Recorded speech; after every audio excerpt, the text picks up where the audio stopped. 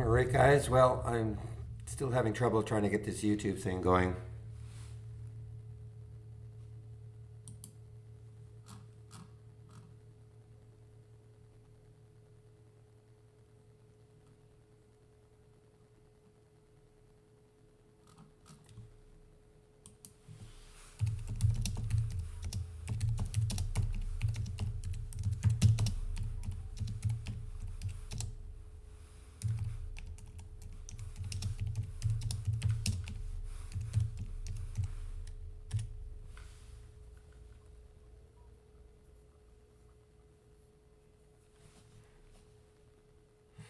Sorry, guys. I'm just being tugged here trying to get this stupid YouTube thing going.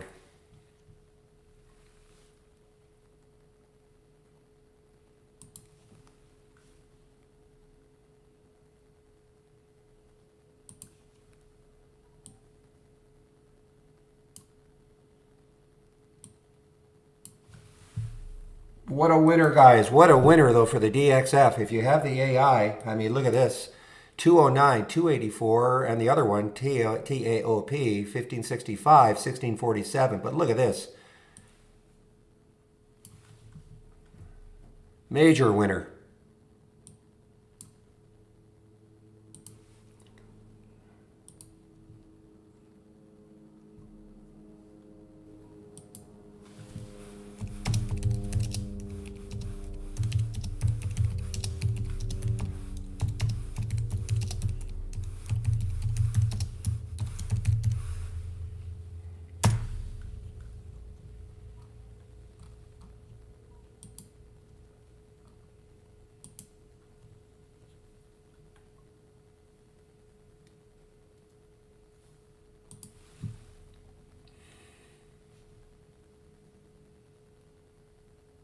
All right, OCG coming back, as is TKAT, guys, after the halt.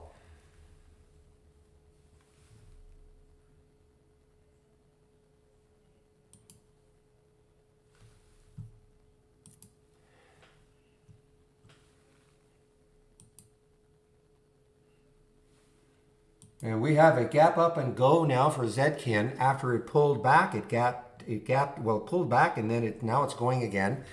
ZKIN. EVOL, man, after that halt, look at this gap up. And OCG halted on the way up, yes. I wish I could concentrate. This stupid YouTube thing is driving me crazy. Getting all sorts of emails saying, how come your YouTube feed isn't up? I don't know how to do anything about it. So I'm not doing anything differently.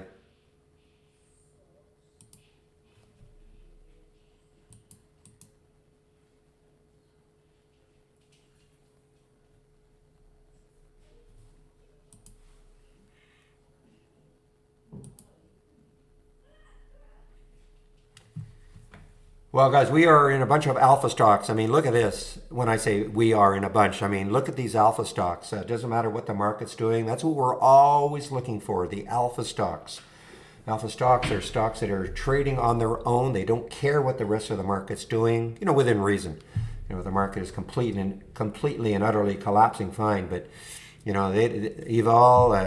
TKAT, the DXF, TAOP, I mean, these are just alpha stocks, and that's what we like to find here at Trade Ideas.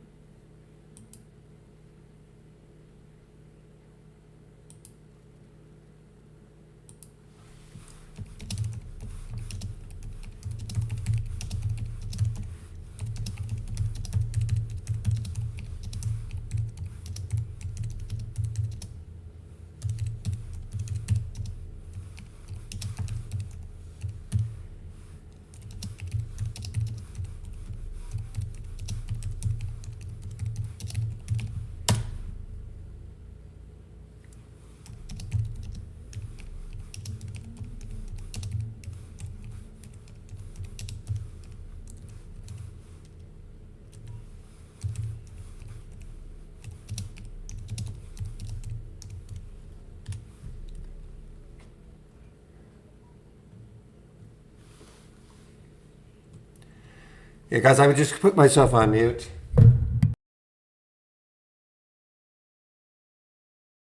I have to make a call here to one of our tech guys to figure out what's going on. So I'm going to have to put myself on mute. I'll be right back.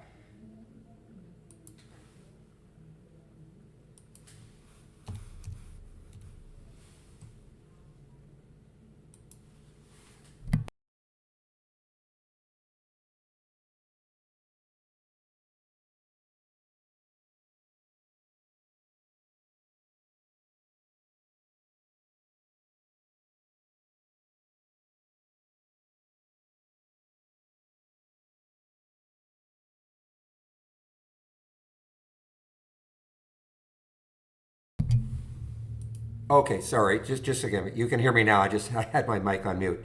Just give me a second here because I'm in the room. I have to make sure I'm muted in the room.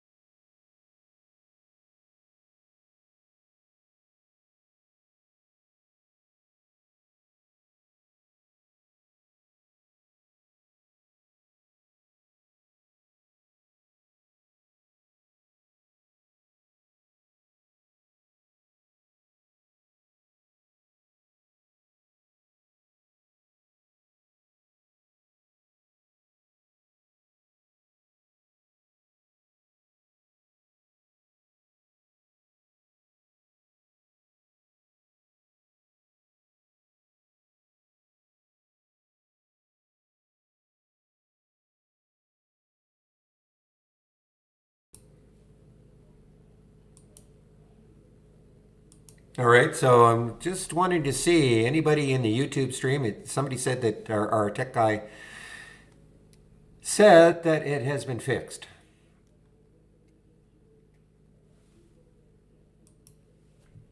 Thank you, Brad, if you're listening. I'm just wanting to get a verification, see if anybody can hear me. I'm not talking about this room, guys. This room is fine. I'm talking about this one, right? Ah, good, good. Excellent.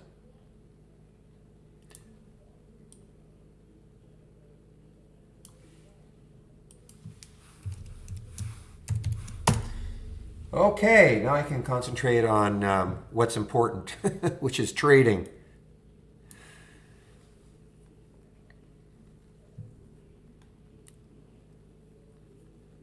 So, for those of you who were just trying to follow me on YouTube, I mean, hopefully, well, you saw, I think I had in the little description getting in to watch the NFTs, the TKATs, and the OCGs, and they have just absolutely exploded.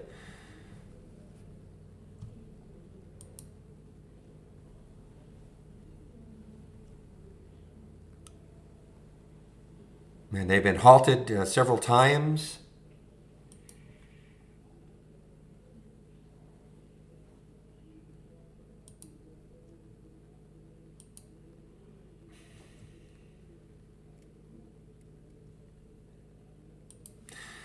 Whew, what time? Wow, 9:59. Feels like I've been in the room for 4 hours already.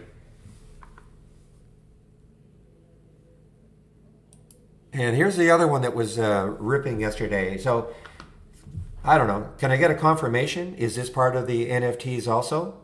I know somebody said that Zkin was, ZKIN was. And is this one part of it also? I don't see any. It's hard to tell. Yes, Moff, okay.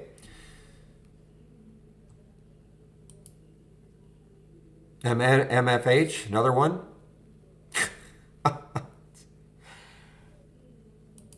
Just when you think you've seen everything, something else comes along. When that guy sold his art for $66 million a couple of weeks ago. I guess it was maybe a week and a half, 2 weeks ago. I don't know why I'm getting this stupid. Sorry, I'm getting a sound alert.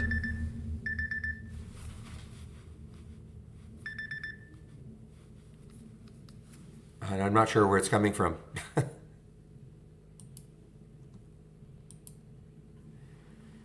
How about YVR? No, this can't be. No, this is a Canadian. No Canadian stock would do that. Got halted again. YVR.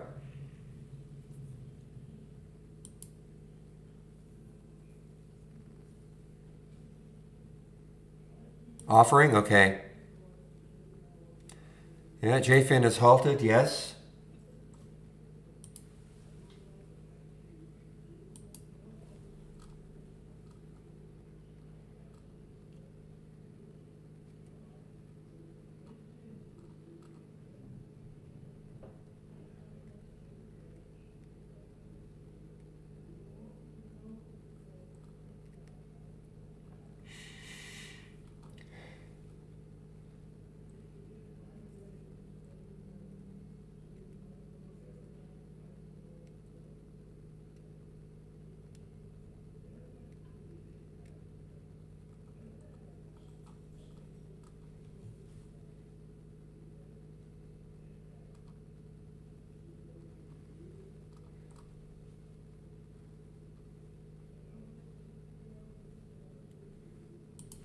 All right, guys. Sorry.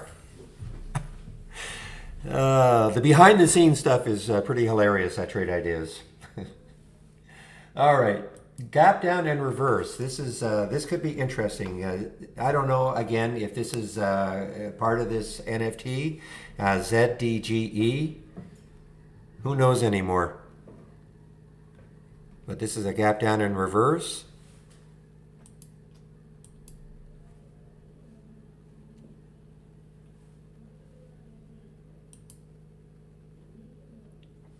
IPDN, look at this one, rippage, severe rippage for this one. Okay, what do we have left here on IPDN? It's a low float, 5.7 million in the float. The next high looking left, 461.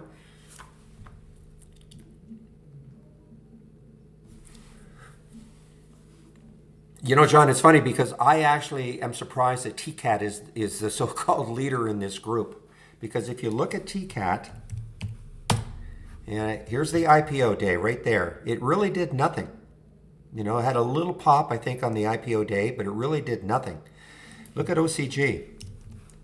I can't remember if they released on the same day.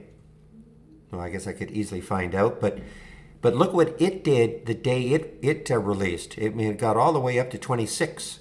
So I would have thought that the OCG would have been the one to be in the 35s instead of the TKAT, but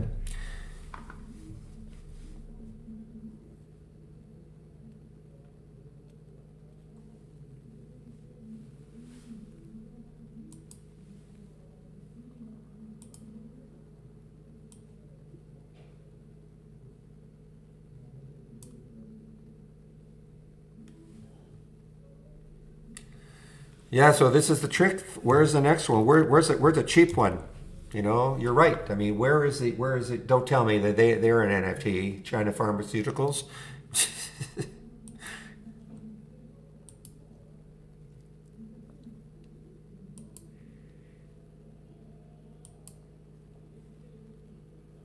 So you see what we're doing at Trade Ideas. Who cares what the market's doing?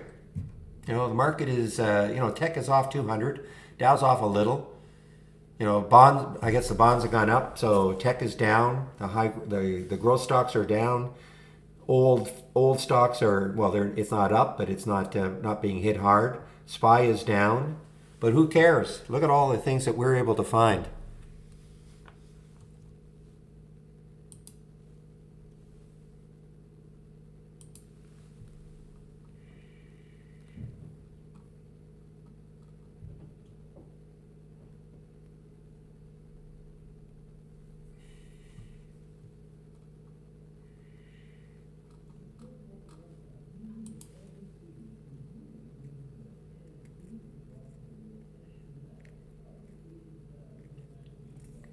Yeah, IJ, we had a glitch in the in starting YouTube, so do apologize for that.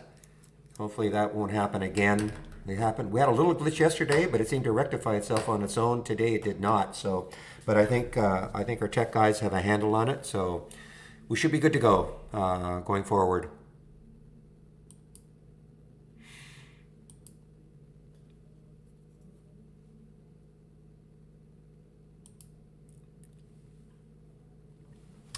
Well, you should be okay. It just opened, and it gapped up a little bit. So be careful. So you're good.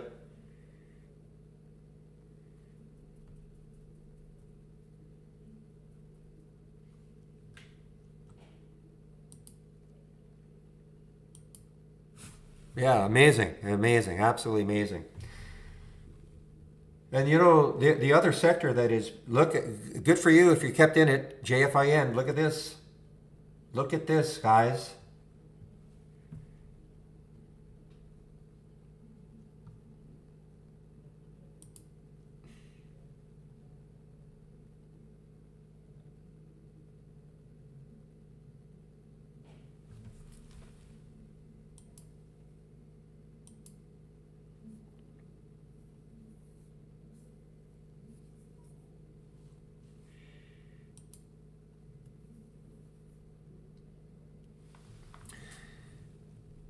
A lot of halts this morning, man. MFH, what did it do coming out of the halt? So not that good, not that good. So let's see if it pulls back, it holds his pullback.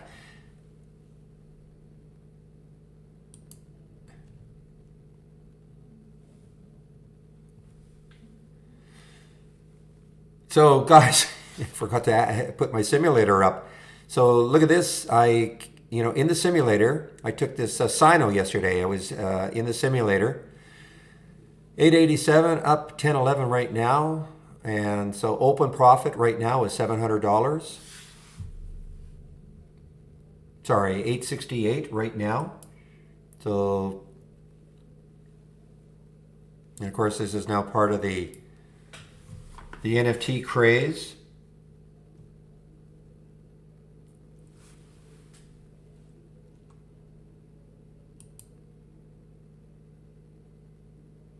No, it's not well, we're kind of making up the sector, Bruce, to a certain extent. We're calling this the NFT sector.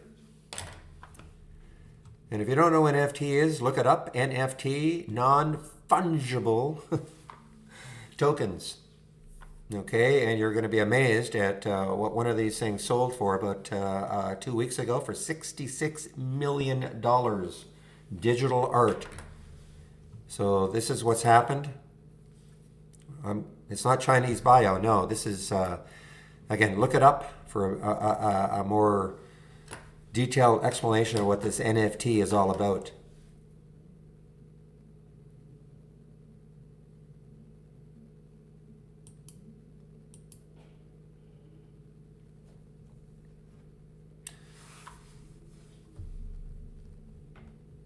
So, I mean, it all started with this TKAT yesterday. It had been slowly bubbling. You can see it was bubbling right here, you know, but then it would have been 3 days ago, 2 days ago. My goodness, only 2 days ago. And then it just exploded yesterday. And it dragged along OCG and a lot of other ones.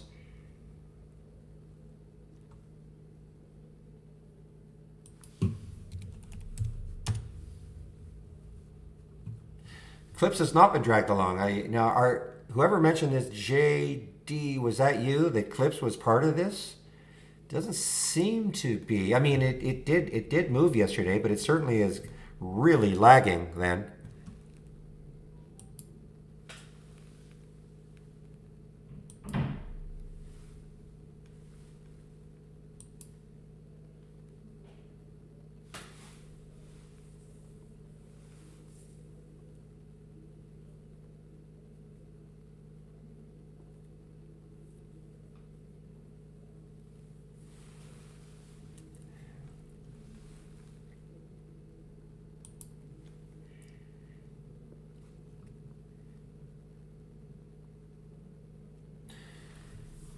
So, okay, you see how the Dow now has gone positive? So again, the flight from growth stocks into old stocks, we'll call them, the U.S. Steels. Let's see what U.S. Steel is doing, just for argument's sake. Yeah, so you see, I mean, so the old stocks, traditional stocks, we'll call them, as opposed to growth stocks, there was a bit of a flight, and that's all, I guess, due to the bond yields increasing. So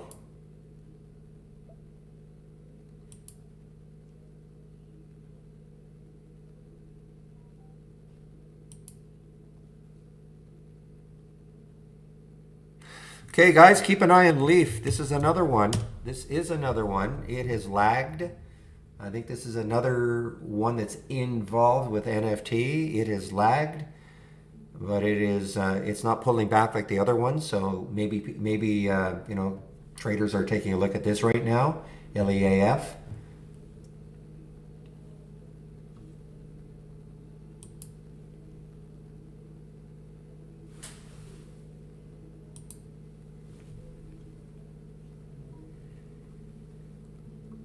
And there it goes, JFIN. So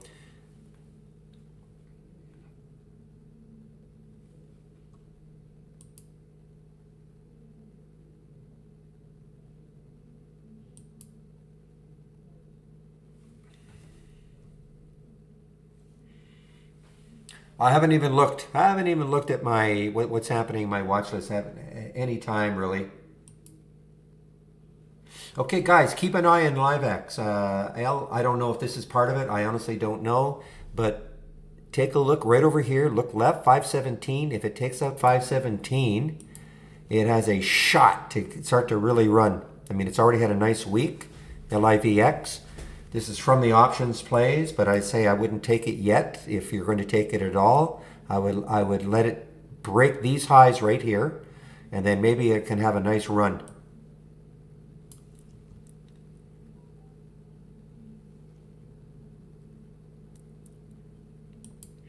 And meanwhile, Hall of Fame, HOFV, it's showing up here, 314, 326, looking interesting. If you look left, the next high looking left is right over here around 335. Takes that out, and it has a ton of Yeah, it's got a ton of room if it can take out 335, excuse me, 335. And that's the HOFE, because then look left and look what it did this week here towards the end of last year in November. It got up to 656.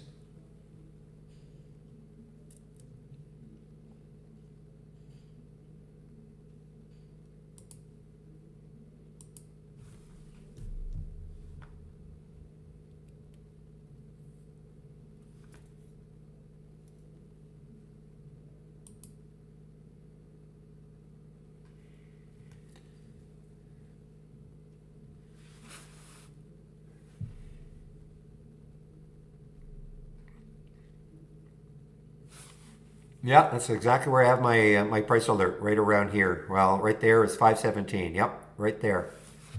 See if it breaks above that, then there's really no resistance.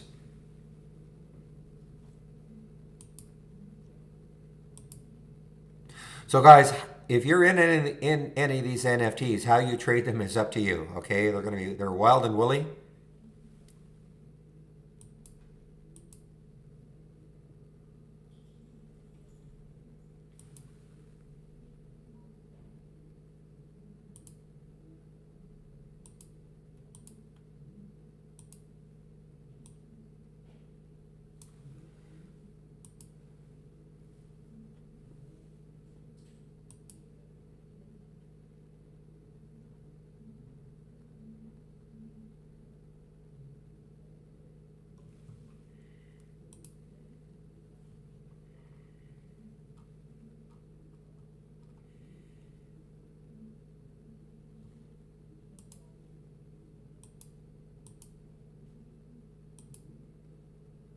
Interesting. Vuzi had a downgrade this morning.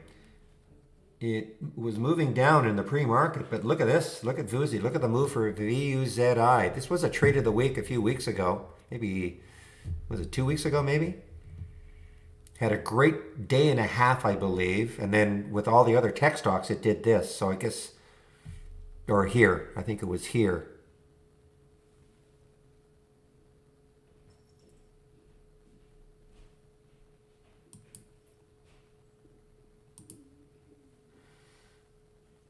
So this is definitely bucking the tech trend today. Look at Vuzi. This is a nice break. VUZI.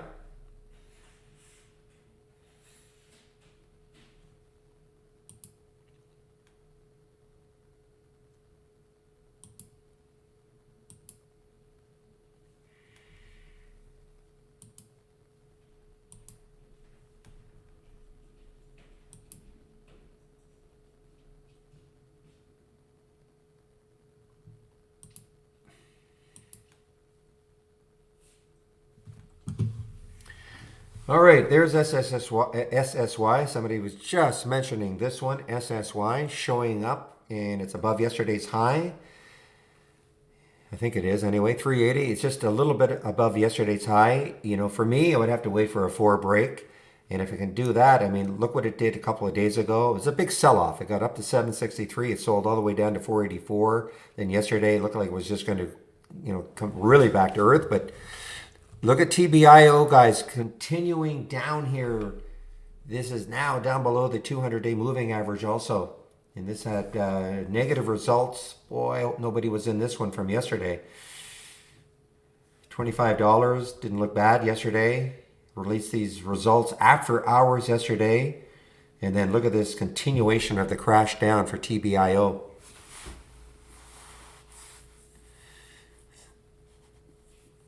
Probably tough to get a short on this one where you would want it.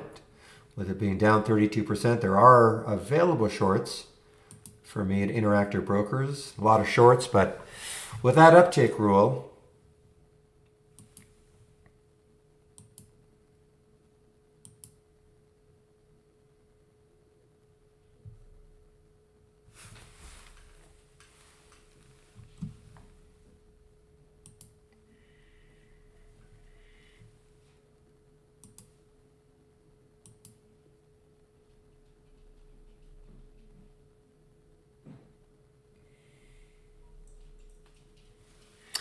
Okay, ASLN. You were just mentioning that one, Ija.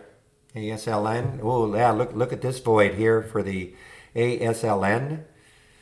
So, I mean, the next high looking left on that daily chart is 430. I'm sorry,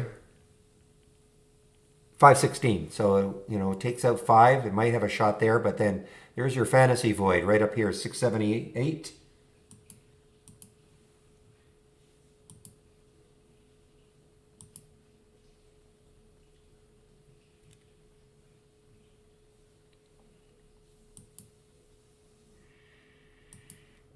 And Aislinn, so it doesn't trade options, so it would not show up there in my options scanner.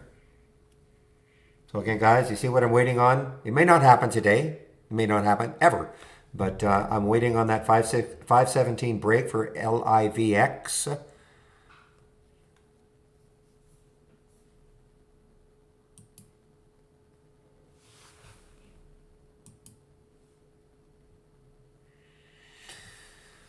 Oh, here's another one I mentioned in the pre-market. Yeah, it was just above. I think it was around 1060 or something, just above the 200-day moving average.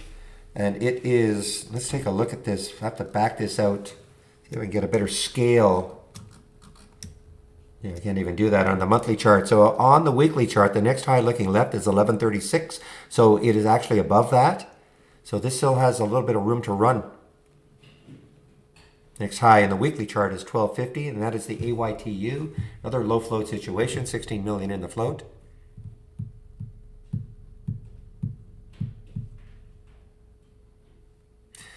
You know, this Drive Shack, man, I was watching this one for the last few days. It just keeps chugging up and up and up, DS. What's the problem? I don't know if I can call it a problem, but you know, I think it really has to take this out here for it to really run. Just look left on the daily chart. The next high is 514. The high after that is 517. If it takes those levels out, it's got a clear shot. So it's not. I don't know if it's a problem.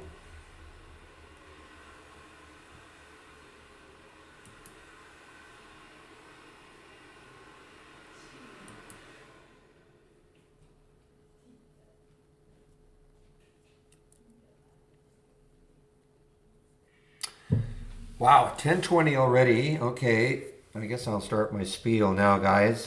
First of all, if you're new to this room, welcome. Real exciting start to this day. This is the format of the room, Mondays to Fridays between 9 a.m. and 3 p.m. Eastern Time. I share my screen and I'm live on the mic. So before I keep going, I just want to pop my link into our YouTube feed.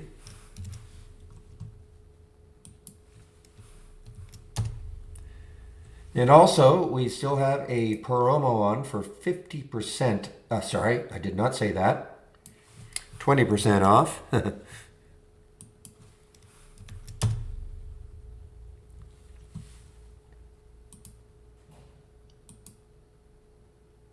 Just give me a moment here. Just want to get the links in so I can pop them into the room. I did say 50%. It is not 50%. All right, so from this room here, if you can find my tab right there, Barry's home page, you click on that. And again, there is the promo code Shamrock for a 20% savings. First month only.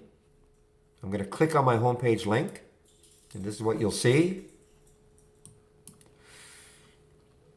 So again, don't use this promo code, obviously. Use Shamrock, all in capital letters. You'll get 20% off the first month only, or the entire year of a Trade Ideas subscription. So let's just take a look to see what Trade Ideas costs. Just a minute.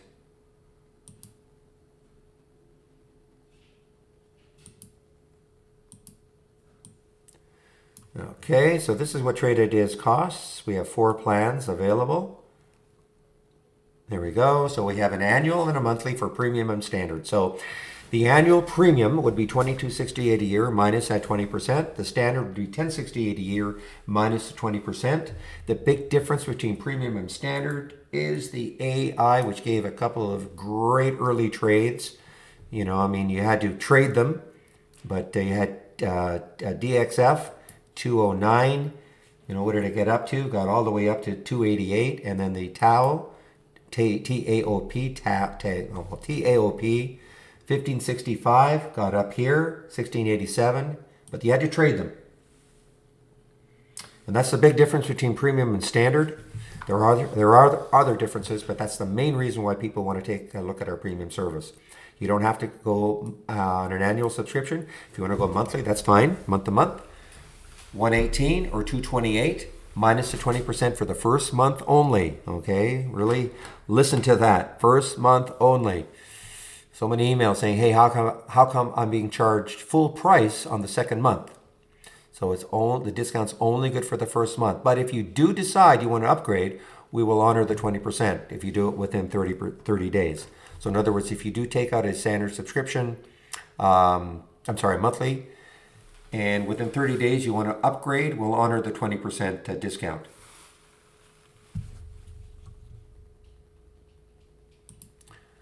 More information that you can get from my homepage. You get the trade of the week sent to you before the market opens every Monday morning. I do a recap video. They're very short now.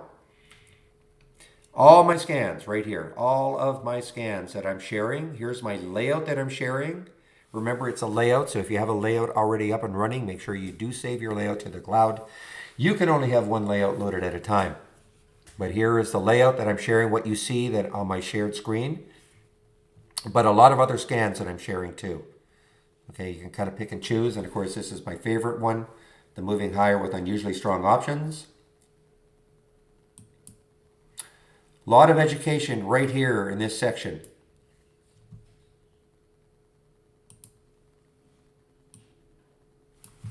And I'm just going to pop these into, I like to put this link on its own. I think it's probably the most valuable education link that we have to get you started if you're new to trade ideas.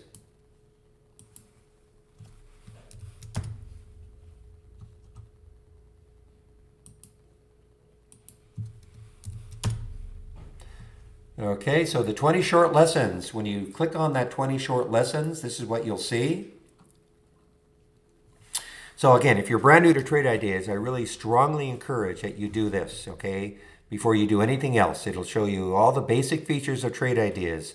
You know, building a top list, building an alert window, etc. Okay? If you don't have trade ideas, of course, you can look at all the basic features that we do have. Daily support sessions. So we do have our YouTube room up and running at between 12 and 1. One of the other traders takes over. Today it is Jamie.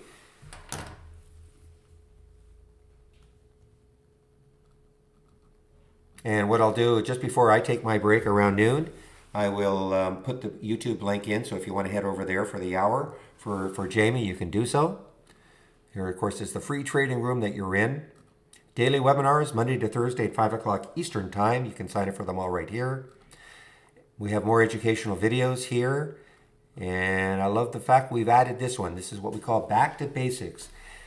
If you're brand new to trading, you've never traded before, you're just kind of wondering, you know, how you would even get started, I would, again, encourage you to watch these videos. These are very short videos. I know there are 36 of them, but they start off literally, what is a stock? Okay, you can't get any more basic than that. So if you're brand new to trading, I think this is a great little intro to trading.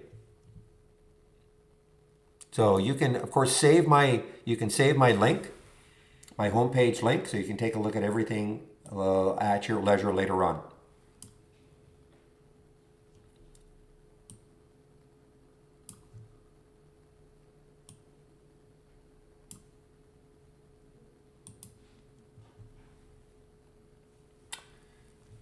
I don't like that when that happens.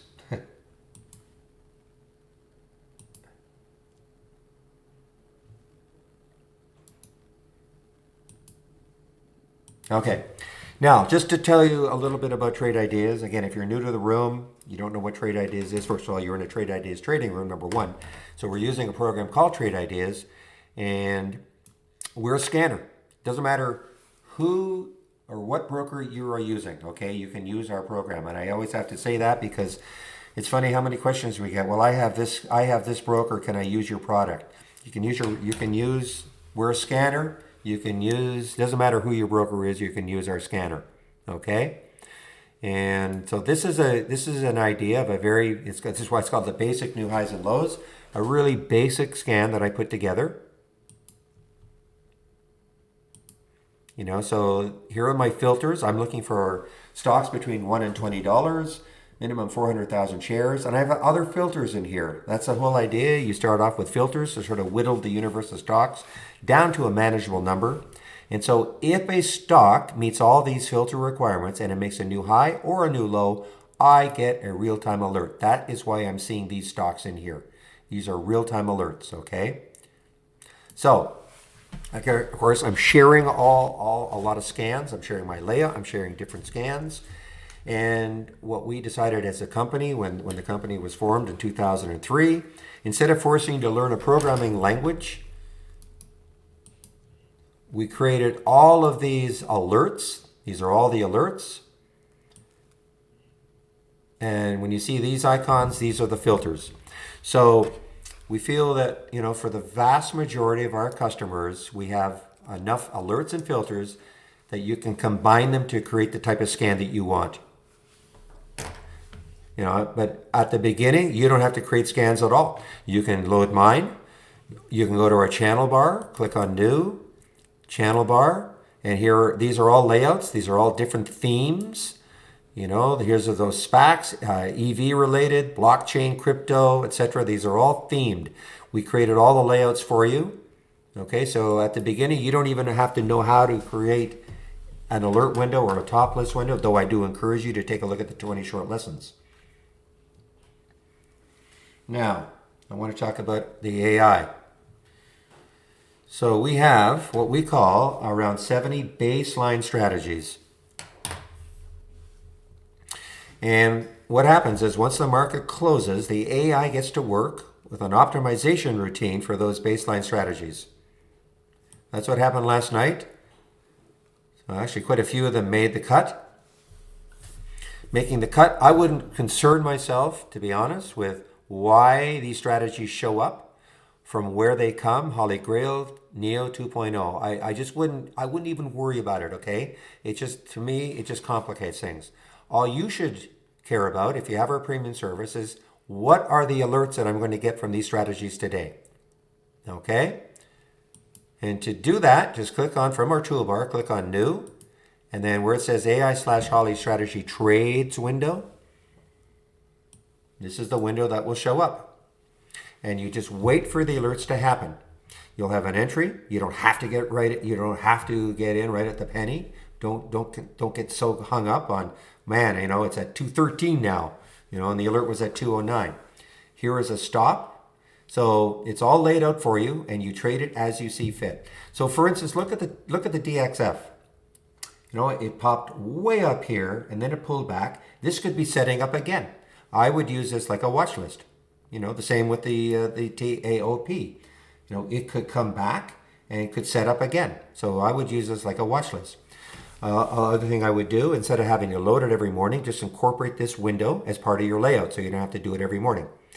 You will get no alerts pre-market. The earliest you'll get an alert will be 9:35. So look how many strategies made the cut today. There's 20 of them. Only 2 alerts so far. Okay, and that's just the way it is. So that's why I wouldn't concern yourself with all the different strategies. Just concern yourself with the alerts that you get from the strategies that made the cut today. That's my advice anyway. Yeah, so Shanta, it's all here. If you click on my homepage link, find my homepage tab, okay? And all you do is click on it, and then this is what you'll see. And right here are my scans. This is the scan section. Click here, and one of them is the basic new highs and lows. Or you can have my entire layout that you see. Okay?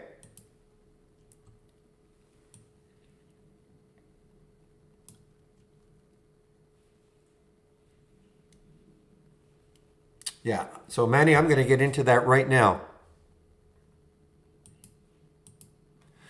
So this window that you see here is called Brokerage Plus. Now it's only available if you're using the app, okay? If you're using our web-based version, it's not available. We are working on that, but I have no timeline on when that's going to happen. So to answer your question, Manny, I'm going to pop this video link in. And this explains virtually everything you have to know about connecting. If you have an Interactive Brokers account, then you can use this window to trade your Interactive Brokers account. It'll show you how you connect.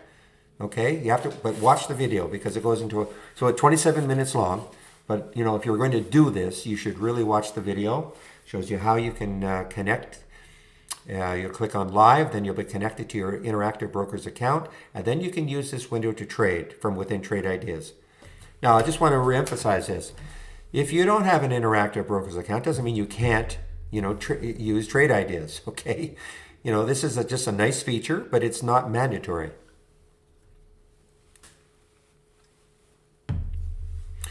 So, again, if you have an Interactive Brokers account, you can then use this window to trade from within Trade Ideas.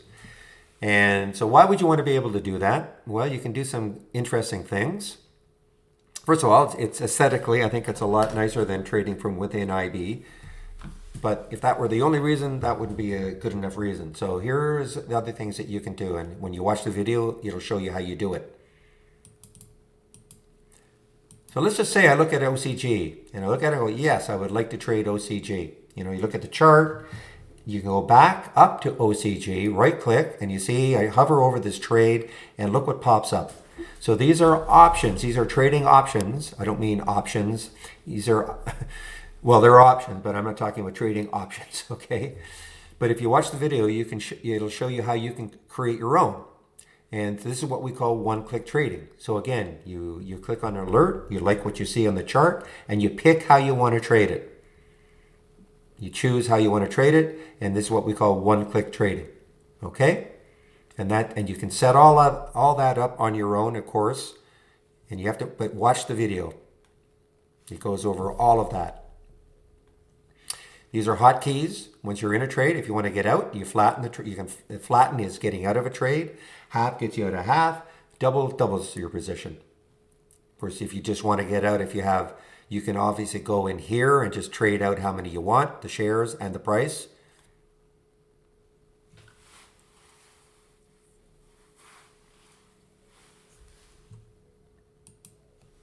Okay. Okay, so Shantha, if you find my homepage, can you see the tab? It's called Barry's homepage. I'm displaying, hopefully you can see my screen. The tab should be somewhere at the top. You might have to scroll up a little bit. It's always displayed for me. So, and you just click on my homepage tab. And again, this is what you'll see. And then there is a section called scans. And all my scans that I'm sharing, including the basic new highs and lows, are there. Okay? So let me know if you could do that.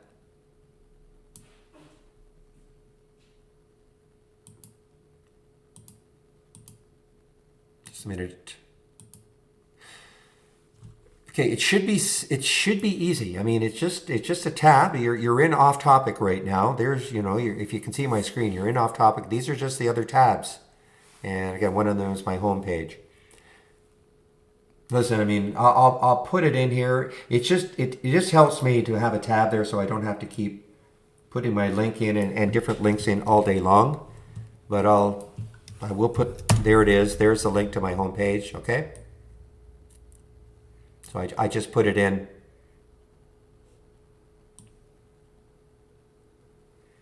Okay, now the other huge use of Brokerage Plus is as a simulator. Paper trader, simulator, whatever term you want to use. So you'll hear me say this all the time. If you're new to trading, before you commit money to the market, you can practice trading using our simulator. Our simulator works on our real-time data. It doesn't matter who your broker is. So I can't emphasize this enough. Practice trading before you commit money to the market. Wow, look at this JFIN going.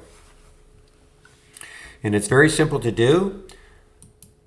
You click on Sim right here, and you'll be connected to our simulator. And then all you do is you just click on an alert. The symbol shows up. You can pick how many shares you want to trade. You can pick the price you want to get in at. And then you're away to go. So practice trading before you commit money to the market. Now I'm going to show you, because a lot of people, what they like to do is maybe take a trade on a pullback. So let's just look at JFIN as an example. Let's just say, yeah, I don't want to take it right now. I'm chasing it, but if it pulled back to say, oh, I don't know, let's pick something. I mean, way down here. Okay, it may not happen, but I just want to demonstrate how you can do this. Okay, so let's just say you wanted to take this trade, but only if it pulled back to 789. So you would pick how many shares you wanted to do. So let's just say 300 shares. I would put 789 in both of these boxes.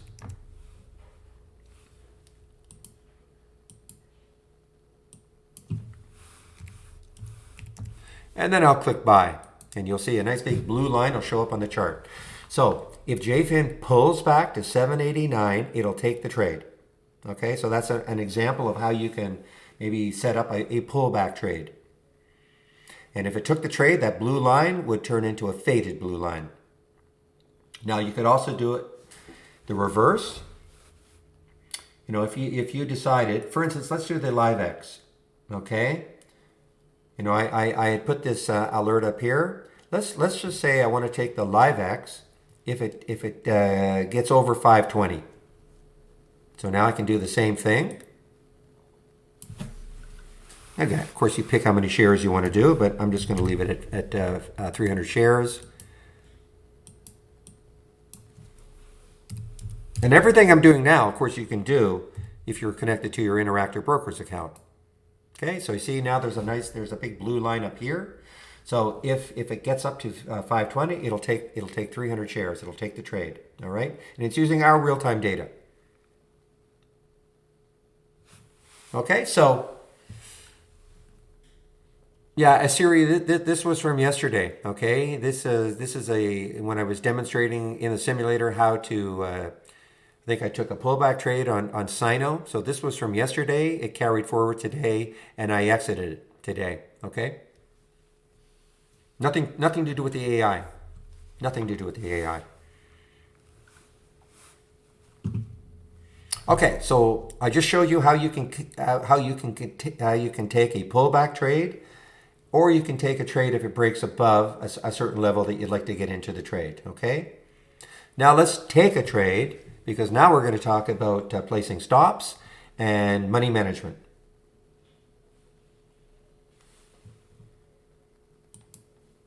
Let's just see if I can find one that makes a little bit of sense. Again, I'm just demonstrating.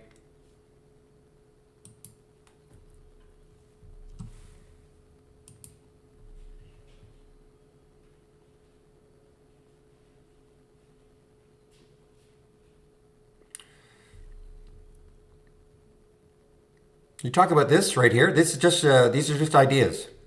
This is just a scanner that's showing ideas. Okay. Those aren't orders. It's just a scan. You know, I mean, it's just a scan that I created, and JFIN is meeting all the filter requirements.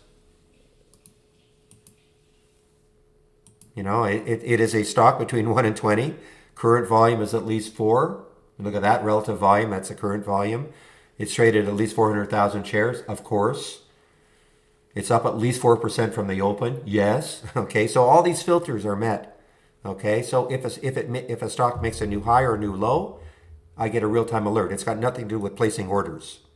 These are, you know, this is, I mean, the whole idea of the scans is that it gets you to look, it might get you to look at a stock. I mean, obviously early on, there was the very first alert for JFIN. This is what this is the don't repeat version of this. The basic new highs and lows that you see here is repeating every time. It'll repeat the symbol every time. For instance, JFIN will make a new high for the day. This one is a no repeat version. This tells me the very first time it was alerted without repeating it. So at 9:59, the price was 674. So now you can kind of go back in time and say, okay, great. I had that alert at 674. What did it do since then? Obviously awesome. Okay. So it's not, these are not placing orders or anything like this. These are just, it's why the program is called Trade Ideas. These are ideas that have been generated. How you trade them, when you get an alert, will be up to you. And that's why I'm saying practice trading, because, the practicing, looking at these longer term time frames, because I'm a momentum trader. Typically, I'm not playing pullback so much. The stocks that I'm seeing are basically making new highs for the day.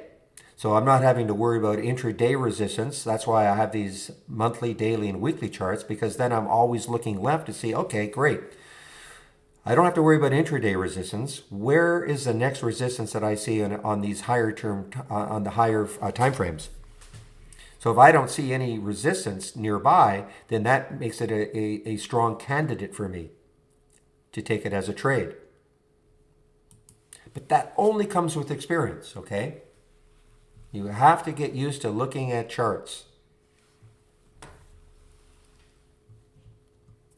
And when I say you, Manny, I'm not talking to you specifically, Manny. This is just, it's the royal you, okay? The royal we, and it's the royal you. Trading isn't easy.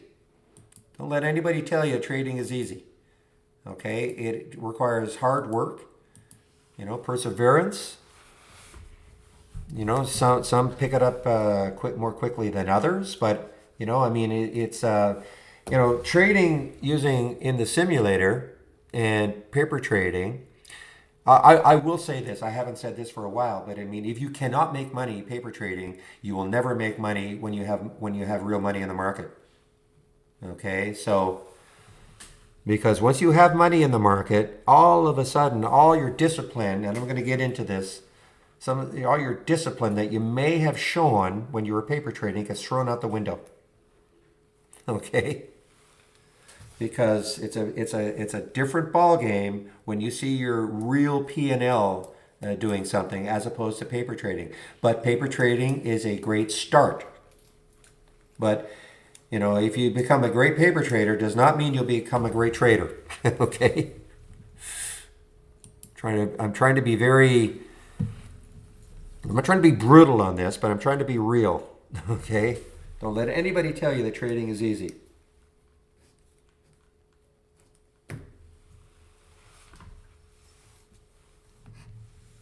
All right, so let me just show you. Let's just take a trade.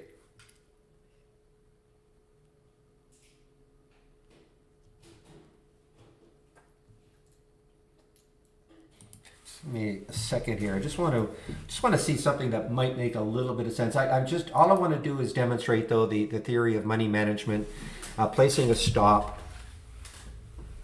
and which will share size you.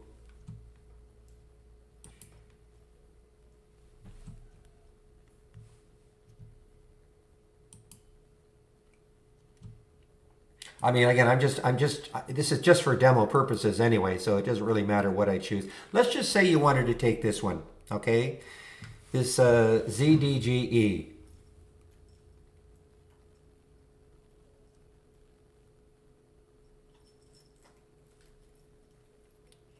Okay, 14.80, 20 cents.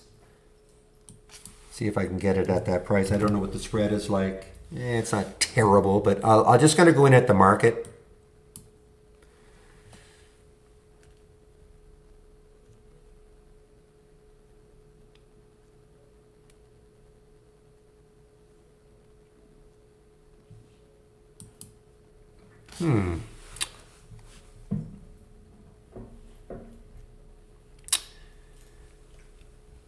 And it didn't take the trade. Let me just see what's going on here.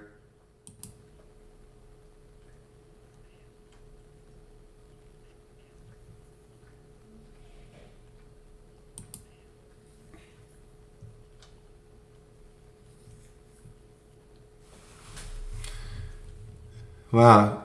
By the way, guys, JFIN. So remember, I put this out as a potential pullback. Well, well, not quite. I mean, it got to 864, but it had to get down to 780 a little bit further. All right, something's gone haywire here, so just give me a moment here.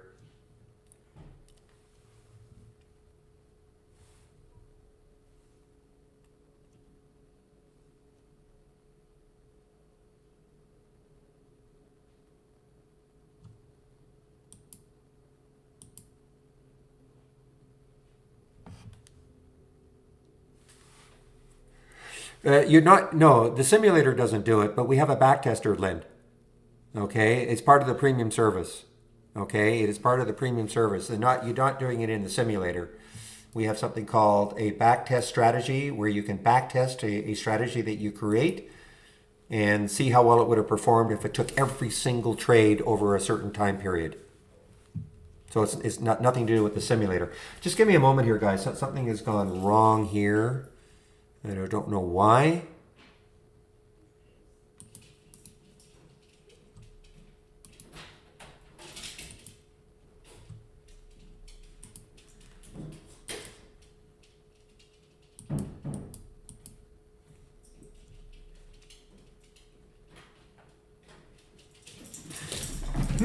Oops.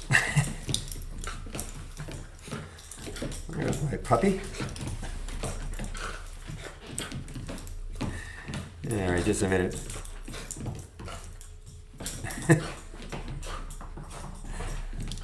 To be this excited every single day of your life. All right. Okay, I gotta figure out what's going on here. Okay, Chloe. Okay.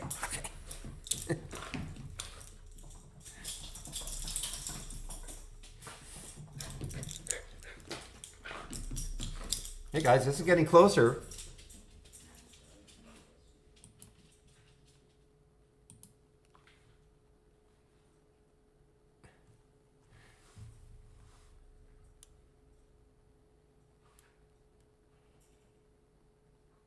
Okay, so it did take that trade. I was just wanting to see if it would take the trade. So it took the trade to see what it did. It took the trade. I had the alert set at 520.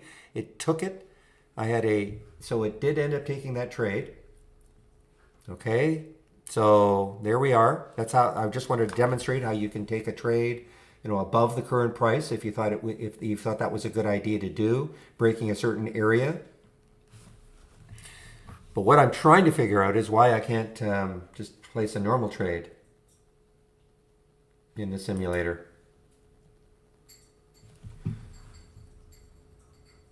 Okay, I want to try this Vuzi. Okay, took it. Okay, maybe I didn't click the buy button hard enough. Okay. All right. Now I want to put a stop at 2406. I want to show you why I'm doing that. I mean, that's not where the stop really would be, but I want to just show you if on the chart, that's where it would make sense to do it. I'm going to add the stop order 2406. This is going to be very tight. I might get stopped out immediately, which is okay. Because I'm just trying to demonstrate something here. So notice right there, I've got a stop at 2406. Now that is not, really the stop would have been down here around 2369, in this area right there. If you look at the chart, it looks like there's decent support right there. And so if it broke down through that level, you would get stopped out. But I wanted to put the stop here 20 cents away just to demonstrate something. So first of all, the whole idea of the stop, and I might get stopped out immediately, which is fine. But the whole idea of a stop is that, when you get into a trade, not every trade is going to work. You have to get that, you really have to, grab hold of that, that whole concept that not every trade is going to work. You have to manage your risk. You have to have a price where you're going to get out of the stock and move on. And that's what we call a stop.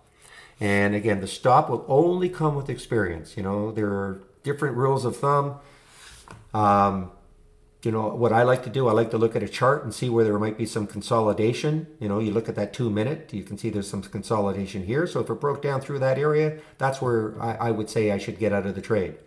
I didn't put it there because I'm trying to make the math easy, which I'll explain right now.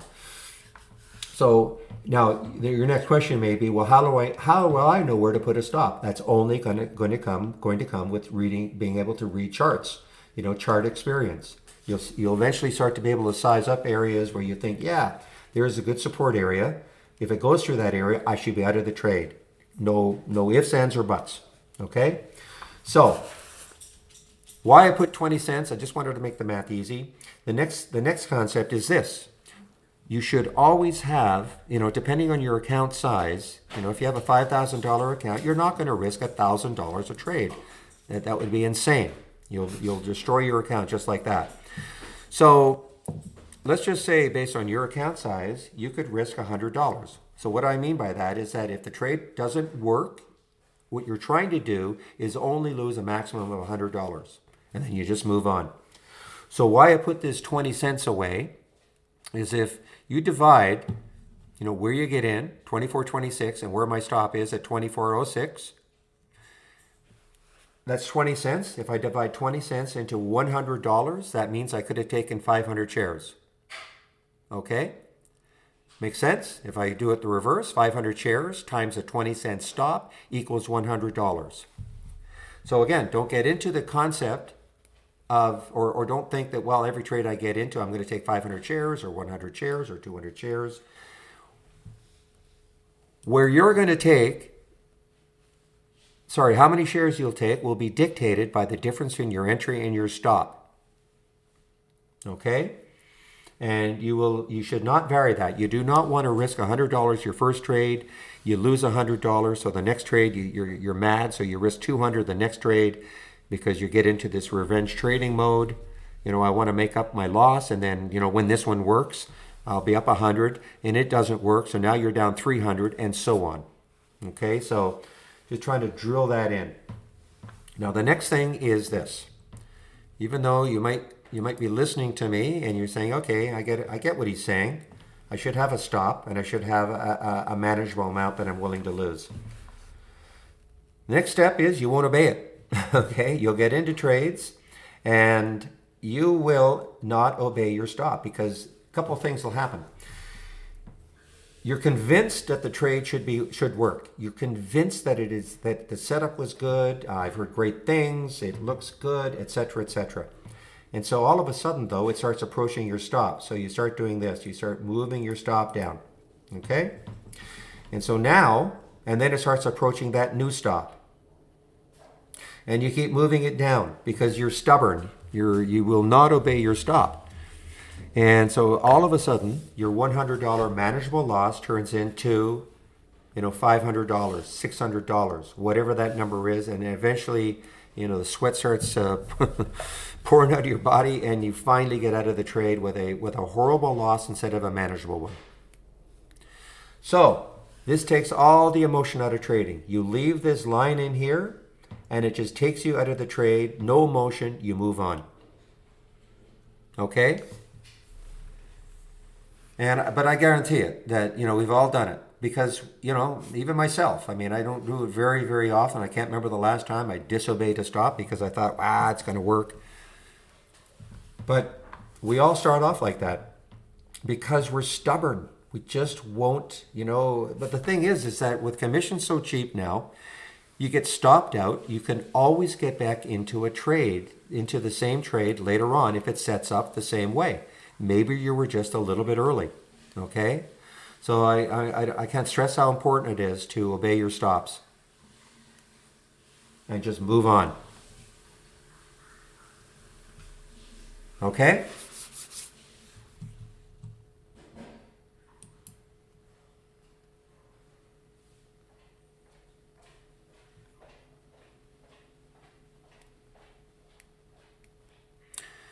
So Siri, you got to watch that. Trailing stop is in the video. Okay, it's in the video.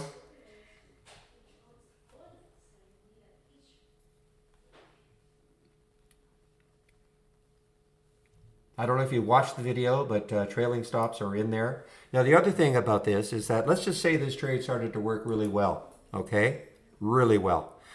Well, you could start using this like a trailing stop. Okay, personally, unless you're in 10 trades at the same time. But if you got, first of all, I'm usually not in any more than, 2 to 3 trades at the most at the same time.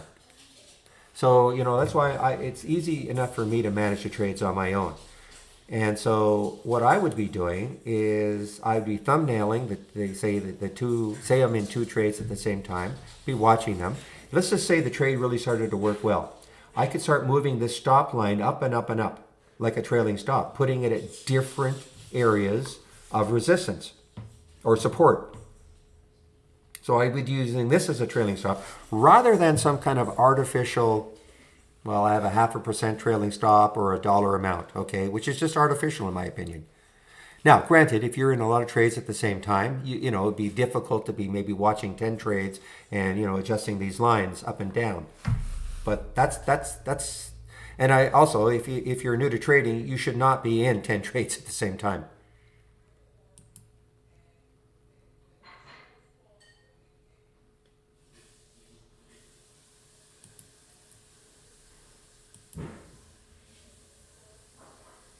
Meanwhile, this is turning into the new star of the day in the sector, the NFT sector.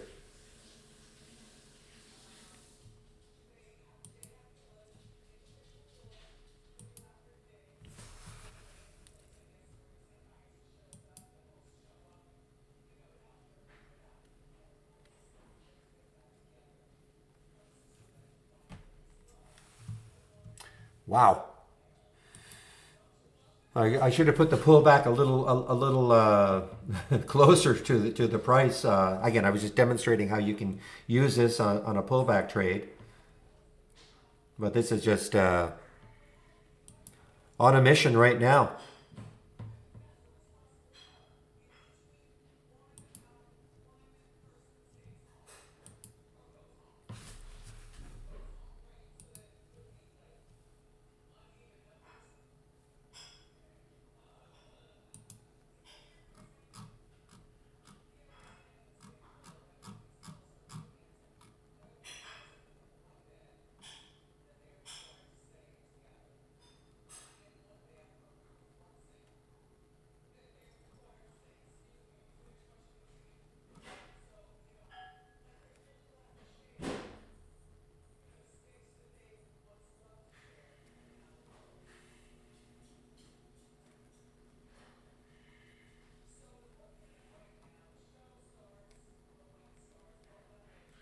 Just a minute, guys. I'm just following an email or a in-house discussion.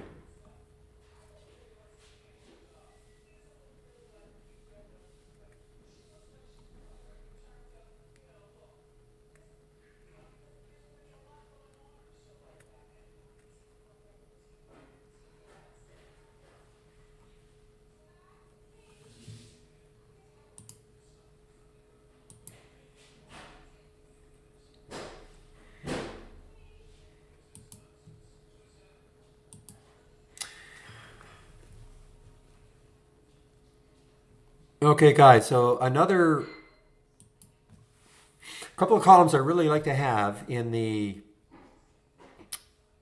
not just in the simulator, but I like to have the max P&L and the distance from exit price. I love to have these two, okay? What this is telling me, for instance, the distance from the exit price. So where this was a carryover from yesterday, and I should explain that a little bit too. You can also use the simulator. And of course, if you're trading, if you're using, you know, if you have an Interactive Brokers account, but you can also use this to swing trade, okay, practice swing trading. So this was, if you don't close out a position at the end of the day, then it'll carry forward, you know, to the, I don't know how many days you can actually keep it, but, you know, I'm sure it's enough days that you can practice swing trading. So for instance, this one, Sino, this was yesterday. I think I was demonstrating how you can take this on a pullback. It took the trade at 887, and you know I carried it to today, and this morning I exited at 1003. That is telling me that where I exited, it is 61 cents under. So that obviously, as we speak anyway, that's a great exit, right? Because you know it's 61 cents under, below where I exited. So that's what you love to see, a big negative number. Okay, you don't want to see a big positive number, because one of the common questions is, you know, or common comments is, man, my exits are terrible. I'm leaving money on the table. Things like that. So I'm not saying this is going to solve everything, but this will at least show you how good your exits were. So, you know, you don't want to see a huge positive number there because that means you're leaving money on the table. And if you see a nice negative number, it means, well, I guess my exit was pretty good. The other thing is that, you know, you can take a look at your max P&L. Had I been able to get out at absolutely the max, okay, I would have been up $1,300 instead of the $820. I mean, that's not terrible. I mean, it's a $500 difference, but you know, that'll also tell you, okay, how good are your exits? Okay, so I find these two columns, the distance from the exit price and the max P&L compared to your closed and today's P&L, very valuable to kind of, you know, keep track on how good your exits are.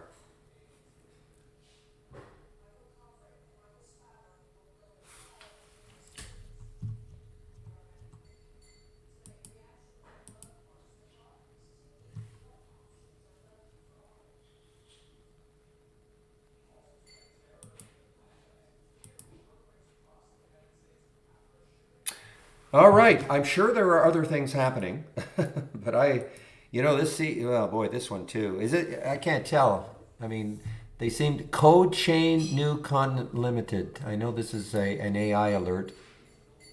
Okay, so this is this is Bitcoin. Okay. Problem is, let's take a look at what Bitcoin is doing today. Yeah, see, it's not really alive. You know, cryptos are not alive today, so I mean, it may work. I mean, it's not too bad, but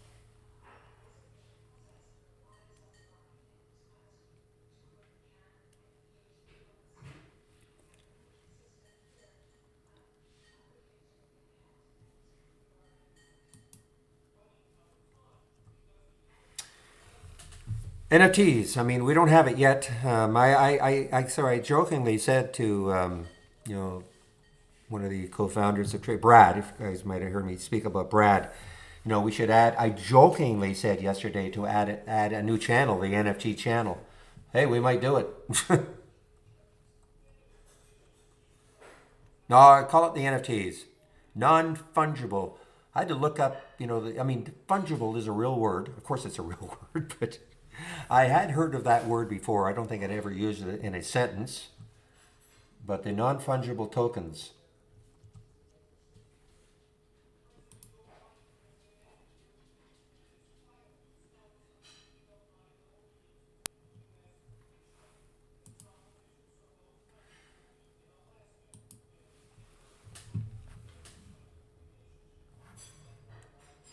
Is this going to get halted?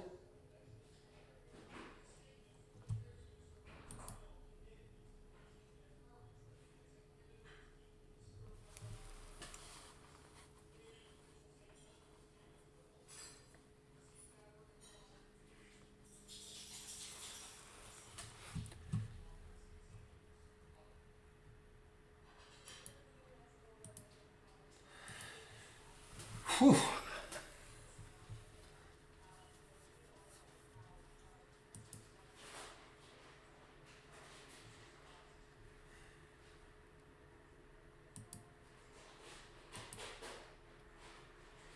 Won't stop, can't stop.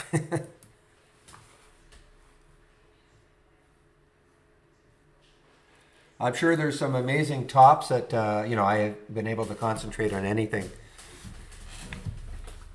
like that today, but I'm sure there have been amazing tops.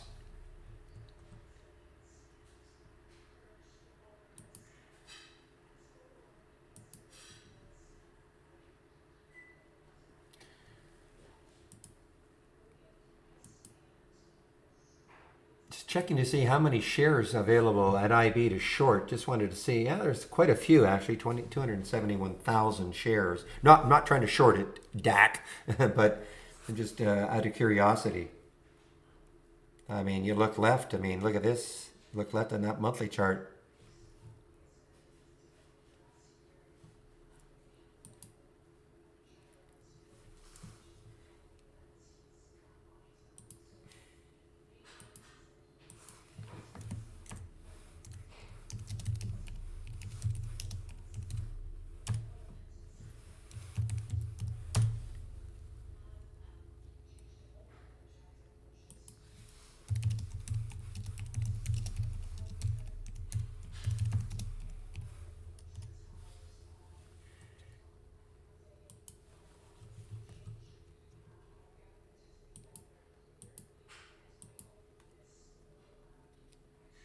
Yeah, I mean, these things will all top at some point, and it'll come back down to earth.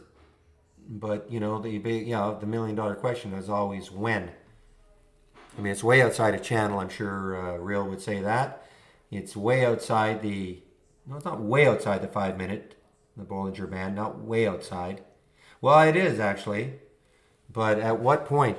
Sometimes I mean, these things will ignore all the technicals that you think should be in place. Completely emotional.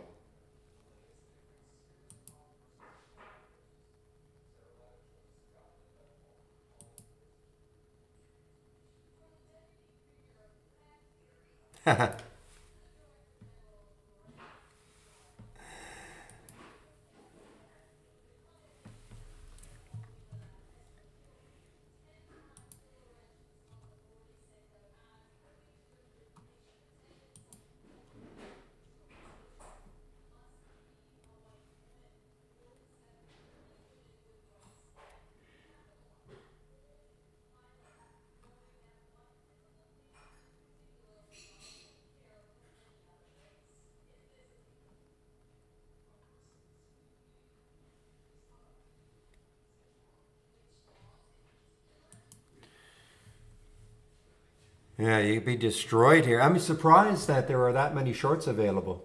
Let me just see if they're being snapped up. Yeah, they're being snapped up now. Now there's what did I say? 236. Now they're 171,000. I'm looking at Interactive Brokers. Okay, this is just Interactive Brokers. So, there's a lot of shorting. There are obviously people trying to short this now.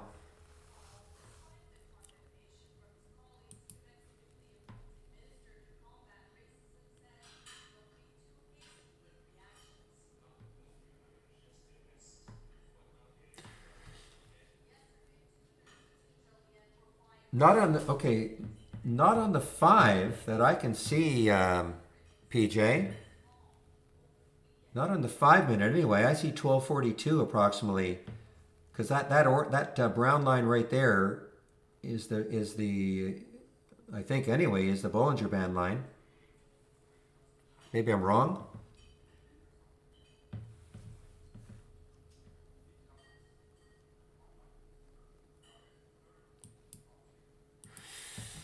Yeah, so Nimble E, it is part of this new sector, the NFT sector. If you don't know what NFTs are, look it up. NFT, look it up. It's what started it all. Exploded yesterday with TKAT, and it continued today. TKAT's had a big pullback. OCG. So there are a lot of stocks now that are claiming, that they're going to be part of this NFT sector. Yeah, Clips is CLPS. I mean, it's not bad, but it's not. It's certainly not as dynamic as it was yesterday. Even.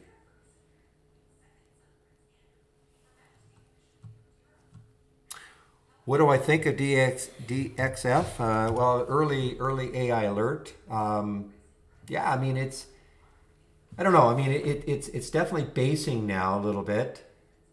You know, it did hit a high of 288. I don't know. It's China stock. I don't know if they had any specific news. But, you know, it's kind of rolling around here right now. I mean, the time, of course, to get in was any time, you know, 209. This is the one I took. And I never, ever, I mean, look where the AI got out on 227. In a million years, as a trader, you would never get out at 227 when it's doing this. Okay, I'm not saying you could get out at the absolute top, 288, but you would never get out at 227. You know, to me, these are sort of an artificial target.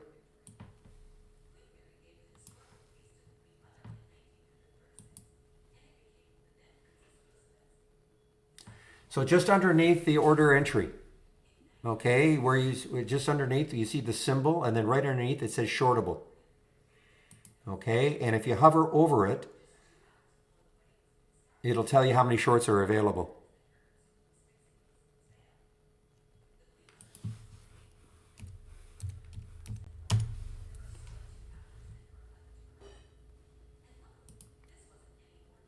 Now, yeah, they were being snapped up. Now they're only 121,000 shares short at Interactive Brokers. Well, I can't show it. If you have you have to have Interactive Brokers. If you have Interactive Brokers, just go to your order entry. Right at your order entry, you see where the symbol is. Right underneath, it says shortable, and you either have a bright green dot, which means it's shortable immediately. You'll have a faded green dot, which means, well, we can try to find shares for you, or a big red dot, which means not shortable at all. So again, if you hover over that shortable, a box will pop up and it'll tell you how many shares are available. That's with Interactive Brokers, guys. Okay, there's nothing to do with trade ideas.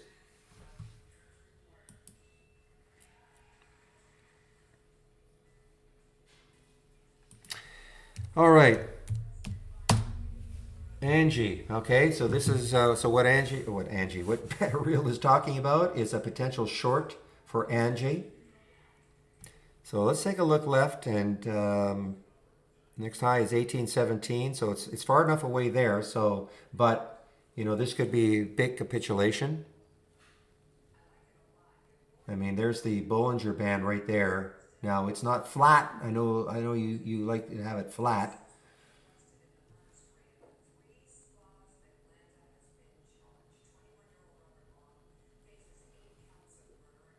Yeah, I don't know what it means. I have no idea what it means. I haven't even, I've seen it there for what, 4 years? I haven't even bothered looking.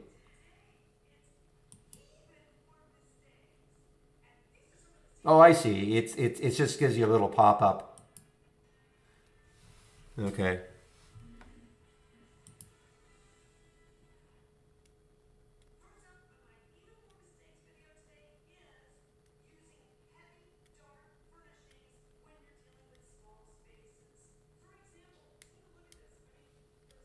Yeah, I don't agree with that, Greg, but if you want to use shares, you can do it. I mean, the default settings with Brokerage Plus, I mean, you're talking about your own strategy, or are you talking about the AI strategies?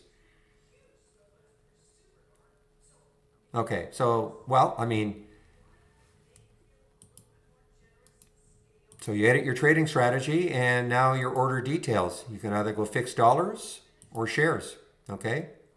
Again, I don't think you've watched the video then, because this shows you how you can do all this. But in your order details, you can either go fixed dollars, fixed shares, or based on a stop loss. Okay? So all you have to do is just right click on your strategy and edit the trading strategy and go to order details. Well, that'll be the default then. You know, once you save it, that'll be it. I mean, if it's your own strategy, then you know, then save as default.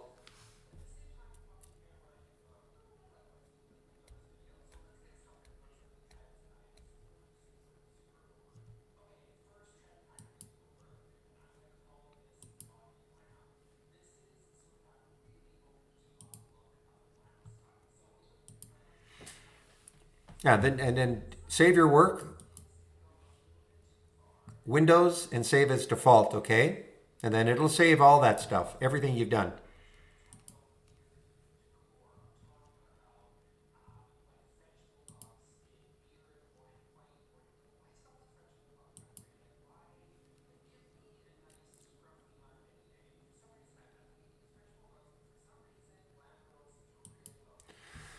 Okay, now let's take a look at the LiveX, or not LiveX, but the Vuzi. So this was the just showing you how you can do all this. So we're in at 24.26. Now I can start to move my stop up.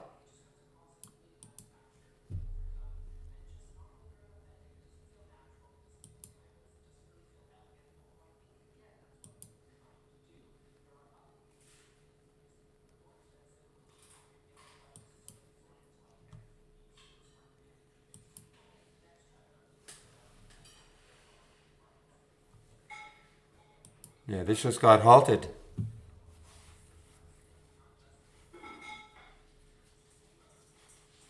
Well, now let's just for fun see how many shorts are available. 139,000 at Interactive Brokers. I can't speak for any other brokerage platform, but at Interactive Brokers.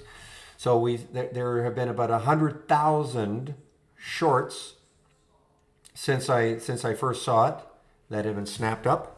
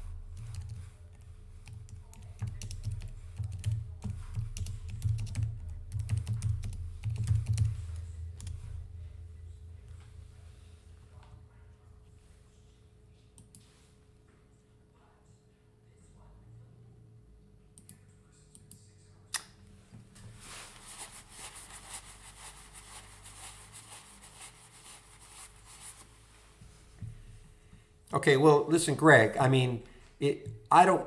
To me, if you do this, okay. So if I had a if here is my strategy here. Okay, so I have a feeling if you save as default that strategy, then the next strategy that you load in.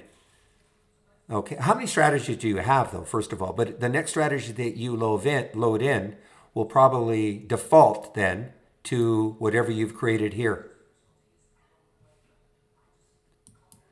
But listen, is it the end of the world every time you load a strategy in, you have to go and edit it to make darn sure you know what you're doing?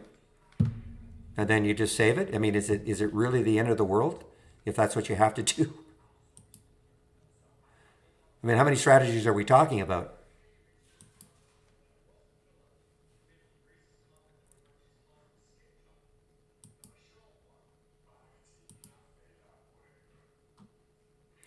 I do not know all the different halts. I mean, the only ones I care about, of course, I mean, the majority of them are the volatility halts, and then, then news. I mean, those are really the only two that we see in that window.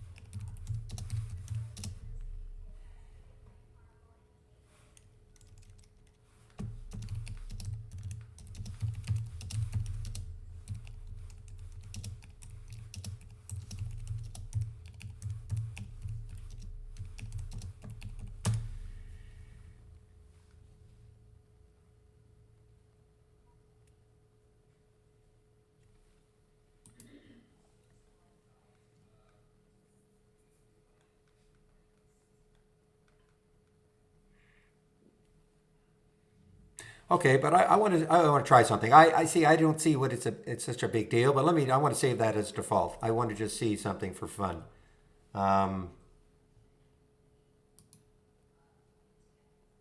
but again, I don't think it's a big deal. I'm sorry. If you have to do it for each strategy, you should want to do it for every strategy. Okay, in my opinion, just so you absolutely know. But let me just do something here.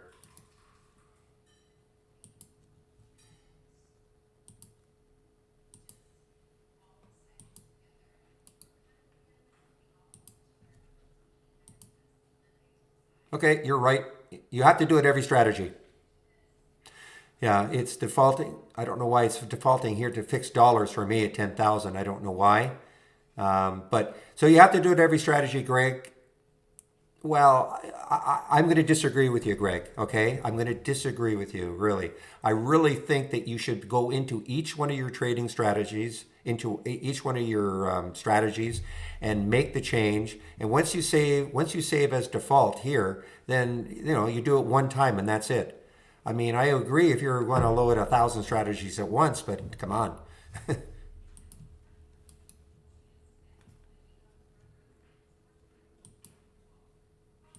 As the dreamer says, double check your work. When you're going to auto trade, you really should know, what the strategy is and what you're trying to accomplish. Okay, that's my opinion. You might have another opinion, but I think it's the same reason why we don't. For instance, people say to us all the time, "Well, I want the AI strategies on all the time, or I want my strategies on all the time. Why do you make me turn them on every morning?" The reason we do that is that for the time that you've forgotten that it's on, maybe you're away and you've forgotten that it's on, you come back, "Oh my gosh, my strategy traded and I didn't want it." Okay? So we force you, if you're going to auto trade, to turn your strategies on every morning so that you know you've done it. So I think forcing you to, when you load a strategy, to edit it to make sure it's exactly what you want to do, I don't think it's a big deal.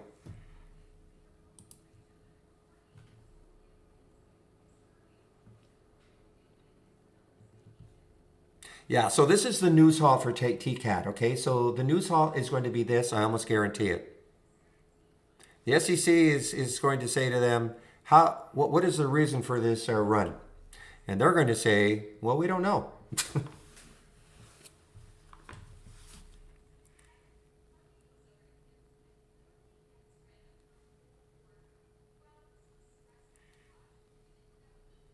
See, again, I'm going to disagree. I think you should be forced to turn them, if you want them on, I think you should be forced to make the decision every single morning. It's a safeguard. I listen. It's not that big a deal when if you're going to trade, you load it, you turn it on, the ones that you want on. I don't think it's a big deal.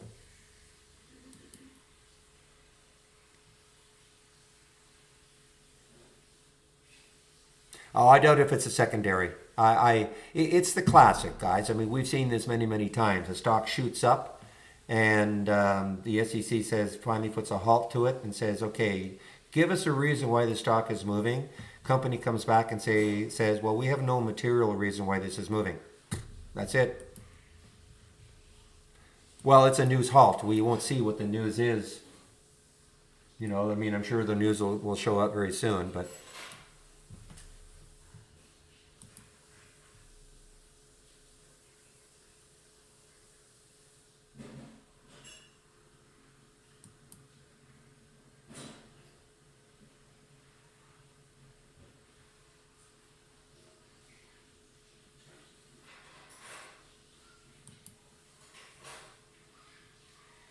Well, it says news halt in our halts resumes. It says news halt.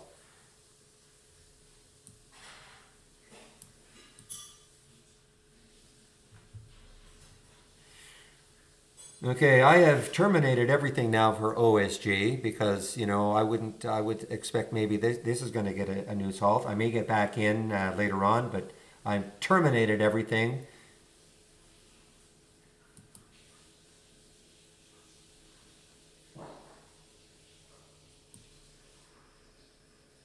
And I would think that the J-fin, yeah, look at the J-fin.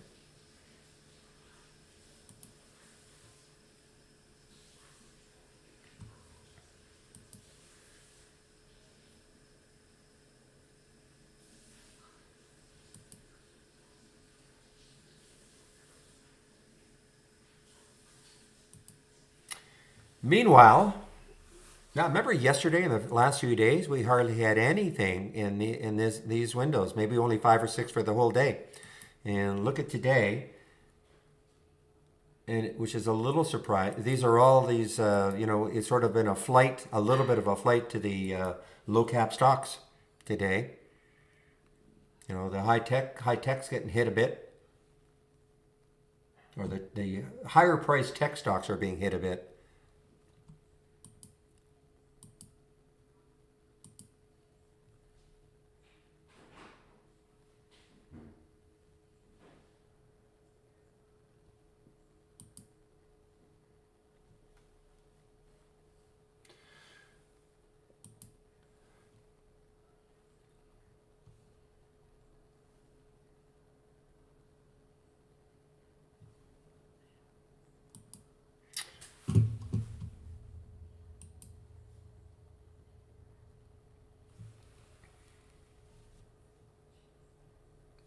All right, ZDGE. Well, it went positive. It did go positive. This is the one I was trying to show you to take a trade and put the stop in, and for some reason it didn't work in the simulator. I must have not clicked the buy button hard enough.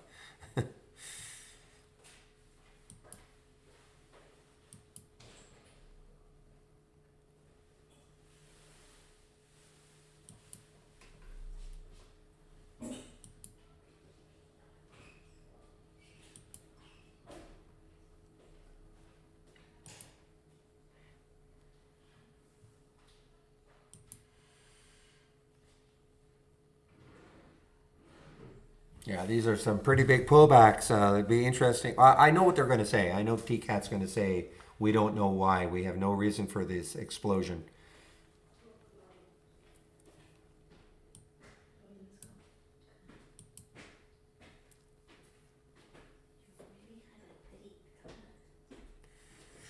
Ooh, Josh, and you were really kind of chasing it then, weren't you?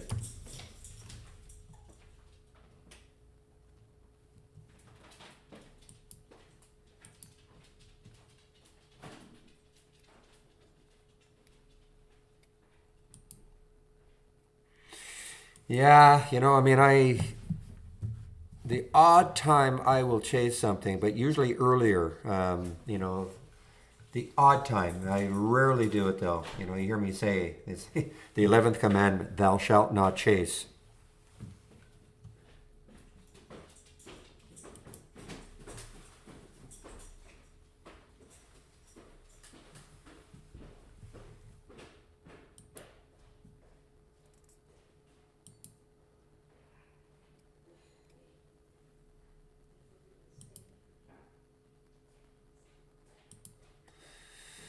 All right, what's this one doing? ARAV just popped in here. Out of Vive. Where are you out of? Okay. Wow, look at this one. This is interesting. This is really interesting. Look at the room it's got on the weekly chart, guys. ARAV. Let's see if it has any. Let's see if there's any specific news. Unless the ovarian data is oversold, this is significantly underperforming or something like that. That's a little. It's on an official press release. It's just an opinion, I guess, for ARAV. It's a low float, 11 million in the float. Bit of a tough spread right now, 912, 924.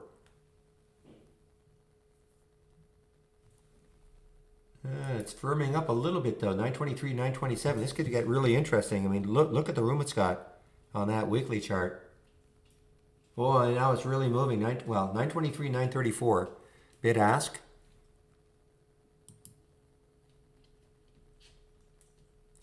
Yeah, it's not halted because of volatility. It's a news halt. Rubber.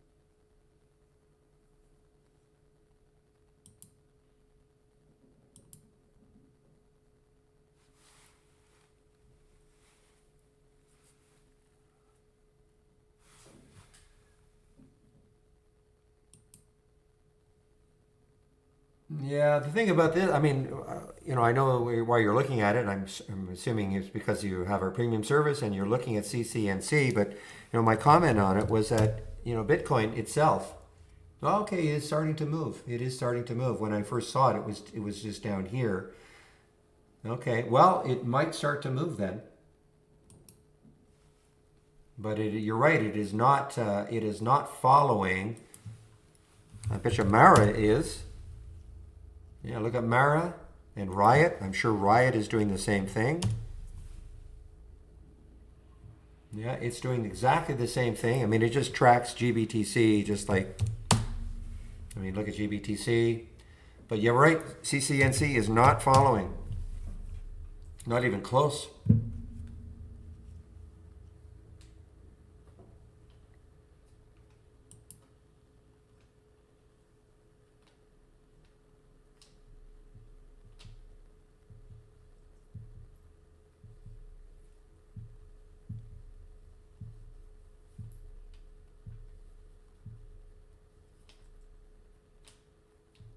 Well, if it's the same amount of investment in every buy, but you're not talking, Josh, you're not talking about a dollar, a share size. You're talking about, say, you're risking $100 or $500 or whatever that is per trade, right? So you're talking about, okay, so well then you're not taking the same share size every trade, unless you're always saying something which I will not recommend, unless you're saying, well, my stop always is 10 cents away or 20 cents away or a fixed number away.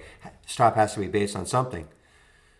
So if you take your entry minus your stop price, then whatever that number is, then divide that into how much you're investing, be it 100 or 200 or 300, that'll share size you.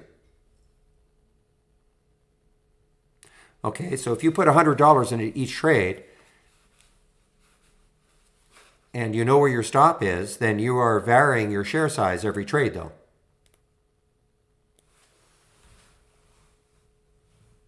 Okay, well then that's what we're talking about, the share size term. See, a lot of people, what they do is, I'm going to take 100 shares a trade, or 200 shares a trade, or 300 shares a trade. It's always that sort of that fixed number. And again, I don't teach trading, but my recommendation is that that's not the way to go. What you're doing is correct, in my opinion, is to risk a certain amount every trade that is based on your account size. So if it's $100 a trade, and you know where your stop is, then you just have to do some quick math, and that'll share size you. You have to know where your stop is when you get into a trade, just like Real is saying. You have to know where you're going to get out of the trade when you get into the trade. This is not a Pollyanna world we're living in stock trading. Okay, look it up. Pollyanna. All right. There you go. You've got it, Josh. That's perfect then.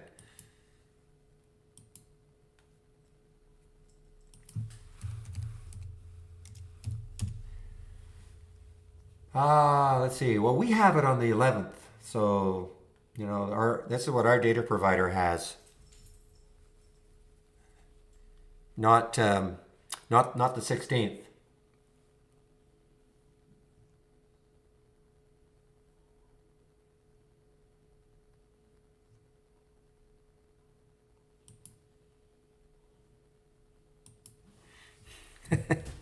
There you go. I think it was an old Disney movie, way back.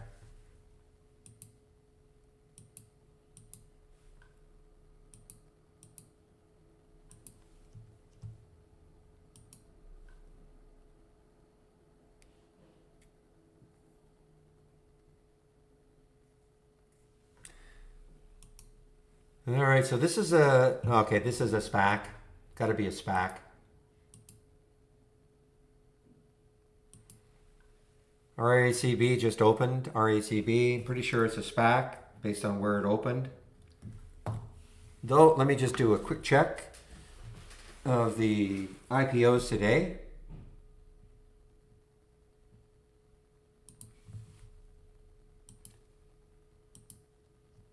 Every time I see something opening right around 10, I just assume it's a SPAC, but let me just do a quick check to see maybe it isn't.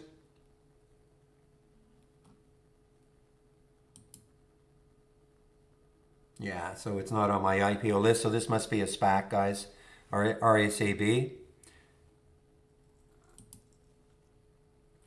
Meanwhile, MOXC is on the move here. Look at the volume coming. Look at the volume that just came in on that 2-minute candle.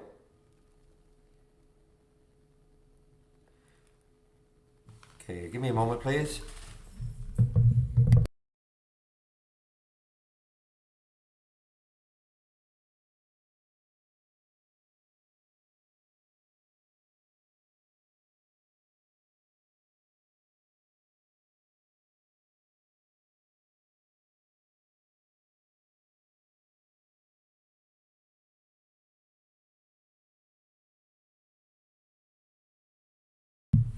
Boy, Moxie on the move here. Boy, what a run it's having now. It's a low float, China stock. I don't know if they're just trying to see what sector. It's so hard to know anymore. You know, if it's crypto, if it's now NFT.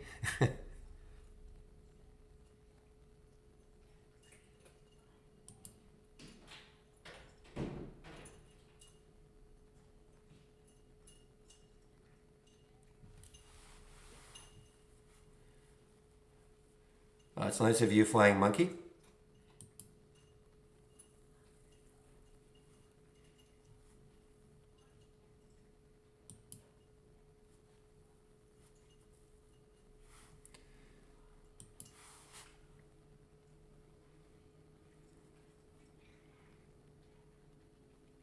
Boy, look at this red bar ignored on the 15-minute chart for MOXC.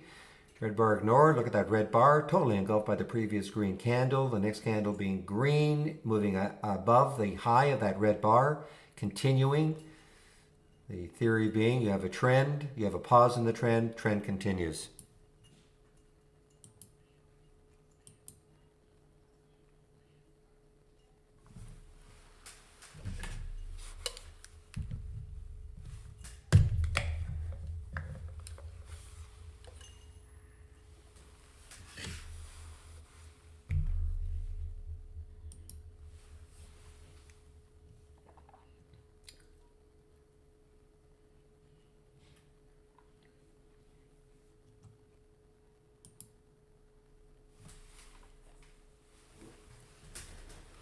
Boy, this is just, I don't see no specific news on it right now. Again, can anybody, do they know if this is part of this NFT or is it just something else? I mean, I can't tell. Computer programming services, who knows?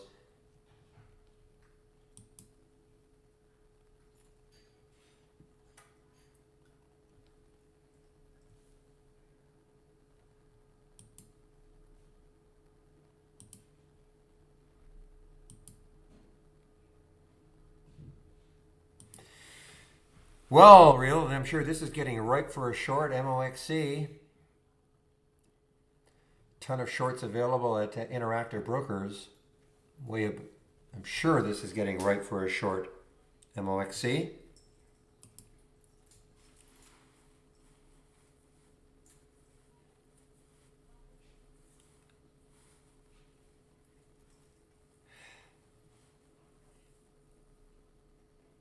It's possible, TKAT, but I think I think you're probably thinking about what was that? Gosh, I can't remember the symbol anymore. I think it was 2 letters. But the Chinese Starbucks at fraud. I mean, you may be LK. Thank you.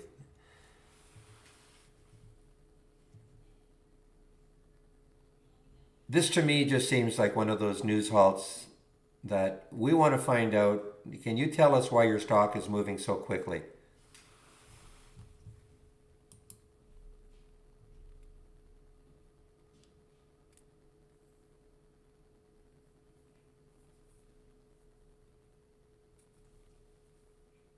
Well, they just happen to be, I don't know.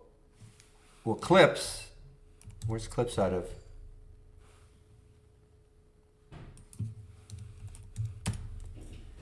Another China stock. I'm just trying to find, are there any NFTs that are not China stocks? I guess maybe that's the, I mean, that's more the question.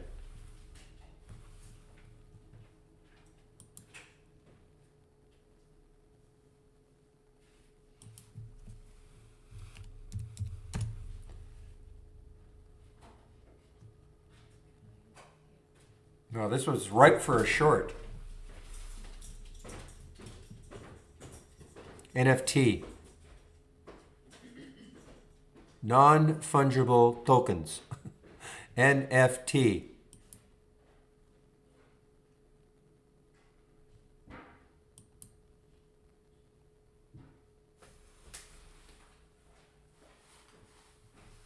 Oh, it's crazy. But all we're trying to do is we just want to get on the right side of crazy every now and then, okay? And that's all you can do.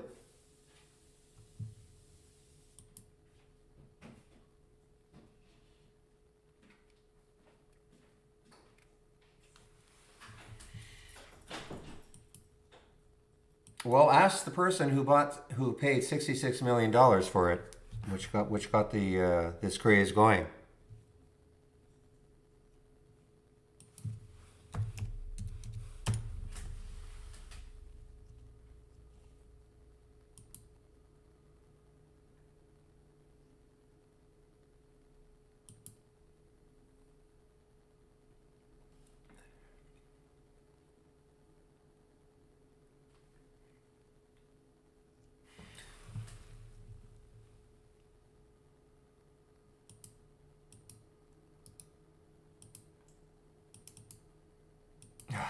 Okay, let me do this. I just want to find out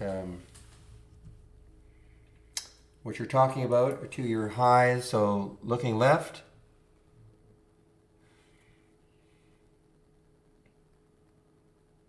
Yeah, so 445. Yeah, you're right. I mean, it's way back here. There's the next high looking left on that monthly chart for MOXC.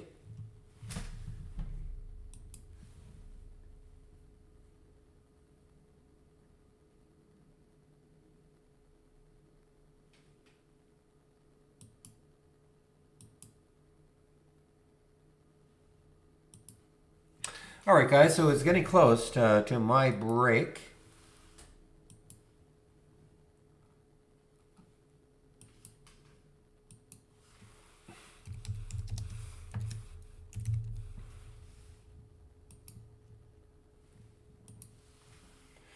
Yes, Jamie will be in the YouTube room at noon, so I'll be taking my break right around then.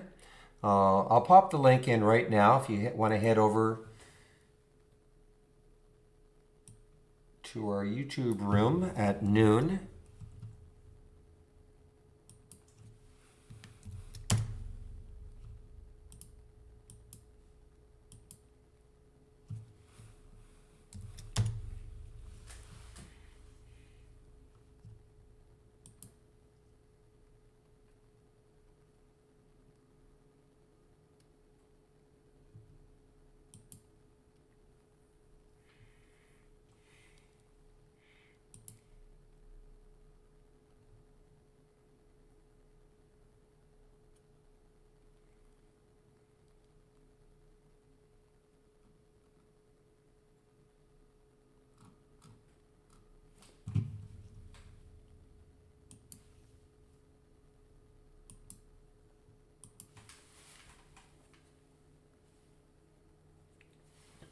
I'll bet that fungible was one of those words that if you was one of the, well, I don't know, most search words on Google yesterday, but it's probably, I had to look it up.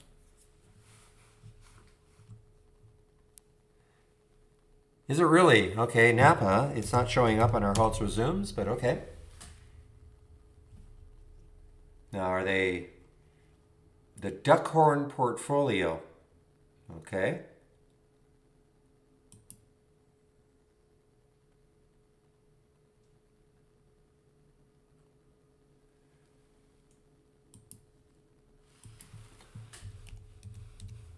Well, anything that does this starts to get, and also, I mean, if you have something that can, like, I've got Trading View, and so it's showing a break of the channel, 30 minutes, things like that. But anything that does this, and for me personally, if it gets close to a whole number like this, I know Real doesn't necessarily agree, but when it gets close to a whole number like this, and it's doing something like this, and it's above the channel, and it's above, there's the 5 minute Bollinger Band, it starts to get ripe for shorting.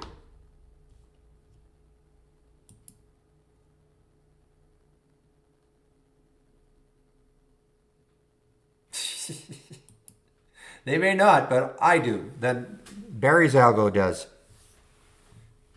I've just seen it happen too many times. You're right. I mean, an algo shouldn't care, but I just see it happen too many times.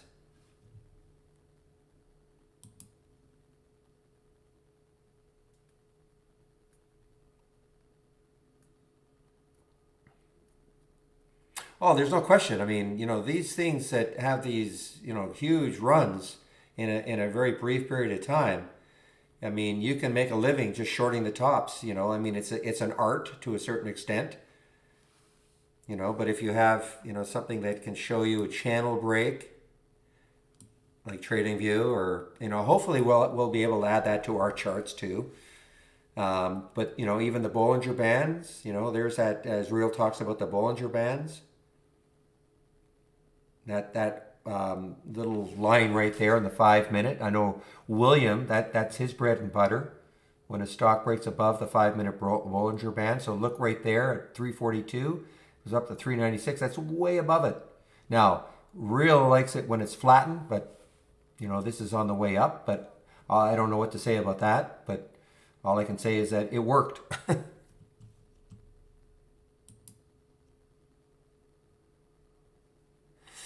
But that's 500 or 600 years ago, William.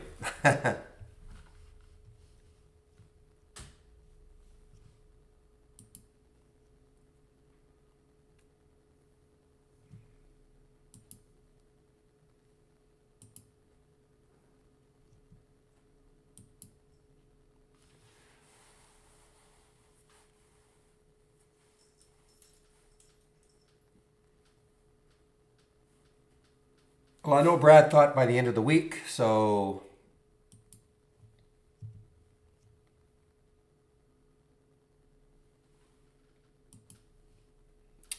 you just have to wait and see.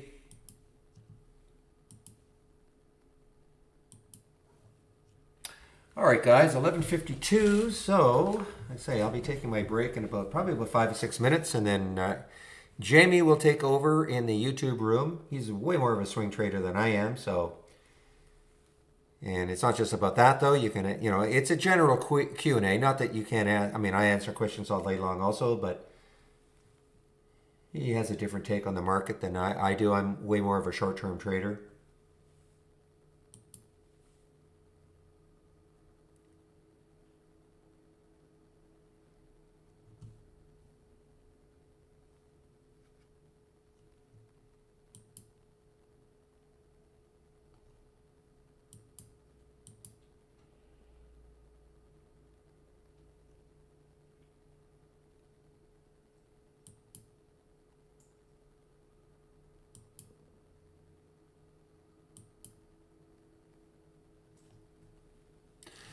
All right, in the simulator, I just flattened everything. So in the simulator, I'm up $1,000.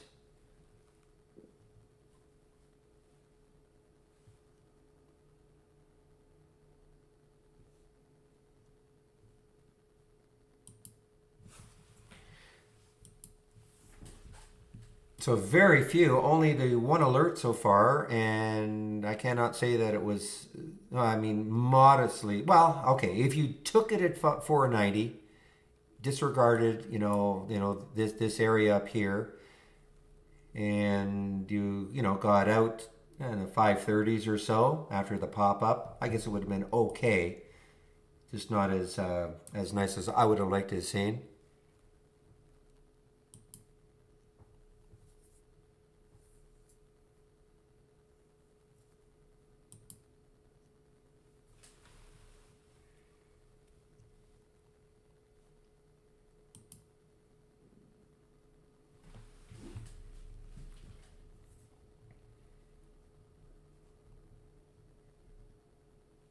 I mean, that's a heck of a short, guys. The MOX, MOXE. I mean, on a percentage basis, to go from almost 4 down to 320. I mean, that's a great short.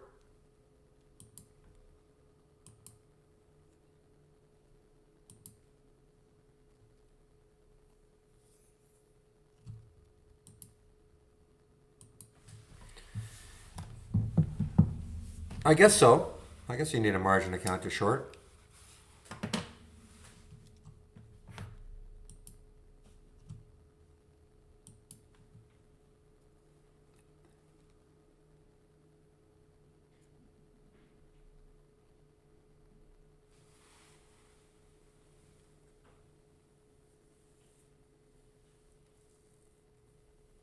Yeah, so what I would be doing on something like that, Manny, is I don't know how many charts you have available, but if you saw some stocks doing that, then what I'd be doing is just setting a price alert. You know, when and at a level where you think you want to get back into the stock after it's relaxed, as you call it, and then set a price alert. And if it triggers, then you see, okay, where did it trigger? I mean, what did it do before the triggering? And see if there's volume coming in. Also, the other thing you can try is this. I don't use this, but I mean, it is something that people biggest pullback winners. Okay, as an example, this is a top list. So this is the biggest pullback on winners. So these are stocks that are still up. They have to be still up at least, and you can make the adjustments, of course, that to be up still up 3%, but they've been, and all these other filters are here. I can give you this, and you can just check to see, what some of these stocks are doing. So I can give you this, and anybody else who wants it.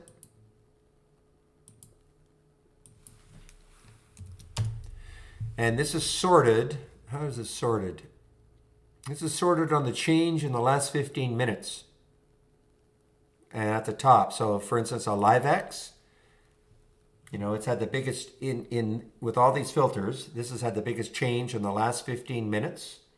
You can just sort of see what's happened, but it's still up. I mean, it's still up 7%. So is it going to rest? Is it going to bounce? I mean, there's no guarantee, of course, that that's going to happen, but that's what that is supposed to be doing. And then you can also flip it so that you can see the biggest pull-ups on losers. So a stock that's been really beaten up, and maybe it's pulling up a little bit, but maybe that's a momentary pull-up, and then it'll resume down. You can just sort of flip this. You cannot use, Eleazar, no, only, well, when you say can you use it, you can use Holly with any brokerage platform. If you're talking about automating it, no.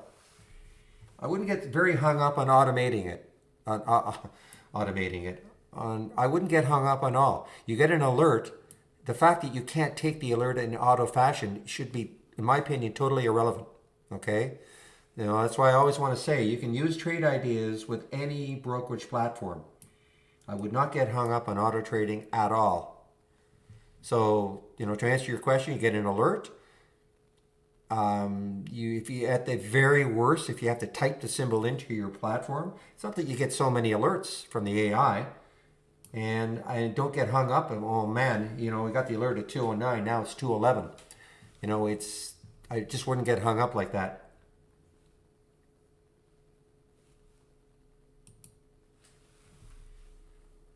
And I'm not talking to you specifically because we do get the question a lot. Okay, Jamie is streaming now, so I am going to stop my stream. Okay, Jamie is streaming now, so I am going to stop my stream. Okay, Jamie is streaming now, so I am going to stop my. All right, I do believe I've got the helm here. Barry's going to take his break, and I'm here. I'm Jamie. I'll be your host for the next hour for the live support session. So just remember, this is the hour that we allocate for any questions or just anything TI related. If you have a question, go ahead and drop it in the questions panel. And if someone could just be so kind as to let me know that you can see my screen and hear me okay. that would be great. Just going to check out the crowd. Yeah, nice little crowd in here today. So welcome to my desktop, everybody. Hopefully you guys can see and hear.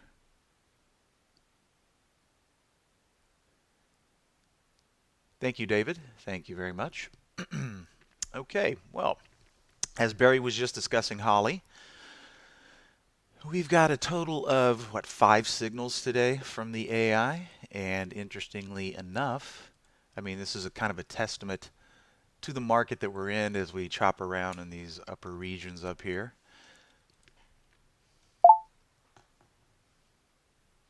Thank you very much, Burned. So, we've got a limited offering of trades from the AI today, a total of 5 signals. Let me just get my pen here in case I need to mark anything up.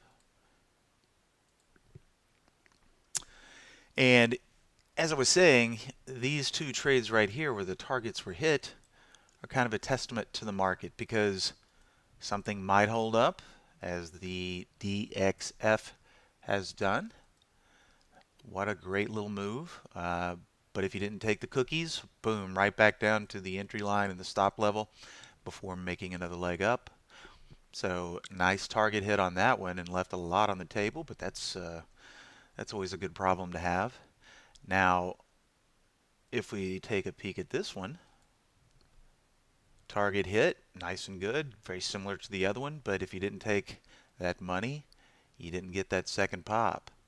So some things are continuing today, some things are not. But one thing remains constant from the past 5, 6, 7 trading days, and if we look here at my Turbo Up Family No Resistance, we still have quite a few stocks hitting all-time highs, and they're in the same old sector that they have been for the past couple of weeks. Manufacturing, finance, manufacturing. Retail's kind of taken a break today, but that has also been one of the favorite sectors of rotation as of late. And I'm sure, depending on how much time you guys spend in financial Twitter land or how many of our webinars you attend, you've been hearing us talk about the rotation that has been taking place. Great example is looking at the Qs. Here we have the Neapolitan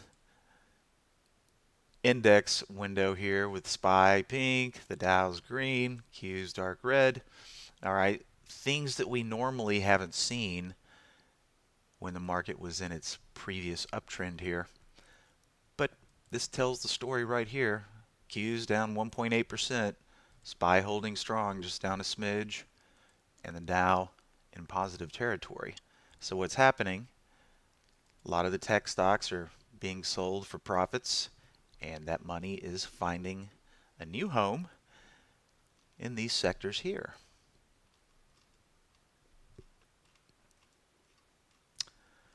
If any of you attended Monday's office hours webinar, we set some price alerts. These are the price alerts that we set to see what would happen the remainder of the week. And we've got, I think we set 10 here. 1, 2, 3, 4, 5, 6, 7, 8, 9, and 10. And all but 2 have triggered. DFS, not doing so good, but just in this tight little range here, and that is a higher dollar stock. But all of the other ones, out of the ones that we've had fire, 8 out of 8, only 1 is negative right now. EWBC, nice. CNHI just starting to break out. It'll be interesting to see if that one can hold. PNC in the money, and AMP. AMP doing some pretty good volume today for a larger cap stock. 27 billion in market cap, kicking out a 4 over a 4 on the relative scale. Don't have earnings until the 28th. So, these price alerts, obviously, yes, if you trade them, you can get some good trades off of them, but when you do things like this too, it also helps you kind of keep your fingers on the pulse of the market, even if you didn't trade any of these. This is telling us something. Yep, Same things that have been working for the past 3, 4, 5, 6, 7 trading days appear to still be working.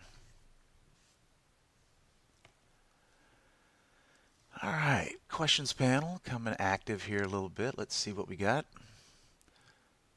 Hard time connecting live IBKR account to B+. Okay, Raza. First question that we always ask is, do you have a live data plan? Because you have to have a live data plan with IB for the U.S. equity markets. If you don't with IB, nothing works because you have to pay them for their data package.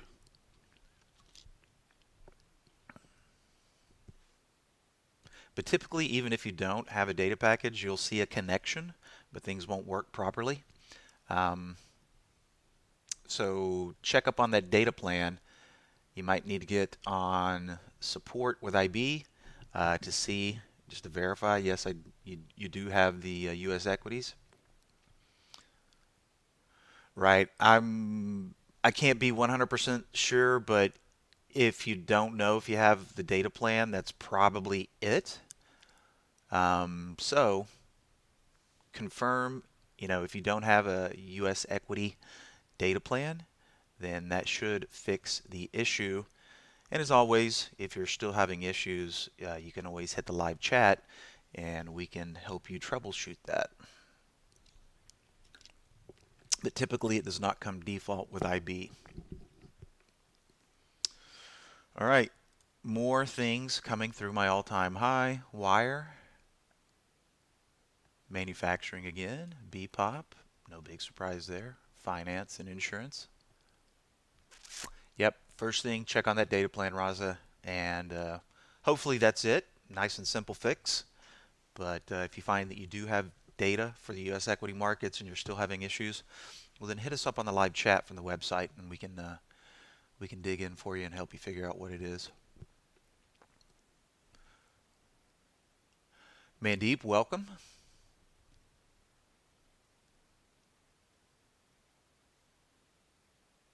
Yeah, and the question is regarding swing trading and is there optimal amount of days? A swing trade can just be a simple overnight hold, getting out at the next open, or 2 or 3 day hold. Typically, you want to give your trades time to work. So some of the back testing that I've been doing as of late, the 2 and 3 day hold times are yielding the best results. But it really just depends on the pattern in play, right? If we're looking at some of these alerts that fired off, and we just take a peek at what some of these are doing, the all-time highs, obviously when we look to the left to figure out where that stock might bump its head or find some potential resistance, well, that's all removed from the equation since these things are at all-time highs. So on these plays, sometimes you get multiple day runners. A good example of that would be something like Disc A. Once we get these breakouts, we get these multiple day runs, but you just never know when the chairs are going to stop. The musical chairs, that is. What's the other one? Via C. Those broadcasting stocks have just been going nuts lately, or as they call them nowadays, information companies, broadcasters. So it really, your hold time is going to be predicated on the statistical filter set that we put together or the pattern that you're playing.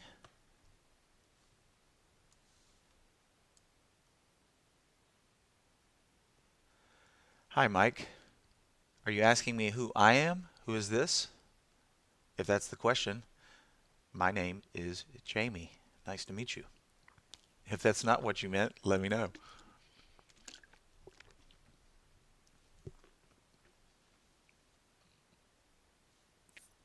For example, if you pull just a random stock up here that might not be at all-time high as far as swing trading goes, these are all popping out. Of course, these are all from the A table.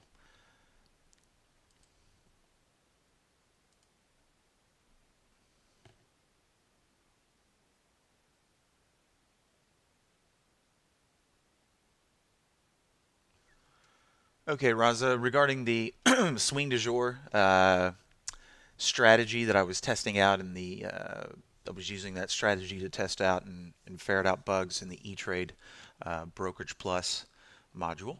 Um, when the market had its little conniption fit back here, I kind of cleared the decks as we were, bottoming out here. I cleared the decks with that one and haven't been that active with it for the past week or so.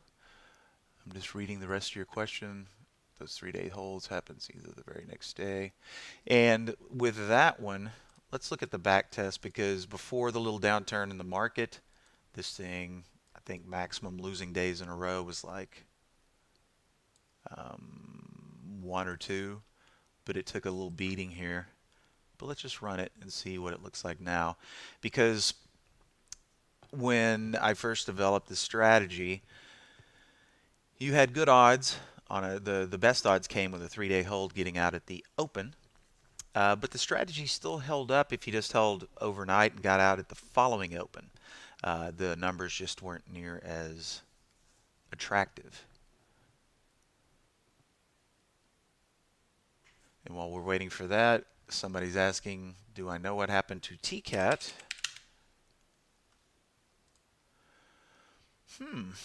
Interesting.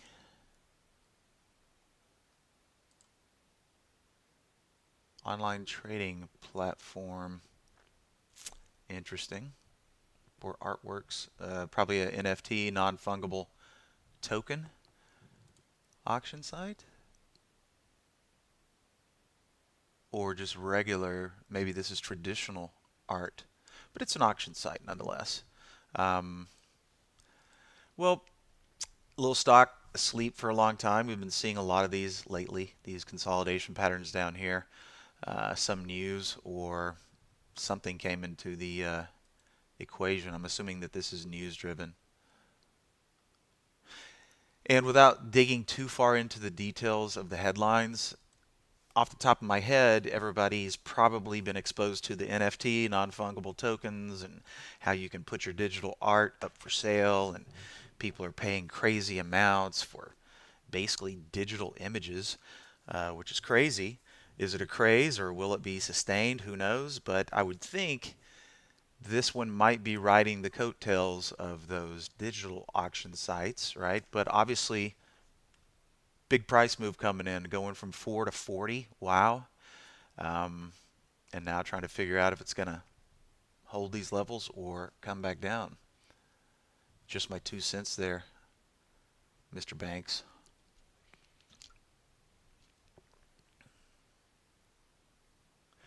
Hey, Mike, jam down to the 10. I think I want to say Steve created that one, but let's find it here. I think I might have it in my jam down by to the 10. Okay. I'll be happy to drop this cloud link in there for you, Mike. So now you can have it again.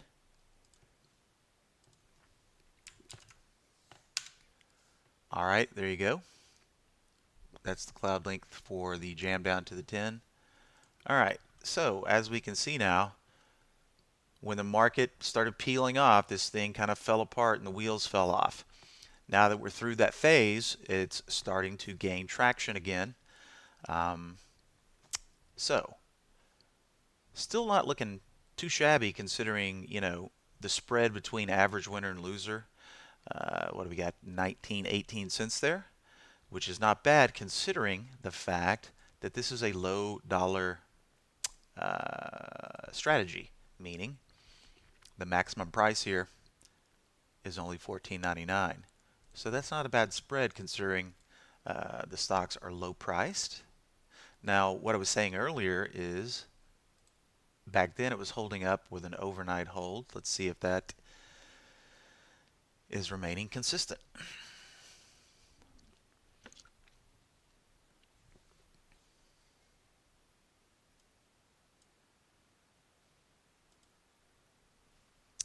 Give the hamsters a little bit of time there. And we can see more and more things continuing to cycle through. Finance, there we go again, finance and insurance. You might be wondering why are these different colors? Well, If they're green, they're the big cap boys, 4 billion or higher. If they're blue, that simply means the market cap is between 2 and 4 billion. And if they're yellow, those are the smaller companies with a 2 billion or less market cap.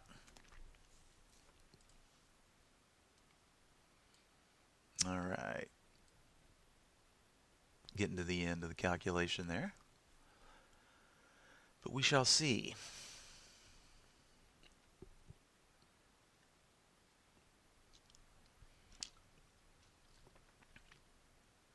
Yes, and Raza, you're absolutely right. You know, as I was pointing out earlier, some things are going to hold up and keep going, but some things that get into the money nice and well are going to peel off. So it's more of a swing scalp market right now. You know, if you get a nice move intraday, there's nothing wrong with taking that money um, until the market gets a little bit more stable. And you know, I say that, but I mean, look what we're doing here. I mean, we're about as stable as you can get. There's not any wild fluxes going on. The market's just trying to figure out what it's going to do and consolidating sideways for a little bit, which is needed so it can build some steam and hopefully go attack those all-time highs again.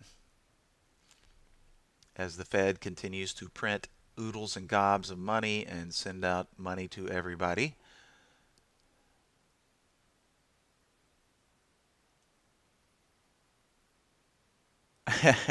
Yeah, Raza, I hear you. I hear you. We were just talking about that earlier in the traders thread. Okay, so here are the results, and let's just verify one more time. You know, the original scan was for a 3-day hold. Looks like the game's back on. Now we're looking at just holding overnight and getting out at the open. And for a maximum price of not quite $15, we still got a nice spread here between average winner and loser of a dime. And you can see here, not near as much potential as the 3-day scan, but still effective nonetheless. Let's just see, okay, if we were popping 500 bucks per trade. Let's see here, buying power, let's just round that up to 50. Okay, so if we were just throwing in 500 bucks per trade and we wanted to see what these guys looked like on the exits, let me make sure I'm using exit date. There we go. So losing day on that day, obviously.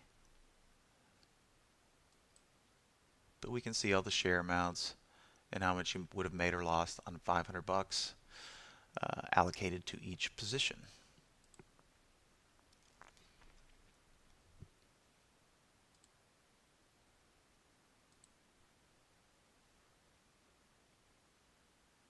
That was the 15th.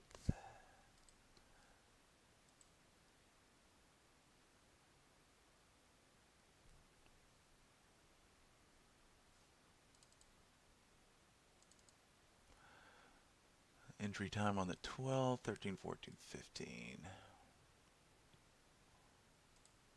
Aha. My eyes are playing tricks on me. So just kind of a flat day on that day, on the last day of exits, or the previous, before the last day. A lot of trades, just not a lot of profit. A little spotty right now. So once again, numbers holding up, and you can see on these losing days you didn't get as near as beat up as if you were holding for the 3-day period.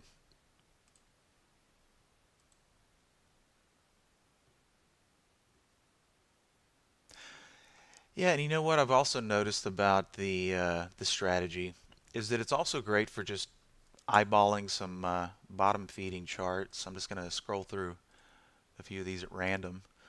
So just right here, this ELSE, small dollar stock, hugging that 10 period, taking a little dip down today, but that 10 period acting as a little trampoline action, right?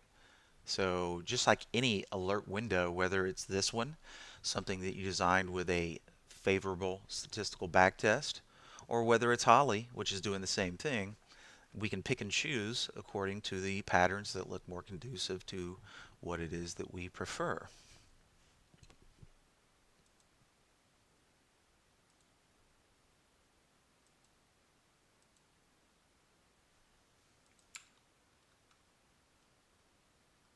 Once again, if you're a bottom picker, clearly we see some levels of support coming into play here.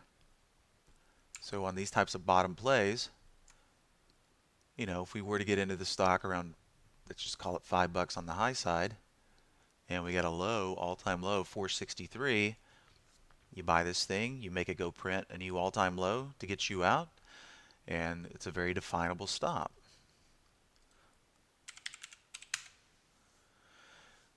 This is one that I'm currently in, Poshmark, right? What is it? Retail, except tobacco stores. Potential bounce play, okay? It might bounce, it might not. But if it does, it's got quite a bit of room. And if it does stop me out, it's got to go down here and print. And I think I set my stop maybe 20 cents below the all-time low. So I'm in it until it either goes or stops me out. But if it is going to stop me out, it's got to print a new all-time low.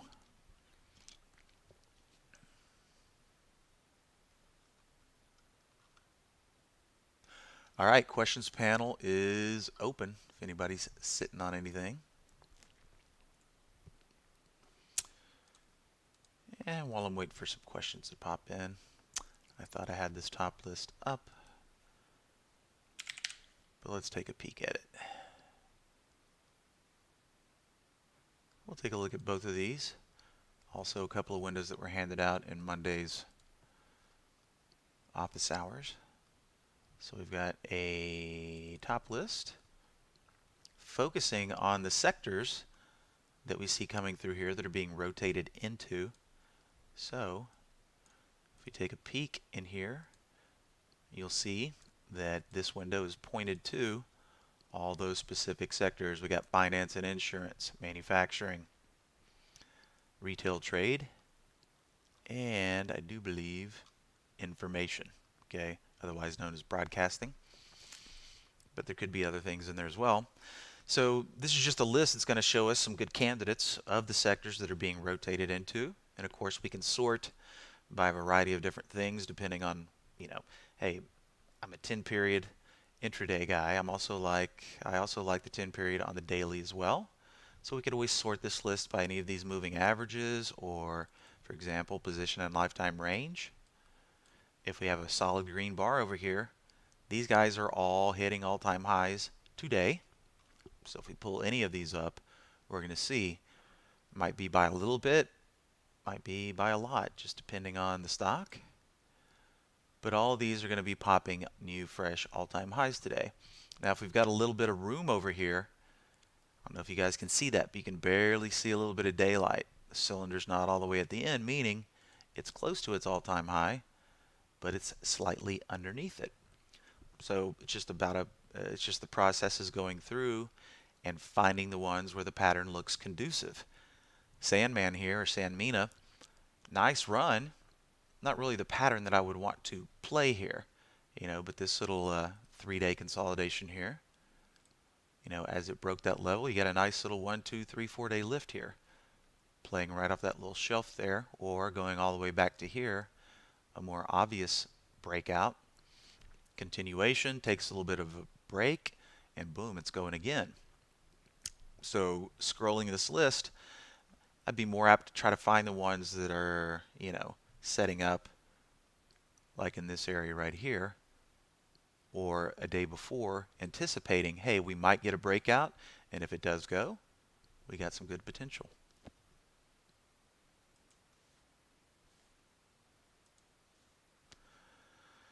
So let's just scroll a few of these and see if we find anything interesting.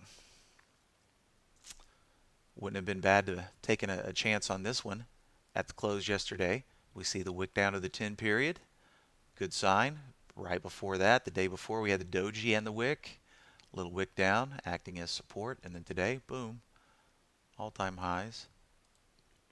Caterpillar coming to life.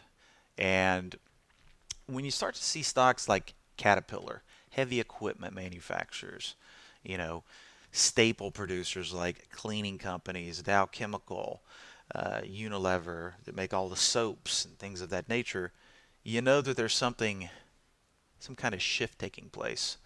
A shift, other rotation, going into those more stable or boring stocks, getting out of the high tech, high flyers, and reallocating. All right, Mandeep, see your question there. Is there an alert or scan intraday?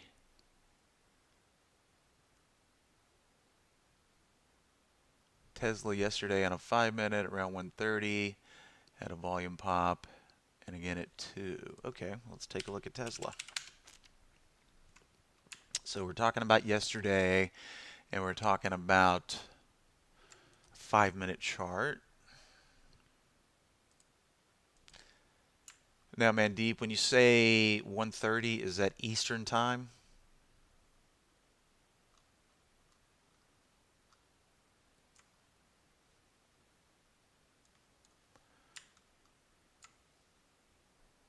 If you're talking Eastern time, let's see, that would be 2:30 my time. So,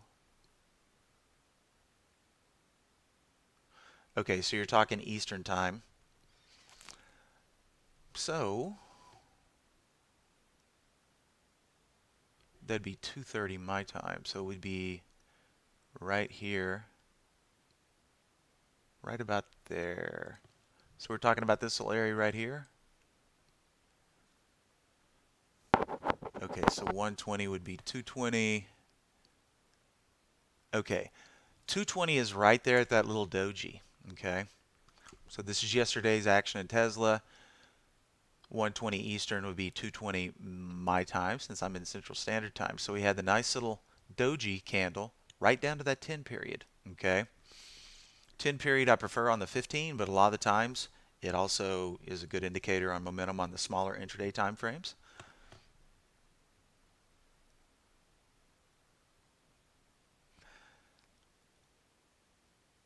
So that is the candle right there, Mandeep? I see you said no. And while I'm waiting for you, Karen, simultaneous charts when you're talking about a trade that is subscription is, for example, right now I've got the daily chart, I've also got the 5-minute chart. So when we're talking about simultaneous charts, that's just your ability to have multiple charts open. Okay, so whether it's 10 or 20, if you have multiple charts open, that is simultaneous charts. In other words, when you're looking at our subscription plans and you see the maximum amount of charts allowed per standard and premium, you just can't have more than that amount of charts open at the same time. Okay, Mandeep, so if you said 120 Eastern, then that is going to be 220 my time. All right.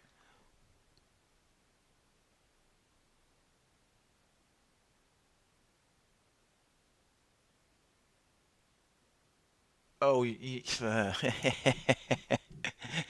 thank you, Reddy. You know what? Sometimes my brain works backwards when I deal with time frames. So yes, Eastern is ahead of Central Standard Time, so we'd have to go back an hour, not forward. Thank you for pointing that out. I was like, what's not right here? Okay. All right, so 12:20 my time, and that would be right here. Okay. 12:20, this little candle right here when we started this sideways consolidation, right? So we're talking about this area, yes?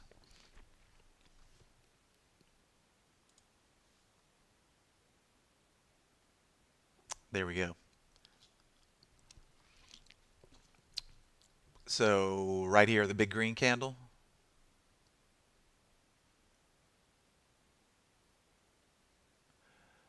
Okay. All right. So what would have been a good alert setup to have found this? Let's just crunch this up a little bit more.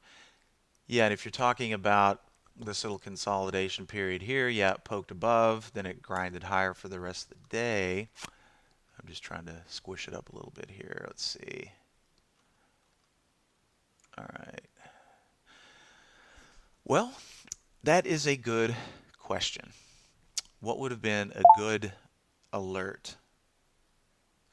And we had we had 315,000 shares there.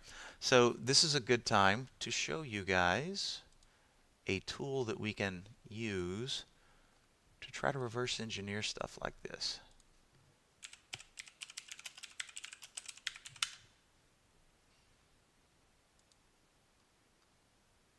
Okay, what we're going to do here, note the address here, trade-ideas.com, stock info / stocks like this. I'll just go ahead and drop this in, so if you want to grab the link, you don't have to type it out. There's the link for stocks like this.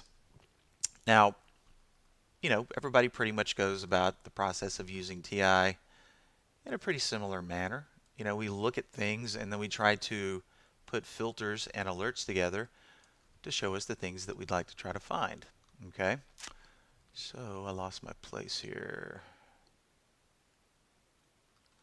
Okay, 12:20. Okay, so this is the candle that we're going to try to pinpoint here. Okay, now when we're using stocks like this is all in Eastern time, so we would use, if this is 12:15 to 12:20 my time, it'd be 1:15 to 1:20 New York time.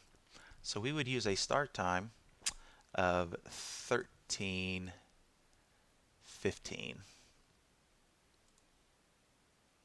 And we would pick the smallest duration, which is 5 minutes. So we're going to really pick apart this candle here, okay? Because this allows us to see things through the eyes of the server.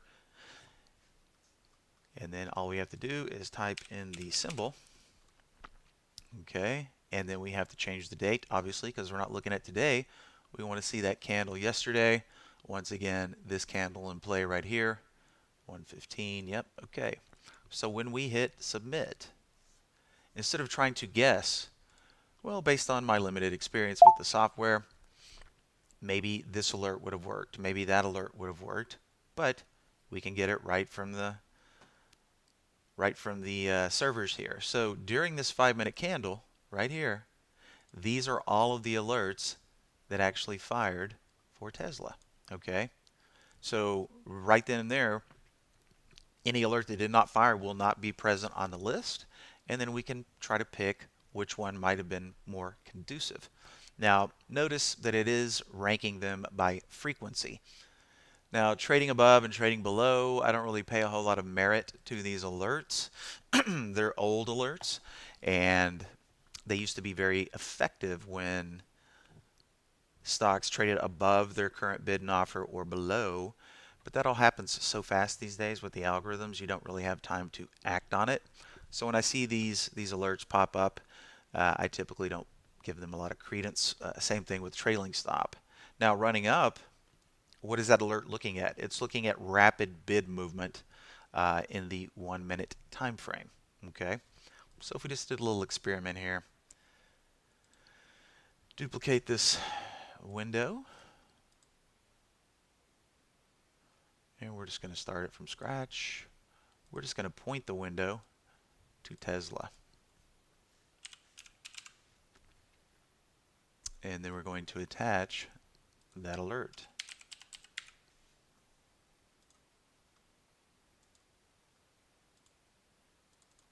And if I were to come in here and show me the history yesterday, okay, you can see not only did that alert fire during the candle of interest here, if we go back to 12, okay, so here's that 5-minute period. Notice when I clicked on that alert, it's identifying the 12:15 to 12:20 Central Standard Time bar, okay? Now, what are we seeing in the description column? Okay. Once again, this alert looks at the 1-minute time frame, so it is one of the faster alerts out there. But notice what it did. It ran up $2 in less than 1 minute. Okay. So, if we were trying to reverse engineer a running up type alert that would be good for Tesla, maybe we start with a minimum of $2. Okay, because Tesla is a large dollar stock. So anytime it jumps more than $2 in a 1 minute period, that might be worth taking a look at, right? So, and keep in mind, this is just identifying the alerts, right? Hey, here's another one. These NR7 alerts. Because notice during this time period here, we were coming out of that little consolidation period, okay? And that is what the NR7, notice the 15-minute version fired and the 1-minute version fired, because it identified uh, an inside candle there. Notice the icon here on the NR7, whether it's the 1 or the 5, we've got some consolidation going on in that time frame. Then we get an inside candle. And when we get an inside candle at the end, that typically can mean a move is pending. Now, we never know if that's going to be up or down. We have to consult the charts for that. So NR7 might be another good alert to find these types of patterns before they actually pop. Now, I know that you wanted to examine this on the 5-minute time frame, right? But notice we're not getting a 5-minute NR7. We're getting a 1-minute and a 15-minute, right? So if we do just kind of kick this back into 15 minutes, then that pattern becomes a little bit more obvious here, okay? 1, 2, 3, 4, an hour of consolidation, a pop on the 15-minute, and then there you have it.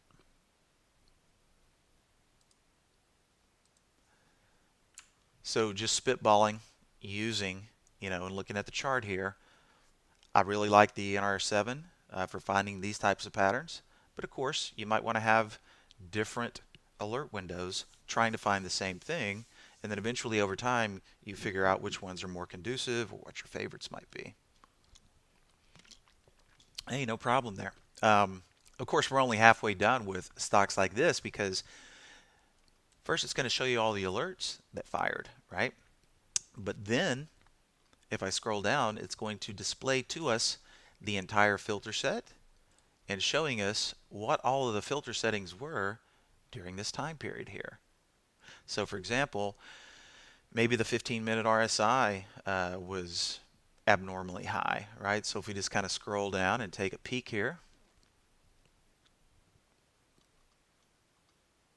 well, let's see, 2-minute, 15-minute.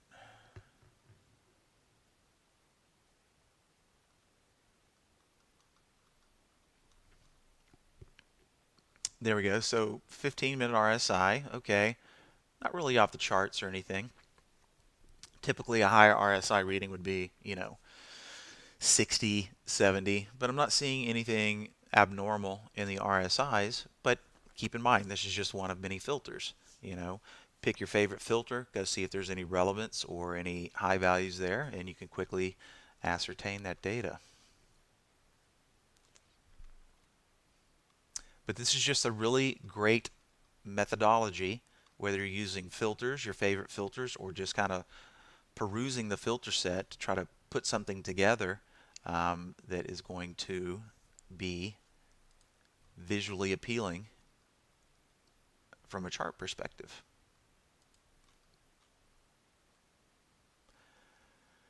But the NR7s, they are some of my favorite alerts for finding those little short-term intraday consolidations. All right, I just had another price alert fire off here. Let's see what it was.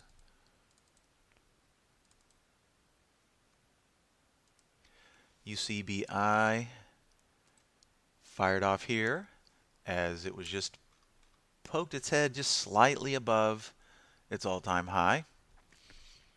And not going just yet. Let's take a peek at the volume. Normal on the relative scale.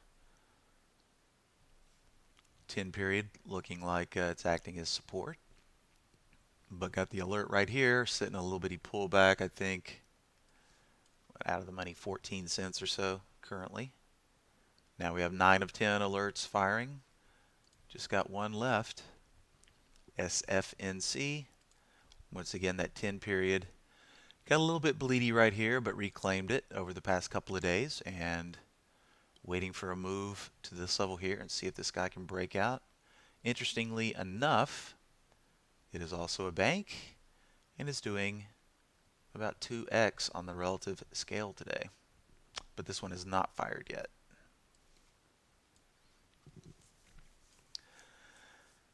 All right, so stocks like this can be a good friend when trying to analyze a chart, reverse engineer that thing, see things through the eyes of the server, take the guesswork out of which alerts might be the best, and then having the entire filter set to peruse through and see all the exact settings for that specific moment in time. All right, and of course, we're always adding new things to TI. One of the things that we added not too long ago was a new channel called the Buzz channel. And this is showing everything that is currently in the Buzz ETF, and I believe that's the symbol too. Yep, a relatively young ETF. Just came public on this day back here, the 4th of this month. Nice little zoom down, and now it's in the upper reaches of its range. For young stocks or young ETFs, or it doesn't matter if it's a tradable instrument on the US equity markets and it's young, doesn't matter if it's an ETF or a stock. A great way to get a grip on, where this thing might be going or where potential support and resistance is the anchored VWAP. Notice if I click on the little anchor here, then I get the little arrow, and then I click on the day that I want to anchor to. So on relatively young issues, we anchor to the first day of trading. Okay, note the purple line here. Okay, this is the volume weighted average price of all the volume since the thing started trading.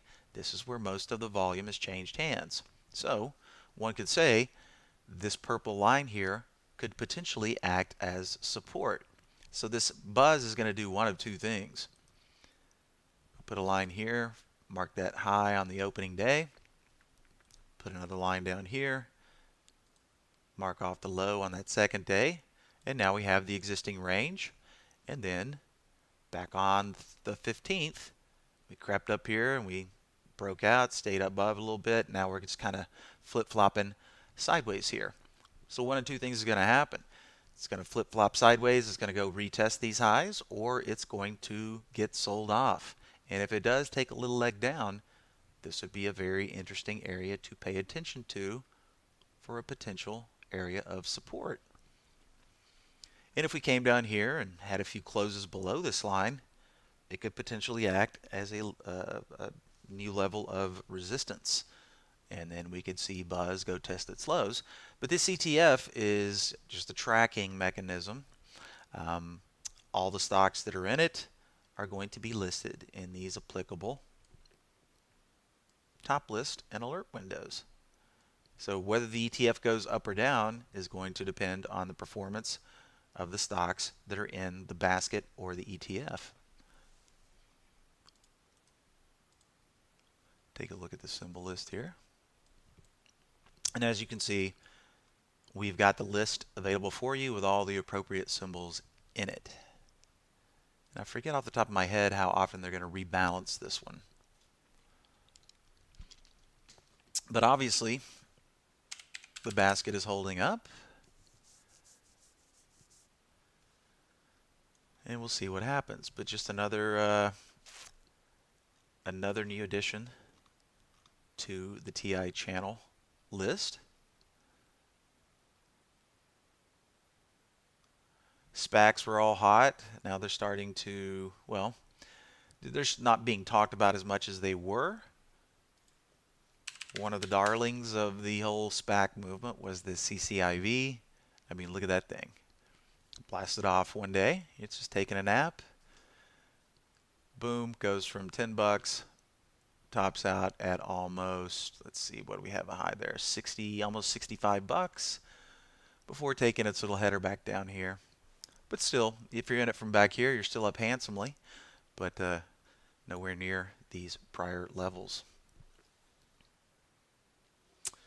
All right, questions panel remains open.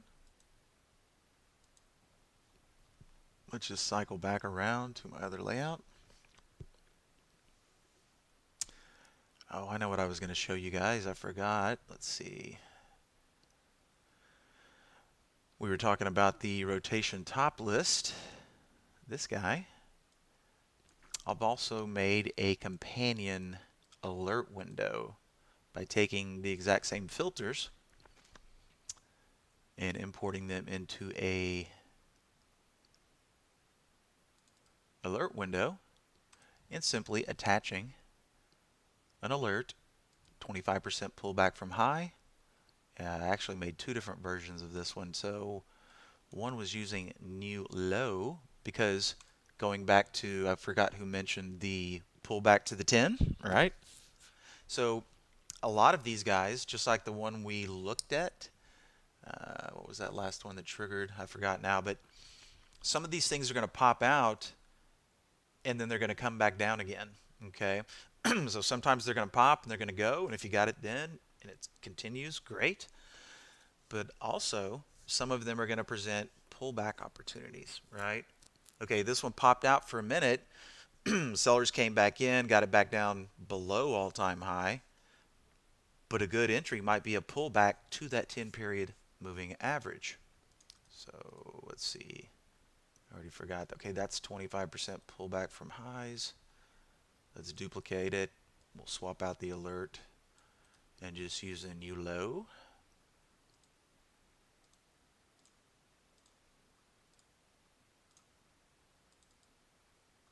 Okay, so now we've got the exact same filter set that resides here in both of these alert windows. One's using 25% pullback from high as the alert, and you can see here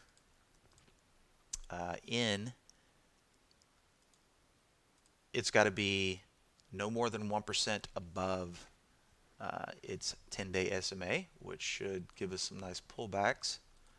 But let's just see. T-row. Okay. T-row busted out, had a little fun up here before it came back down. Okay. So let's see. Back here on the 15th, what do we have? A little kissy, a little wick through. Buyers reclaimed it. Got a little bit bleedy here. Good performance, good close yesterday. And now you can't really see it, but we just took a pull back down to that 10 period. So it's been reacting well against the 10 period. So if we watch it and it firms up on today's action, which it's currently sitting at lows, obviously, because that's the alert that we're using. If it firms up and heads back up, by the end of the day, this might be a good swing trade candidate. If we look at the 25% pullback version, look at EMN, not really too keen on this one because we had a close below, and now the 10 period is acting more or less as a level of resistance, as we can see here. But if we take a look at some of the other ones that have come through,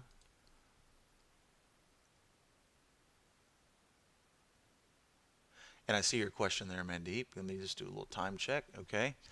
In any case, you're going to see some that are above and some that are below. Like it just pulled up Fiserv at random.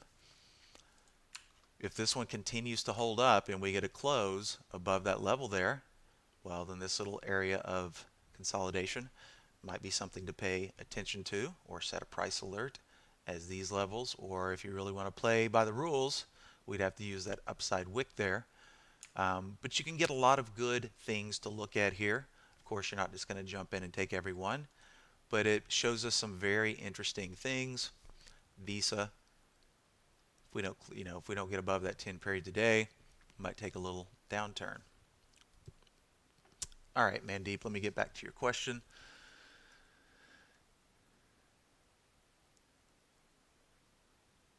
Right. Getting back to the anchored VWAP. Okay. Let's just use the buzz again as an example. Yes. So for things that have only limited trading history, you would anchor to the first day of trading to get an accurate depiction of that VWAP.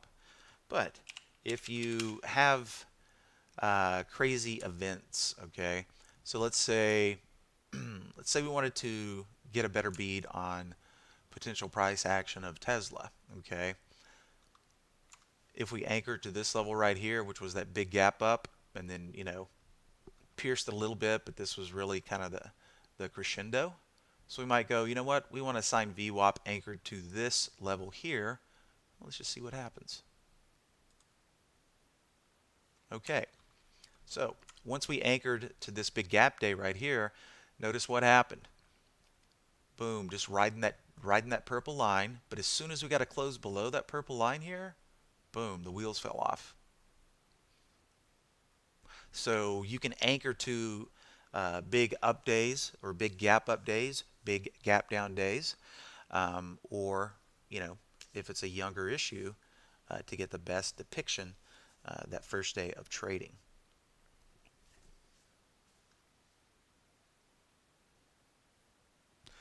And here's an AI question. Will the AI re-enter if it gets in a trade, hits the profit target, and the price falls big and then comes back to the initial stop price? Well, looking at the panel here, it will not do that in its current mode, the way that it operates. Okay, on Brokerage Plus, if you're automating the AI, you do have the ability to make a re-entry, but that's going to be reserved for if a stock gets stopped out, or if a trade gets stopped out. So we don't have any stop hits on the screen today, but let's just take a look. Okay, so yeah, getting back to your original question there, Mandeep,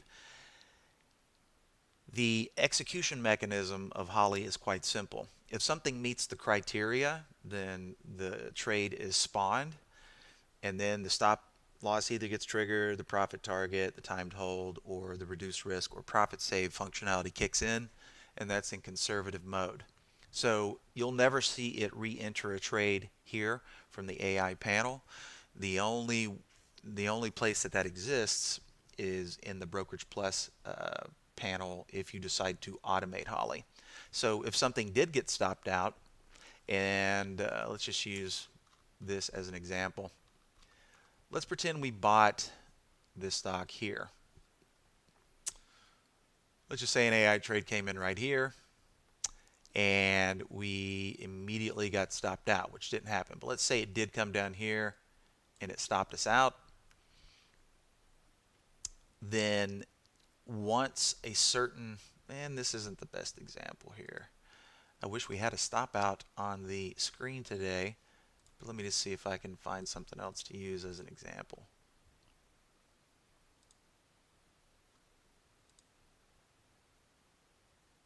Okay, let's use FPI as an example.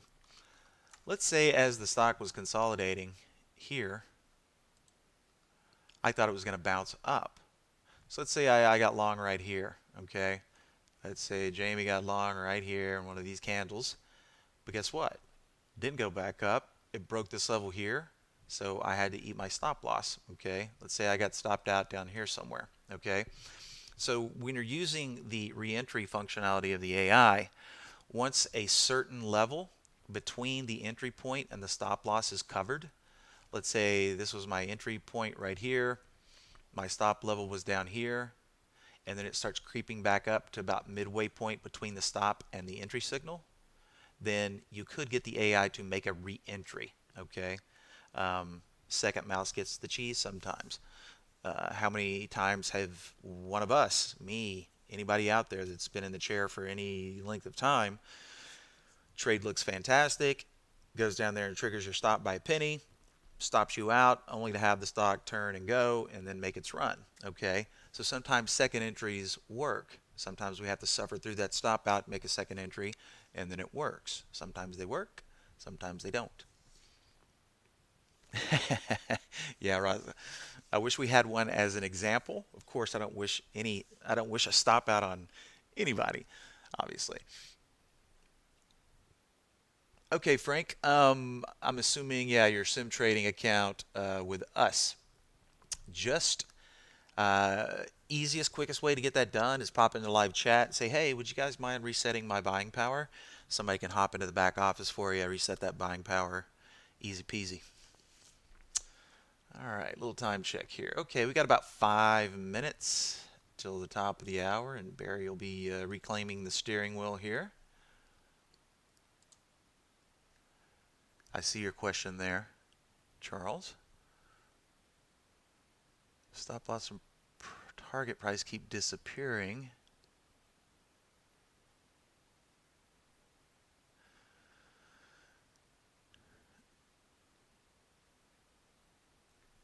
Yes, manually you can trade post market, right? As long as you're broker dealer, of which, if you're using Brokerage Plus, that's IB right now, so you can trade after hours. Now, as far as your stop loss and target prices disappearing, Charles, are you live or in simulated mode? And are the trades that are disappearing, are they intraday? Are they disappearing on the same day where the trade was entered, or are these overnight holds where the stop loss and profit target are disappearing?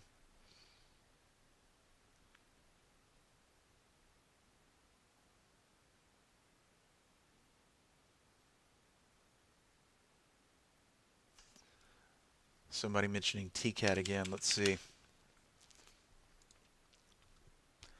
Yep, TKAT just trying to figure out if it wants to maintain these levels here. Getting back to the wick part of the prior day.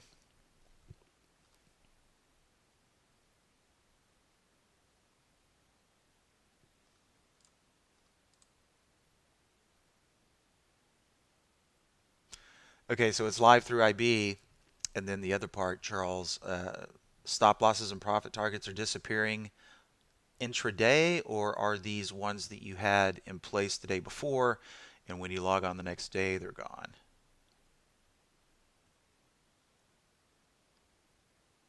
That's the question. In other words, are they swing stops, profit targets, or disappearing on the day of?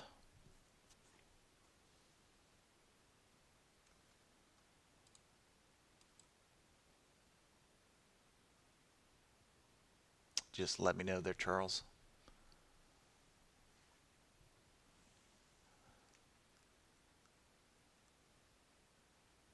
Okay, so there were trades that replaced the prior day or so. When you log on today, they're gone.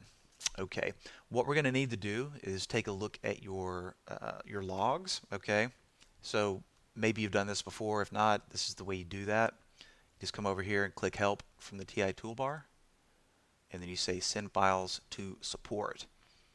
That way we can get in there, take a peek, and attempt to figure out what the problem might be there.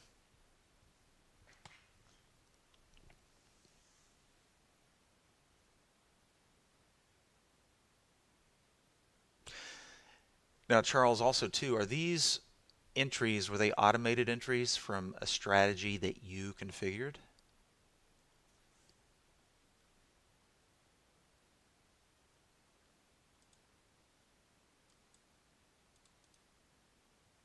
I'm just taking a peek at some of my settings here.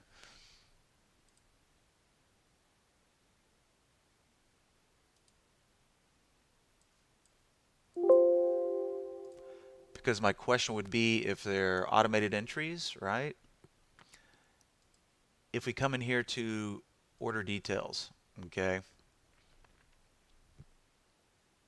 Well, the stops are always going to be good till cancel, which was what I was thinking about. If those stops went in on a day basis, that could explain why they're disappearing.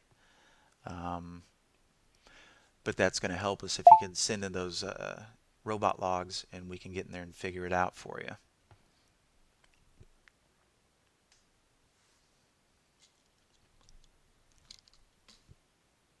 So send those logs over, and then hit one of us up on live chat, and we can take a peek for you. Okay, so they're not automated. They're manual entries. You're setting your stop loss. I would imagine they're GTC, good until you cancel them. If they were placed as day stops, then that would explain it.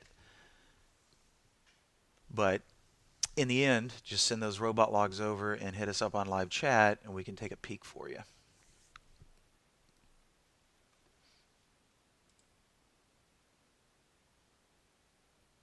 Okay, perfect. Thank you.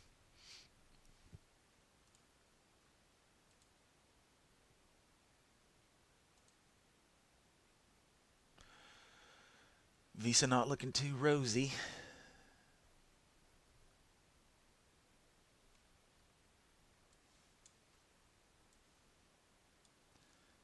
And a little bit of a... There's always it seems to be this 11 o'clock Central Standard Time hour or noon Eastern, where we always get some type of move in the market, it seems. Here's where we started, and since we've been having the session here, we got this little 45-minute downturn.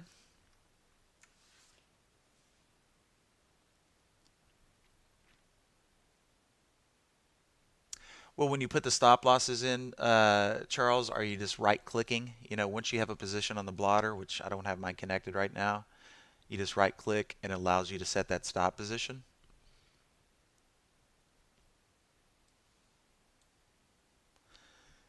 It should be automatically done in good till cancel mode, right?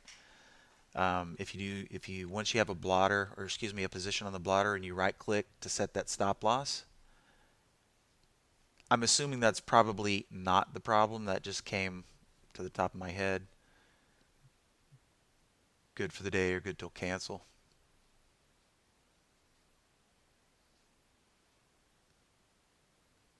How would you suggest using the alpha channel?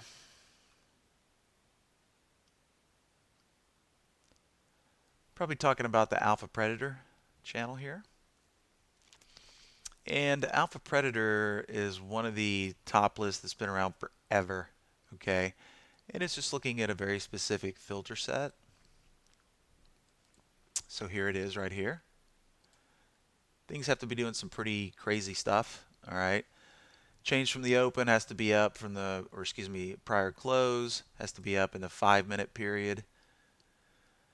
Has to be in the upper 30th percentile of its daily range. Has to be up on the 5-day, and then here's kind of the kicker. Volume on the 5-minute level has to be at least 2.5 times normal, okay? And a lot of the times they're a lot higher. So the alpha predator window or the alpha channel definitely going to be for people that like to trade quick intraday moves. Definitely what I would call a little bit on the, well, if this was skiing, this would definitely be a black diamond window. It wouldn't be a green beginners or a blue intermediate. It'd definitely be a more advanced scalping intraday window, because those stocks, once they get that 5-minute volume kicking with these other parameters in place, they can make some pretty crazy moves. So it's definitely more of an advanced window. Yeah, so if you're right-clicking it, that order should be going in GTC, Charles. So, you know, we'll dig into those logs. Feel free to pop into the live chat area, and we can get into those logs for you and see what the issue might be with those disappearing stops.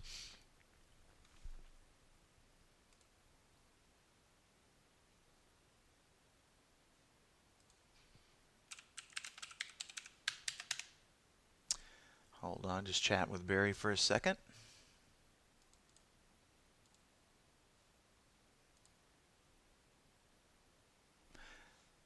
All right, let me just tell Barry I'll stick around for a little bit longer.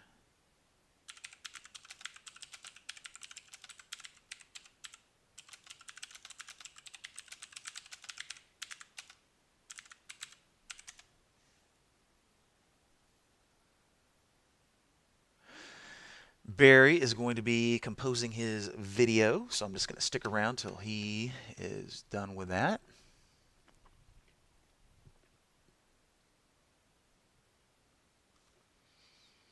Okay. Let's take a peek at some of the higher volume stocks, because even though we're red on the SPY, and the Qs are down 2% right now, trying to find a little trying to find their balance. Interestingly enough, what do we got there? The 20-day crack through support yesterday, crack through it today, and there we have the 10 period coming in to try to catch it. As Steve would say, this is kind of the armpit of these moving averages right here, and of course the smaller or the lighter pink one is the 50-day. 50-day trying to get caught on the 20, and now the 10 coming into play. And even on a down day, we're always going to have some stocks going up. So let's take a look at this little window, what it's been spitting out today. Always going to be some good movers in this one. Yeah, Hall, nice little move in Hall today. What are we up there? Only up a meager 15% at present. I bet that looked really nice on the 5 as this move was unfolding here. A nice little range break there on Hall if you're early enough. Notice, even though this is the 5-minute chart, that 10 period still in control up until this level. Once we got that close below it, whoosh. Hey Jaden, how are you?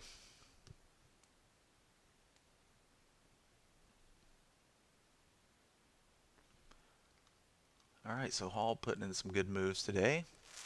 BOC, a little too thin.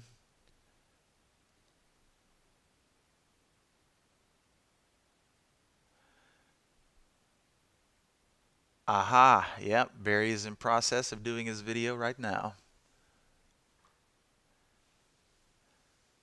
And you've got your Interactive Brokers account all linked up and ready to go. Haha, thank you.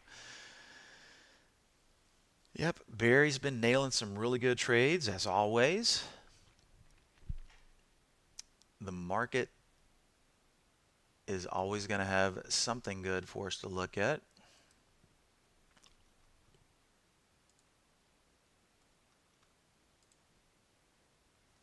Not a bad move in this little stock today.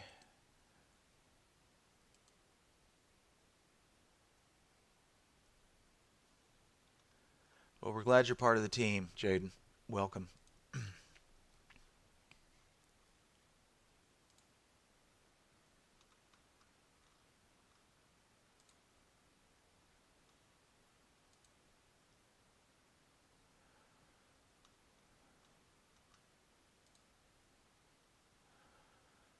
Not a bad move there either.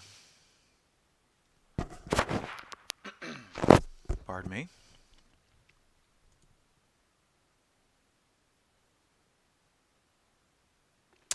You know what? I sure hope so there, Jaden. I guess depending on the state that you're in, and are they going to open up 100%? The economic ramifications of the lockdown have been much greater, I think, than anyone anticipated. But yeah, it sure would be nice to see the economy firing on all cylinders, because that's going to be good for the market. Ooh, let's check in on GME today. What do we got going on here? So GME kind of getting tamed out for a while as it meanders around here and figures out what it wants to do. You know, all these high short float stocks that were the part of the whole Robinhood debacle kind of going to sleep over the past couple of days. But one thing is sure, they will come back to life eventually. Now, whether that be to the upside or the downside remains to be seen.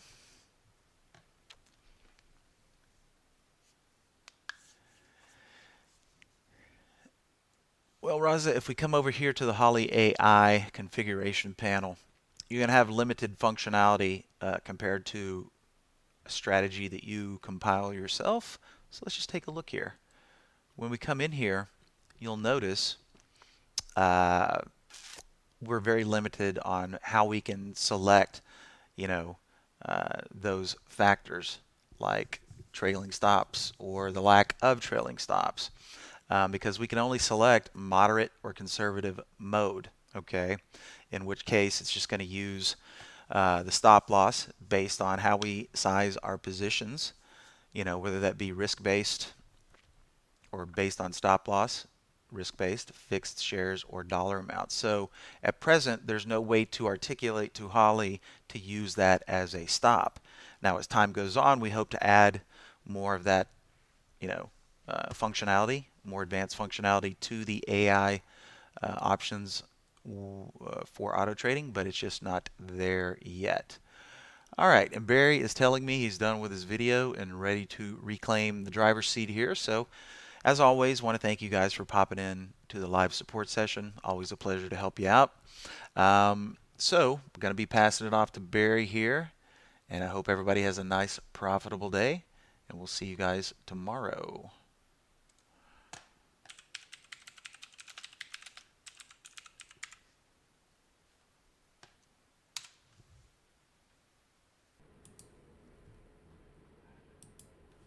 Okay.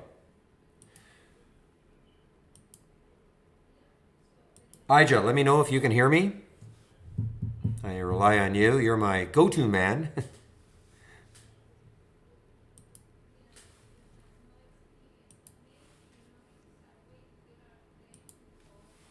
No, I know you guys can hear me here. I'm talking about our YouTube room.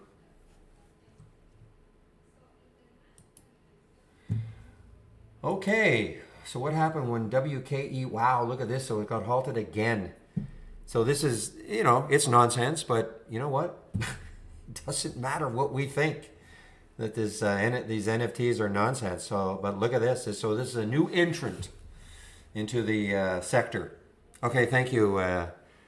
Thank you, Jamie and Razak. Okay. New entry, guys. Got halted on the way up. Got halted and got halted. It popped up and got halted again. And this has, just for, wow, it's got very few shorts. These shorts are going to get snapped up. Well, again, I always should preface this because it's Interactive Brokers I'm talking about. There are only about 1,300 shares available right now.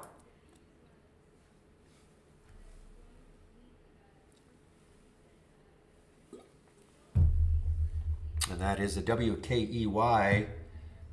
Oh, I'll have to say it, in Cincinnati.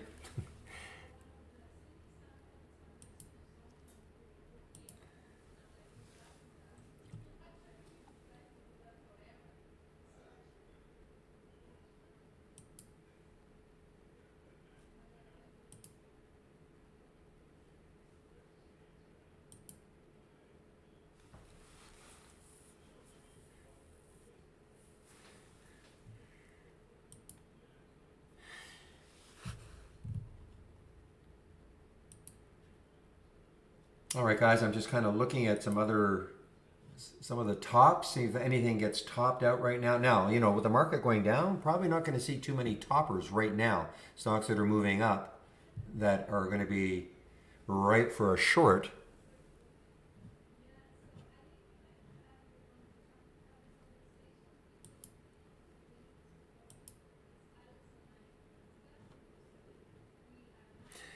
Absolutely, the near-term party is over, except the new entrant with WKEY. Be interesting to see how it opens. They're all similar in terms of the float. TKAT had about a $6 million or 6 million share float. I think OCG was about 10 million. Let's take a look at JFIN. JFIN, 17 million. Zkin, 9 million. So they're all low floats. And they are all, before I say it, this is a Swiss stock, believe it or not, out of Switzerland. That's interesting.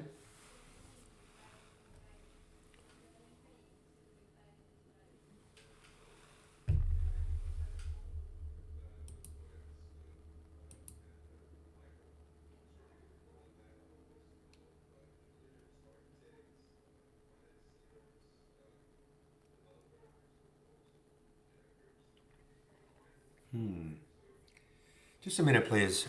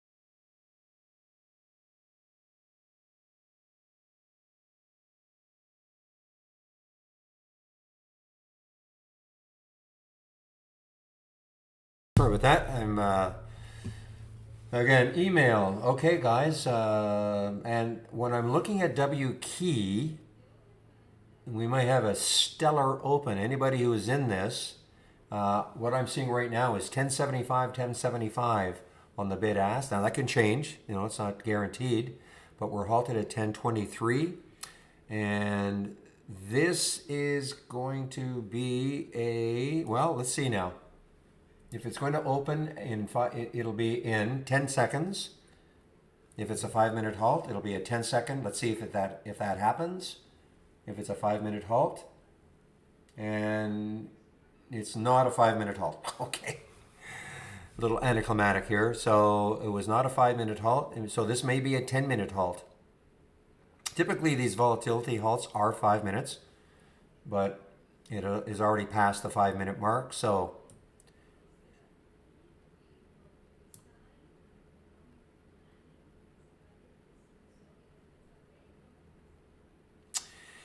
yeah, Saba. So yes, if you go in, let me see if I can demonstrate. I just have to make sure I've got things pinned. Just give me a, Saba, can you hear me?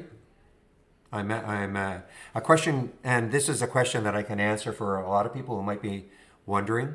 Can I take multiple strategies from different channels and put them into a single window?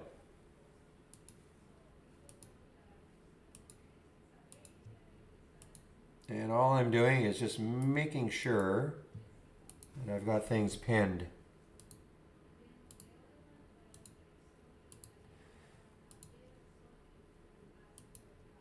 Okay, so just give me a moment, Saba, and I'll show you how you can do that.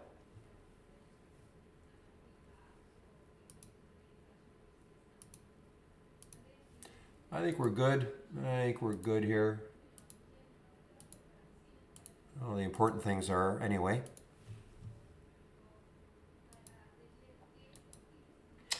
Okay, so the question I believe is this: if you go to our channel bar, go here.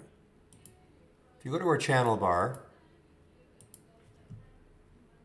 you know, we've got all these different channels here. Okay, they're all themed, and they're all layouts. So again, before you do this, make sure you do save your layout to the cloud before you do it, okay? Because your layout would be replaced with the layout here.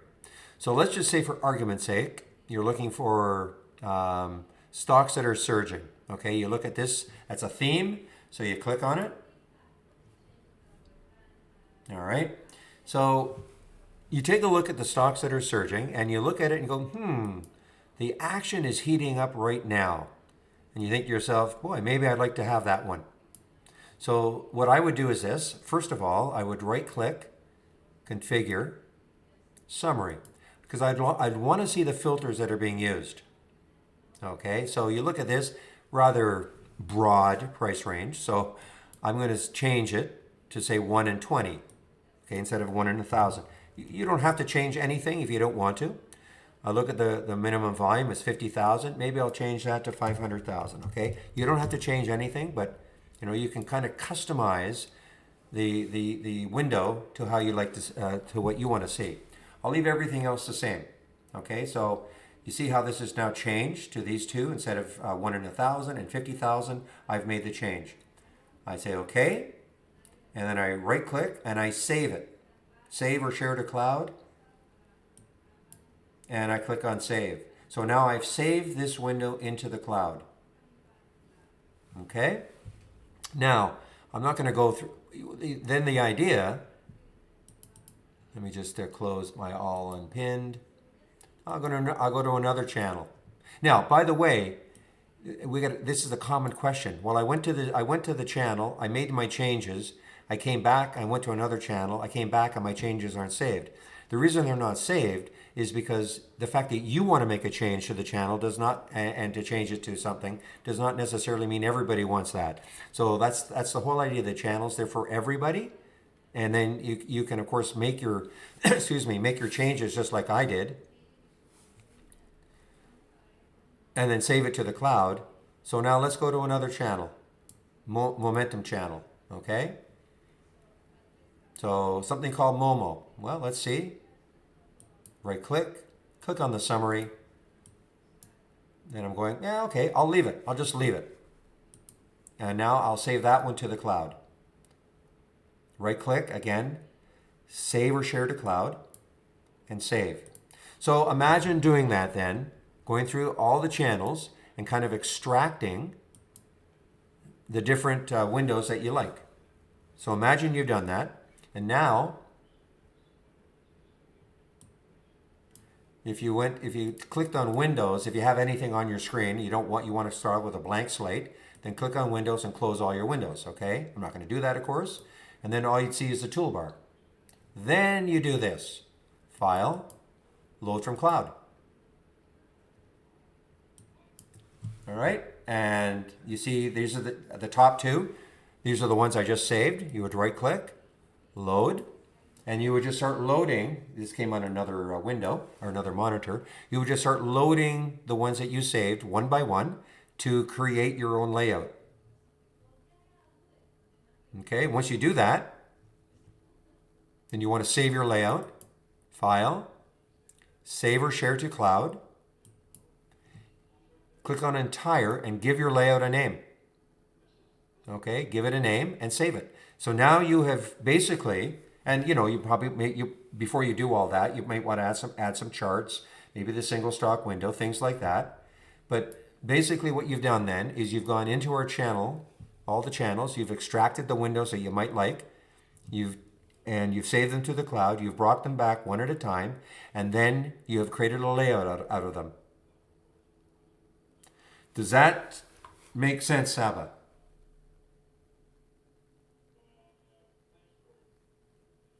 Does that answer your question?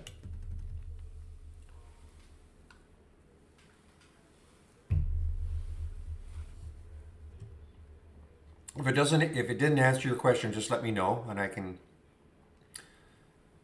what maybe one aspect I maybe went over too quickly. You can just let me know. Okay, that's what I like to see. Perfect. Meanwhile, I saw WKEY did, and yeah, the shorts. I thought so. I mean, there were only 1,000 shorts available at Interactive Brokers.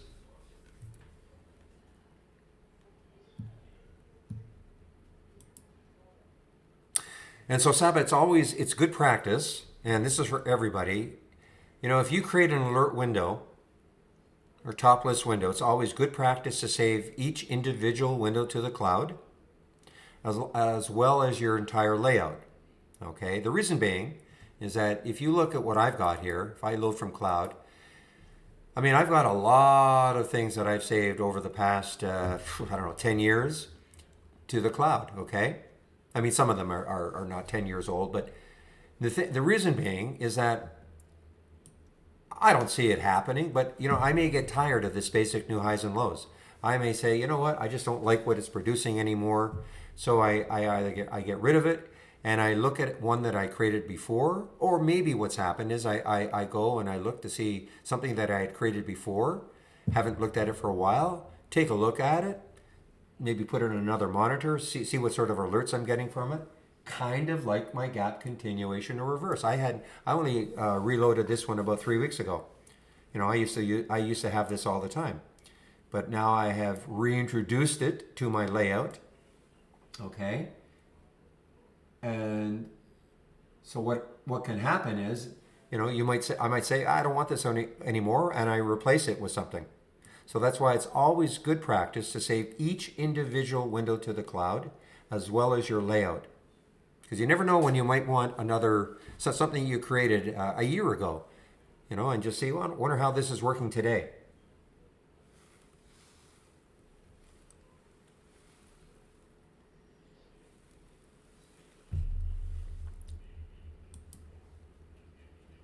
It's the new TKAT. You're absolutely right. Let's take a look at what it's doing.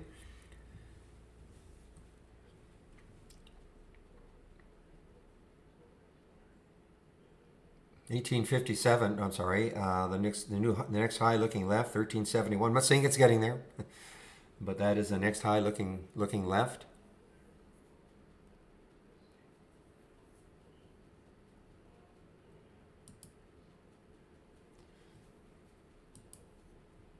I'm just waiting for the shorts to show up again in Interactive Brokers as people start covering.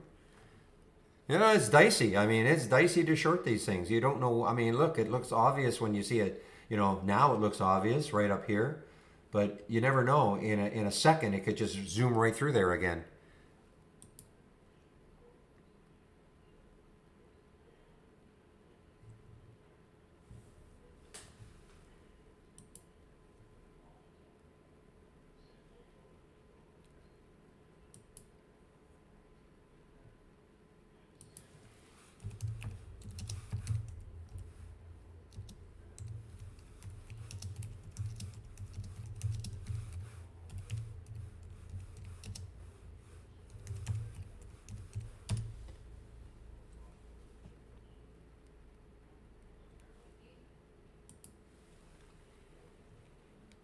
Wow, is it really? Man, oh man. I mean, I put this on, well, not so much in the watch list, but, up here, well, I guess the pre-market actives. Now, I don't typically, there it is, UPST. I typically don't trade that price of stock. This is one I probably should have traded, because you don't need to take very many shares. And now this is an all-time high. Earnings play, released earnings after hours, UPST, held it in the pre-market. When I say held it, I mean, it looks like this was the high in the pre-market around 90, kind of held it, down about $4 or $5, but didn't go, didn't collapse. And then once the market opened, it just ripped, had a pullback, and now look at it. So it's an all-time high, UPST.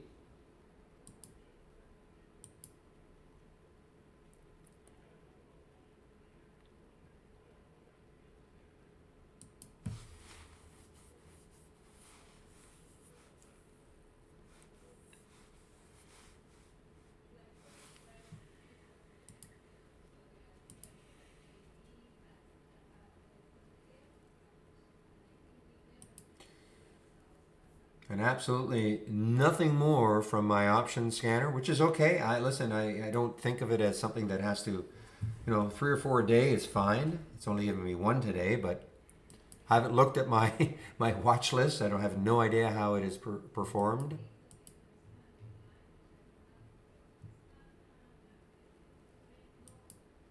Yeah, I mean TKAT at 35. Yeah, I mean it did get up to 40, but I wouldn't call that a. That would have been very dicey. 541. What did it do after 541? Yeah. So really nothing shaking from my watch list nor my options. Not every day you're going to have huge winners.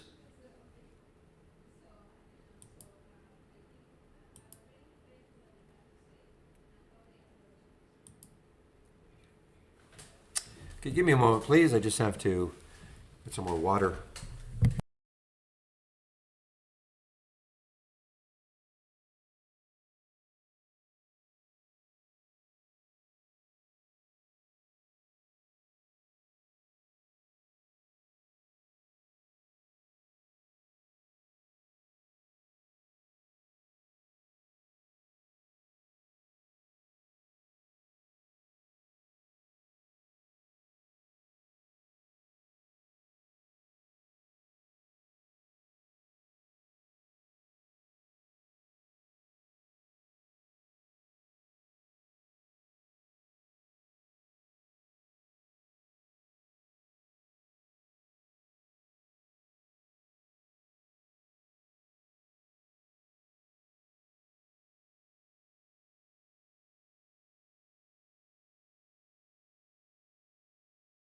Okay.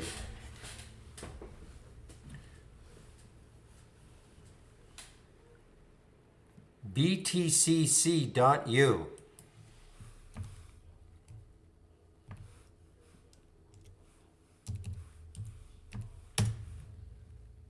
Nope. That is not loading into Interactive Brokers either.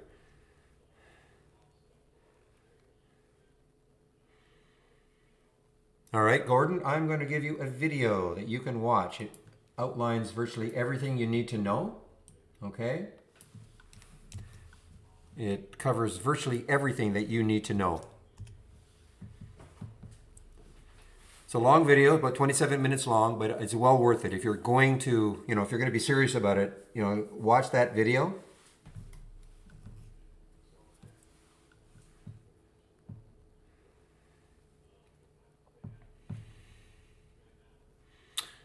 Okay, Saba, if you're brand new to Trade Ideas, what I would do, number one, is take a look at this. This is the 20 short lessons, okay? And creating personal strategies. So in other words, you're talking about, say, your own alert windows, things like that. Yes, I mean, if you take a look at the 20 short lessons, it's going to go over how to create an alert window, how to create a top list, all those things. This is what you'll see.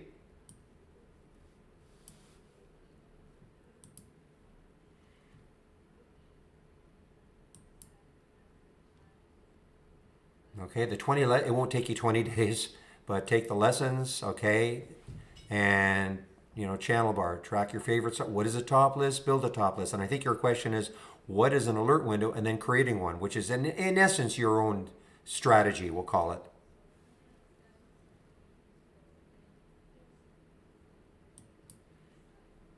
I'll put my homepage link in also because there's a lot of other information, educational information from my homepage.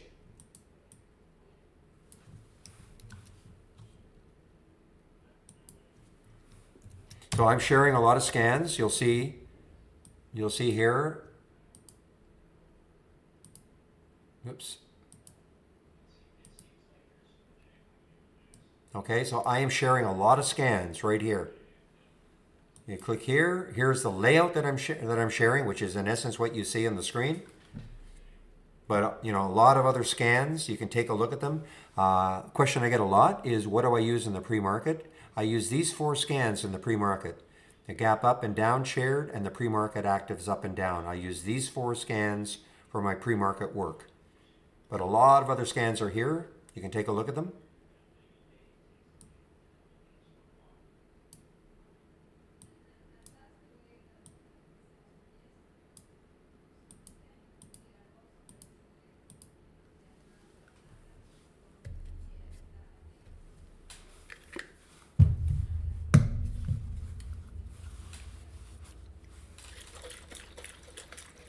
Get rid of this ETF. There we go.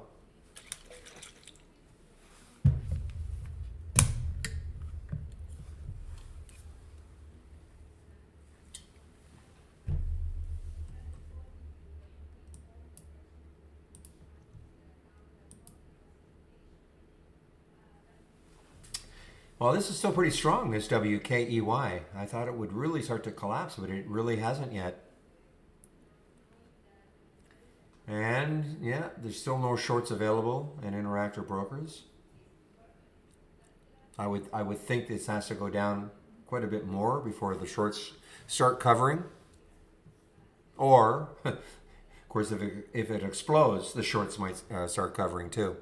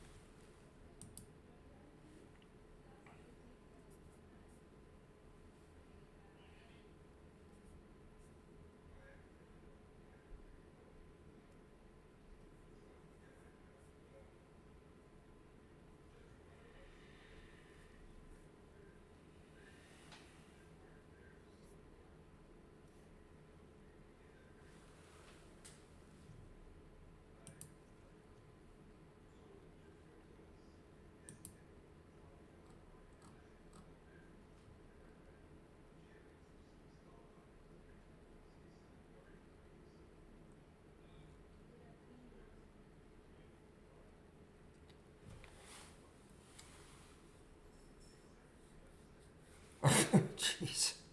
I'm sorry, guys. Oh my goodness.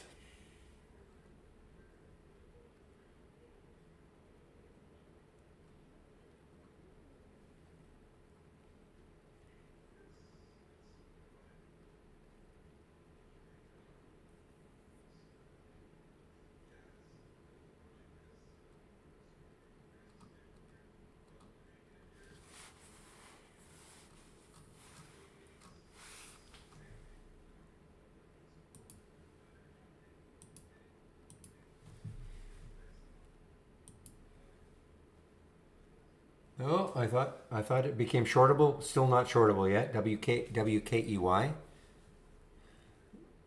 Yeah, well, it's holding that 20. It is holding the 20 right there. I mean, but you know, it'd be awfully whippy, as you know. Especially now that it's been halted a few times.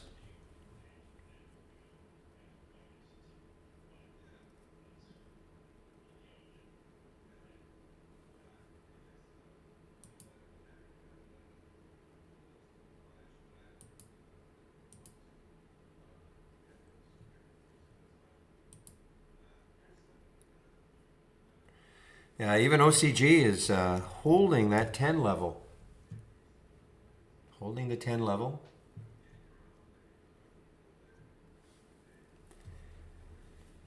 We do have another, yes, W key, yes.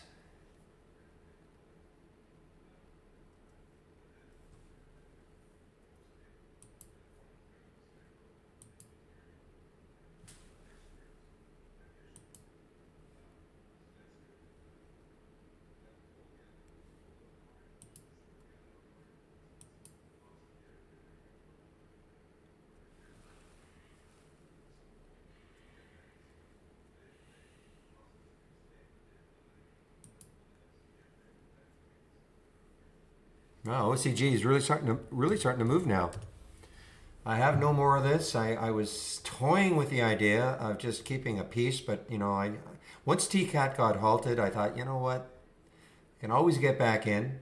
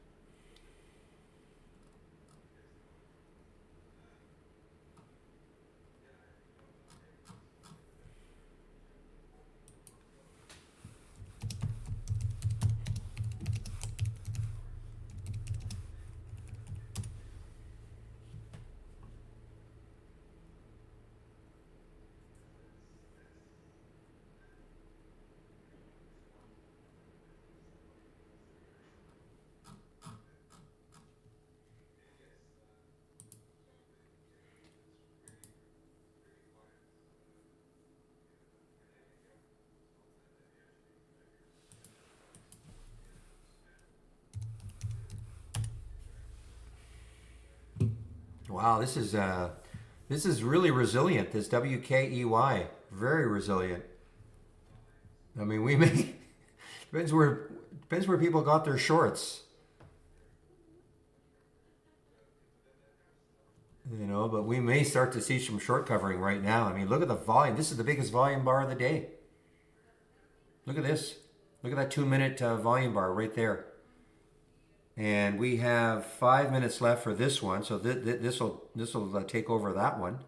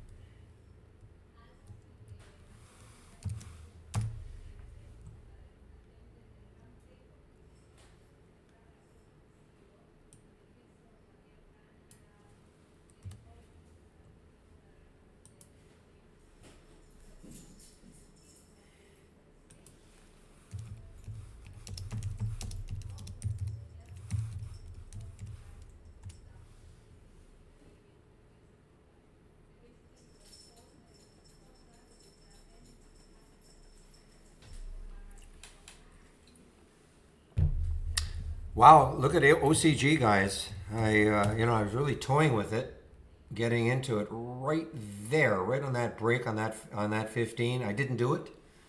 I'm a little sorry I didn't. Obviously, we'll have to see where these are going to go, how they end up trading, how they end up in the day.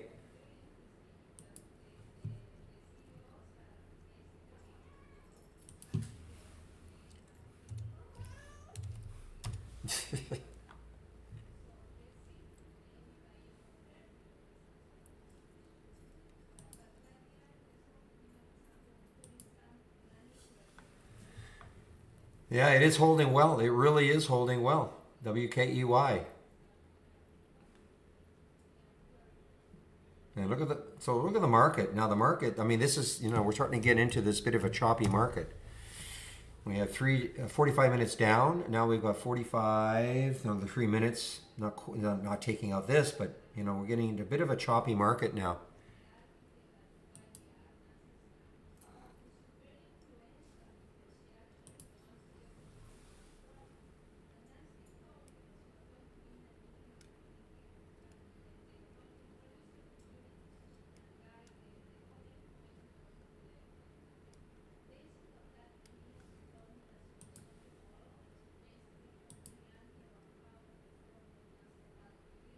Well, TKAT is moving.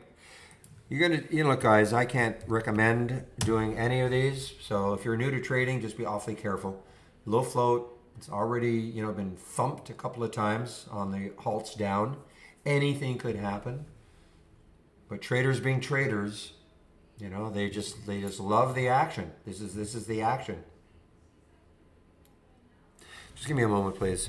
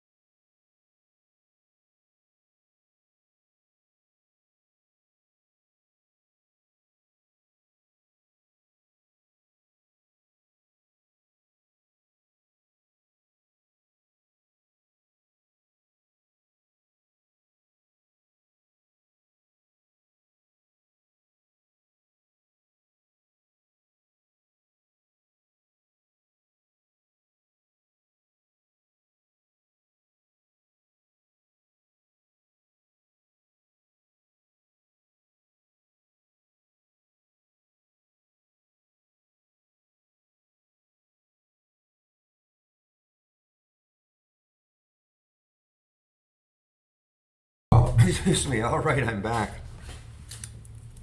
I have to keep remembering to drink fluids.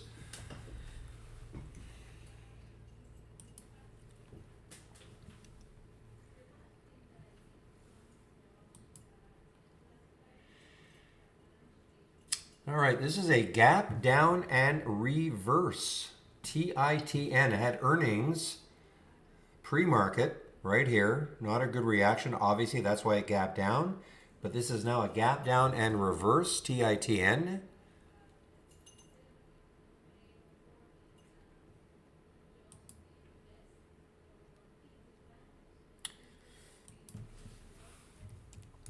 Yeah, I actually thought about doing this one. Again, this is way out of the price range I like to trade, but I like the way this was holding. But I was way too involved in the other ones. I could not pay any attention to this. But you don't have to take many shares.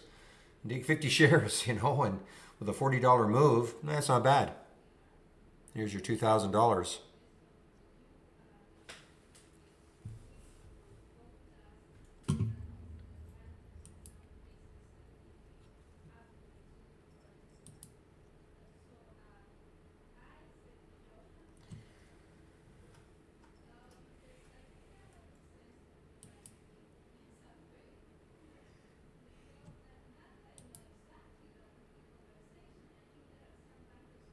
Look at Leaf, guys. This is another one, a cheap one in this sector. It is coming back now. Also, Leaf. Another low float, fairly low float. I mean, it's compared to the rest of them, it's an exceedingly high float. I'm kidding, of course. It's only 29 million. And this is actually a US based stock as opposed to all the other ones, which are China based.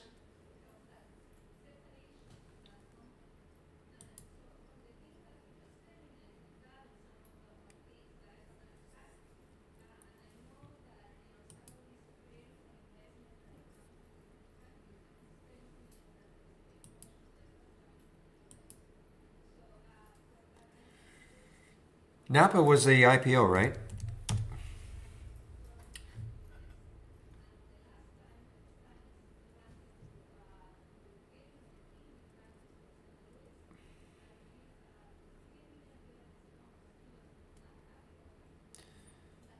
You shouldn't see that, Sam. I mean,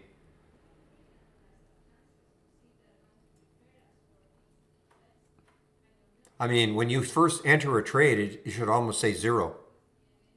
I have noticed that in the past, and I thought it was, I haven't noticed it over the last couple of weeks. I noticed it maybe a couple of weeks ago, a couple of trades I took. It had a max P&L, which was not correct. So I don't have an answer for you. But obviously, you should not see, when you first enter a trade, you should not see anything, much more than zero, really, when you first enter.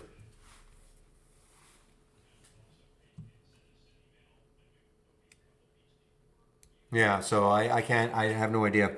I've noticed it has happened in the past in the simulator. Obviously, it's not going to happen when you're really trading, but in the simulator, I have noticed. I have no explanation. Okay, James, so you can sign up for the trade of the week. I have a question about how do I see the trades of the week.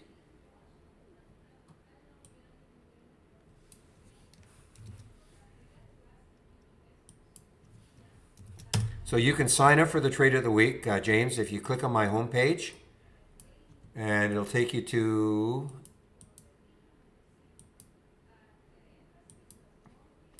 It will take you to. Oh, why is that not working? Okay, I'll do it again. When you click on my homepage link,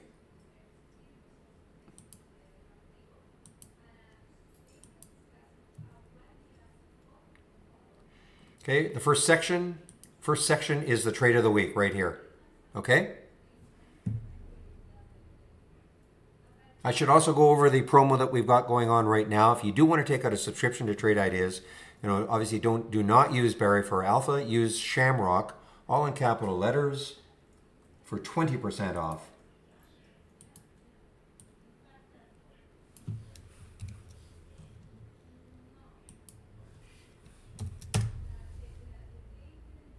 Oops.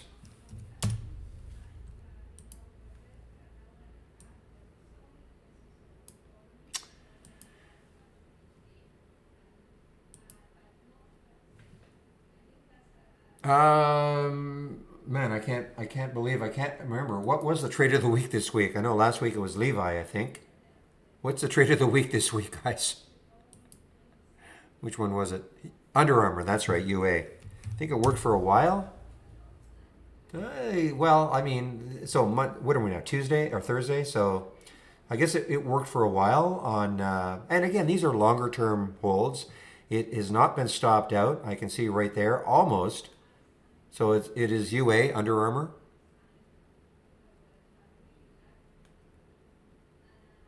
Absolutely, Dave.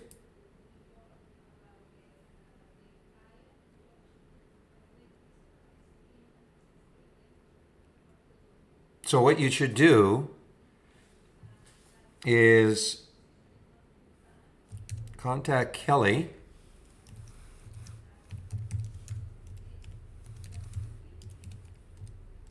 Okay, Kelly, contact Kelly at trade-ideas.com. Tell her what you want to do. Make sure you give her the email address that you use to sign up.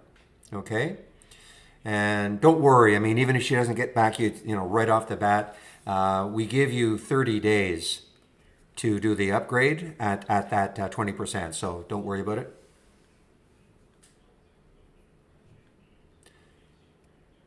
I purchased the monthly, the alerts are trading.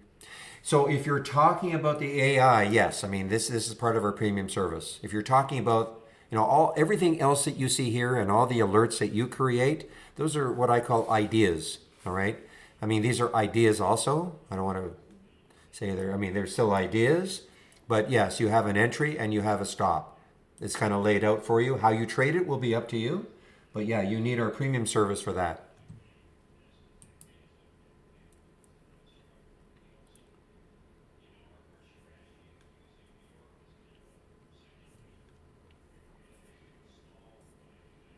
I mean, Under Armour isn't terrible. I mean, it's still, what was the trigger? Was over 20, right? Or I can't even remember. I should know this. I just don't remember. Somebody will know. What was the trigger for Under Armour? 1960. Thank you. So at 1960, so the day of, it got up to 2032. How you trade this is going to be up to you. The stop was a 20-day moving average, and that's that blue line there. So it did not hit the stop yesterday, and now it is coming back. Remember, these are designed for longer term holds. How you trade it will be up to you, of course.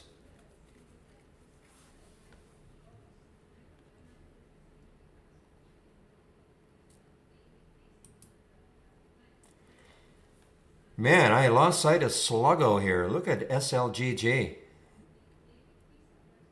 It's just a severe rippage now. What's the high right there? The high right there is 1151.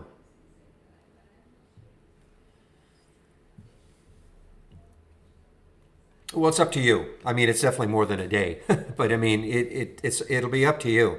I mean, he put a a potential target of 25, but if the way I look at it is that if it meets your trading plan, you can hold on to it as long as you want.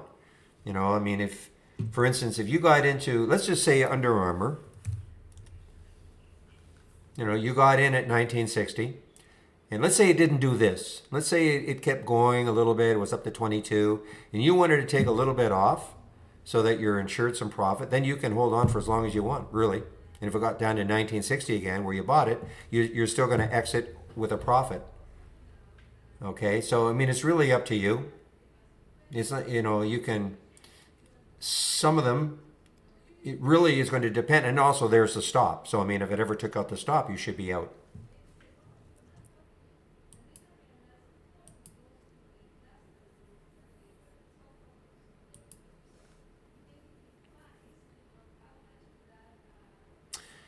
Yeah, and TKAT is on the move, guys. This is getting really interesting to see if the traders really pile into it. I mean, WKEY, very strong, very strong. No pullback whatsoever. So, again, looking left on that weekly chart, 1849. I mean, there's the next high. Not saying it's going to get there, but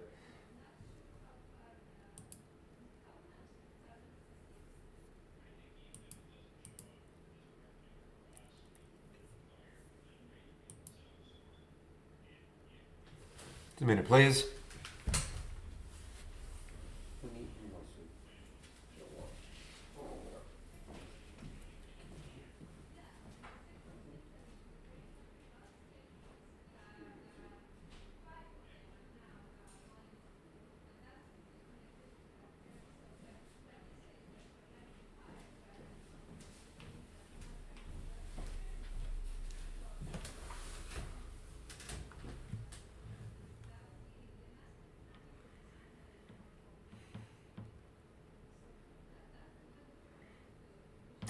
Even Clips is starting to, and again, I have no verification of this absolutely, but this was in theory one of the NFT stocks from yesterday.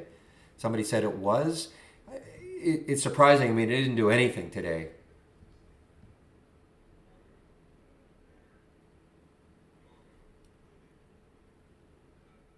But it is starting to move also now.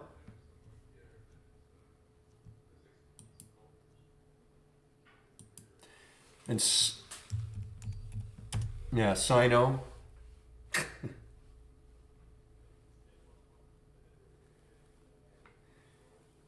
Crypto, NFT, shipping. Why not?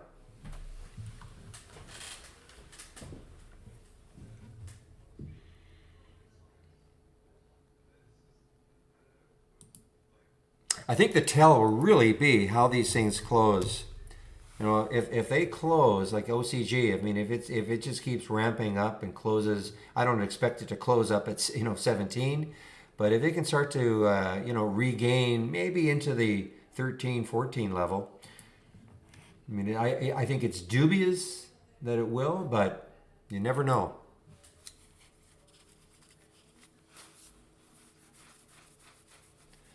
Yeah, I can't remember. There was one company, and I can't remember. It seemed to have bio crypto, not NFT. It was too new. Bio crypto, um, maybe I can't remember. One other in its name, covering everything.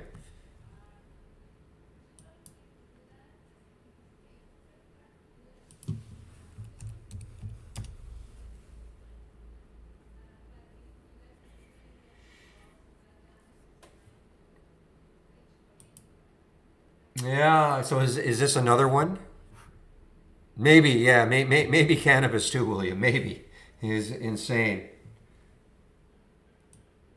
Good marketing, I guess. All right, guys. So I'm going to be in this marketing meeting at about what time is it? About 1:58 or 1:58? Yeah, 1:58. So the marketing meeting starts at 2. So I just want to get prepared for it. Easy. You just put out a press release, Jason. You and I can do it. I mean, I'm kind of kidding, but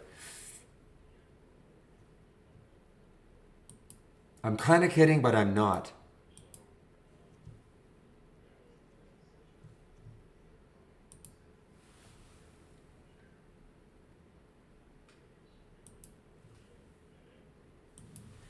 All right. So I'm just going to get this in here on mute in a meeting.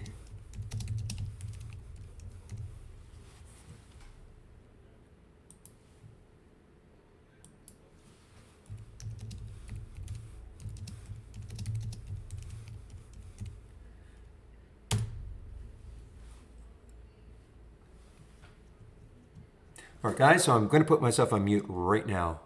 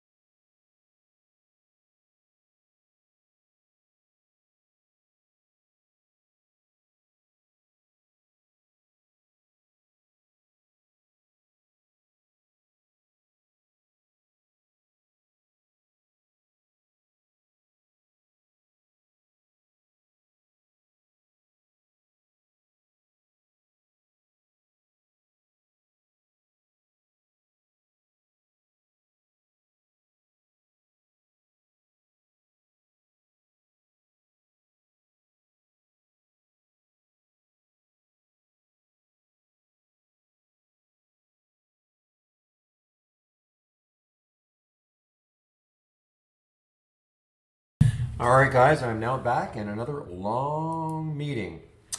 So, what's happening since I was kind of keeping my eye on the TKATs of the world and all? So, Jaden, you had a question. I hope you're still in the room.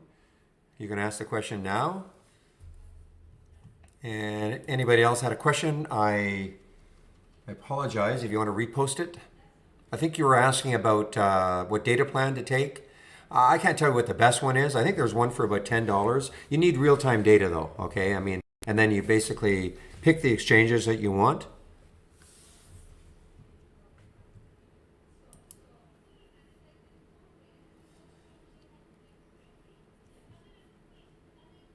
But yeah, what a 45 minutes for the market. Yeah, those are big candles for the SPY.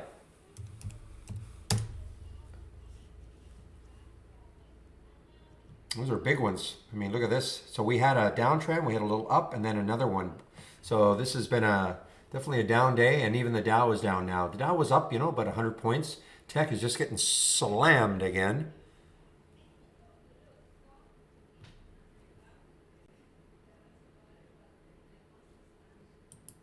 So, Jaden, are you still there in our YouTube room?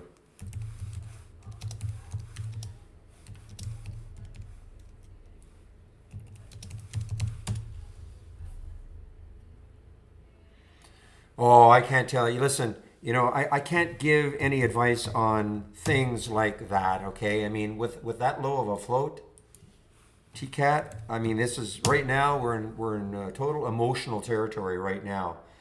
It's been halted several times. This is something. I mean, I don't feel comfortable saying yes. I think it's a buy at this level, or no, it's not a buy at this level. I'm sorry. Something like this is just way too emotional.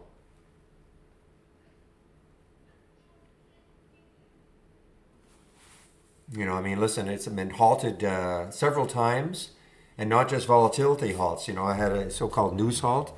It's where the SEC questions them, why were you going up so much? And they're saying, well, there's no material reason. We all know why. I mean, it's been hyped. I'm not saying the company did it, but it's been hyped, all to do with the NFT stuff. So where this is going, I can't, I don't know.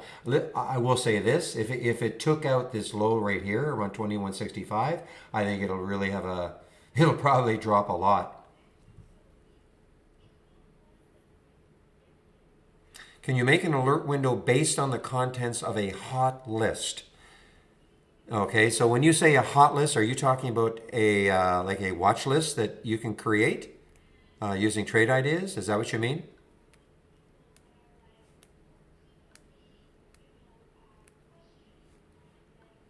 And that is for you in Rothable, because you can, yes. I mean, you just basically, I'm going to drop a video in here, which I think will show you what to do. We call it a symbol list instead of a watch list, but it's the same thing.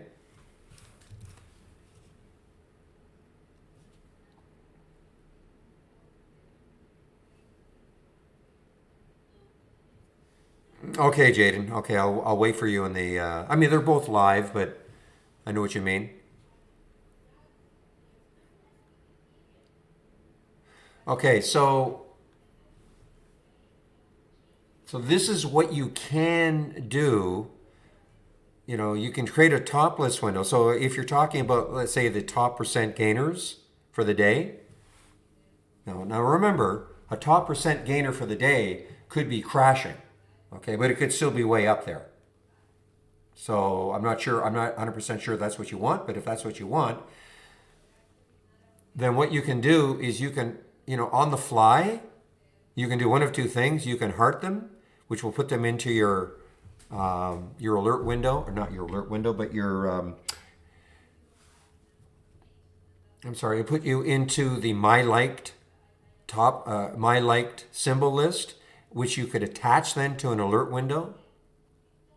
First of all, have you ever created a symbol list before? I think what I should do is pop this in here, so it'll explain how to create a symbol list. Number one, okay, because I think that's what you can do. Or on the fly, you see, I can do something like this. Let's just say, for argument's sake, I want a TCAT into this list that you're talking about.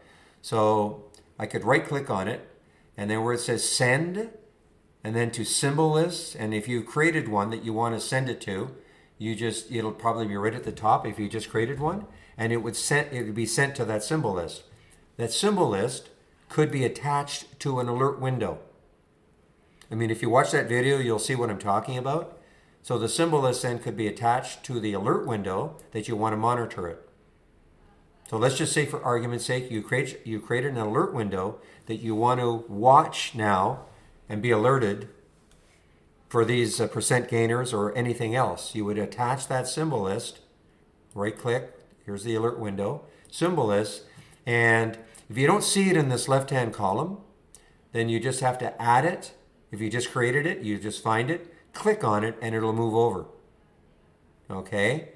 And then this is a drop-down menu, only the following list. You would say that and check it. That's what I've done here. I have a symbol list that I created called Best WL. Okay, and it's attached to this alert window.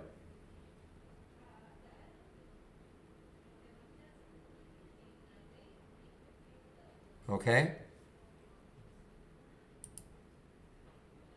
Well, I hate saying what the best one is. I think you just have to have a real-time data plan. I think there's one for $10, but you need a real-time data plan, and then you pick the exchanges you want. Probably want New York and NASDAQ, okay? But I can't tell you that's the best. I mean, some people want level 2. I don't care about level 2.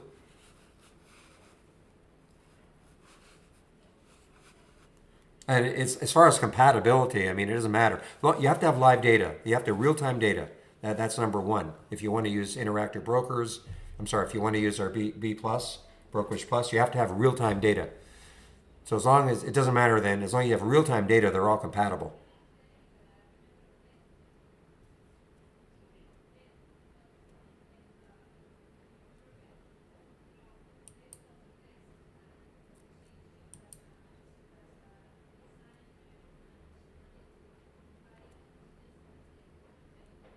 Boy, this TKAT is not giving up. It is not giving it up. I mean, this is going to be interesting to see how it closes.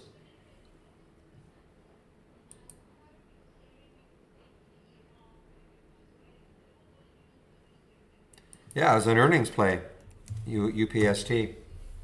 Right there, March 17th, post-market, released after hours. That's, this was part of the ones, I put this in the pre-market active section. I don't usually trade. I wish obviously in retrospect, I wish I had traded this one. I typically don't trade stocks this expensive, but this would have been one to make an exception to because it was so, you don't have to take very many shares.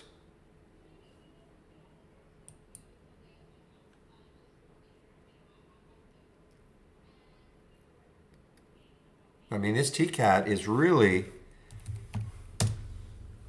it's really accelerating now, guys. I mean, it hit $40. Amazing.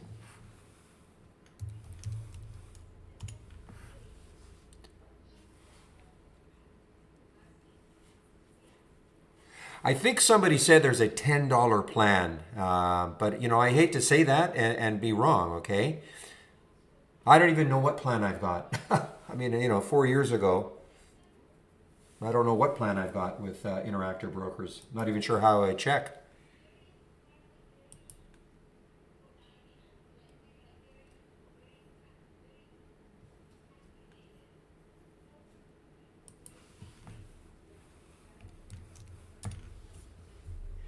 So Jaden,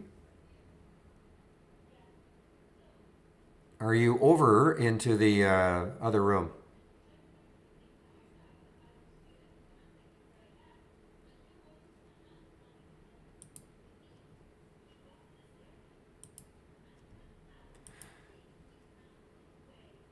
No, I was kind of kidding, Gordon. I was kind of kidding. I mean, I know there'd be a way to do it, but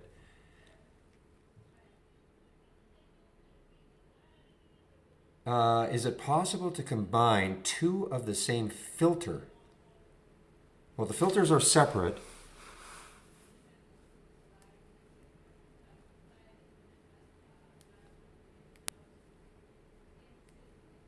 I see what I think I see what you're trying to do. So we have a time. I mean, I'm not sure. I'm not sure what you're trying to do here. NTD expert. I mean, we do have a time filter that you can use with one. Let me just put time in here. So if you right click on your alert window, you see time of day. So I mean, if you wanted to delay alerts till 10 minutes after the open, you could use this. You know, add the filter and put 10 in here if that's what you wanted to do. And then, but I think you'd have to have another one. There's the max. Yeah, I don't know. I've never tried that. I've never tried that. I mean, obviously you can do the 10. If you put max 10 minutes, you'd have to do the math, okay, what that would be. I don't know what that would do. You could try it.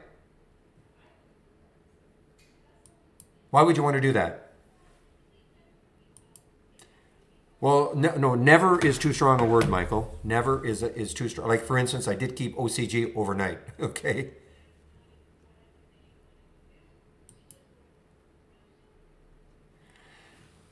Ah, about a year off. Hope you had a, a productive year off.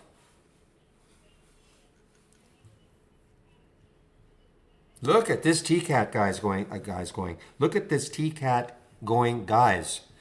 Wow. Well, this might put a, this might not be over then. I don't mean this particular stock, but maybe this NFT craze.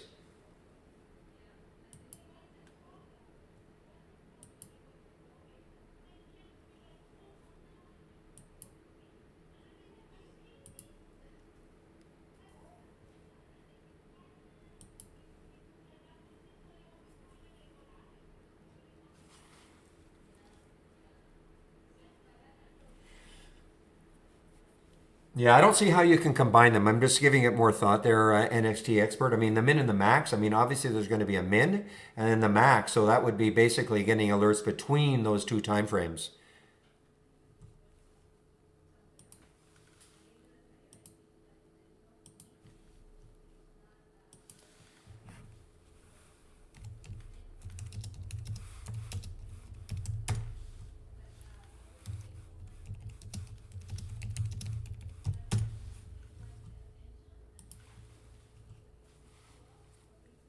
Yes, I do. Okay, so right here, if you click on my home page, hopefully you can see that.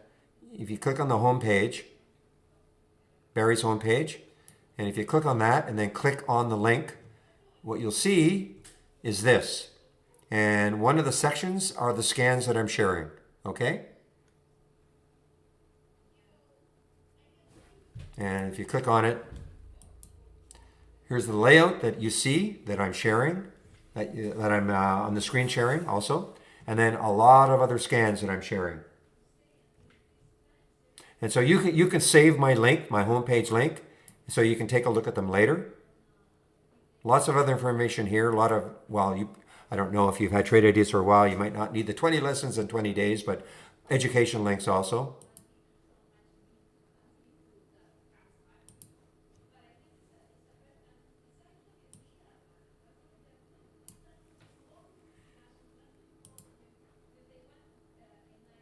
Okay, did you get that, BM?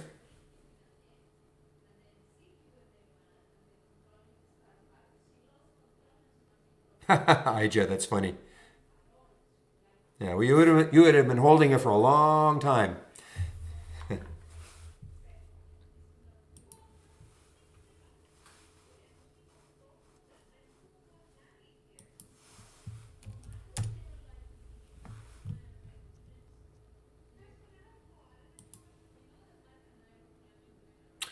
All right, guys. Unless there are any other questions, I usually shut the room down at 3. So if there are any other questions, I will stick around. Otherwise, I'll shut the room down. What a day, man!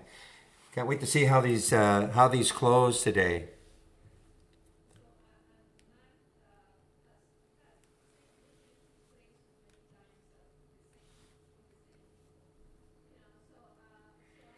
All right, guys, I don't see any other questions.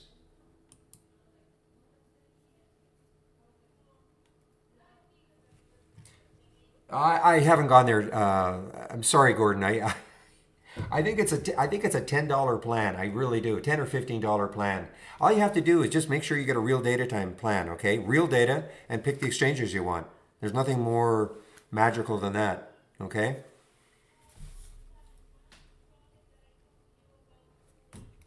All right, guys. I'm going to shut the room down now. I don't see any other questions. So, whew, what a day. So before I do that, I have to make sure I have to change my day.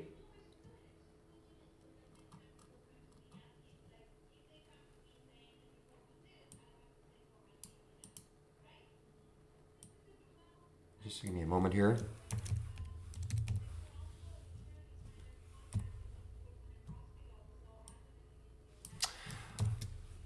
Okay, yes, so I'll open the room tomorrow at 9 o'clock Eastern Time. So hope everybody has a great evening, and we'll see you tomorrow. Bye-bye.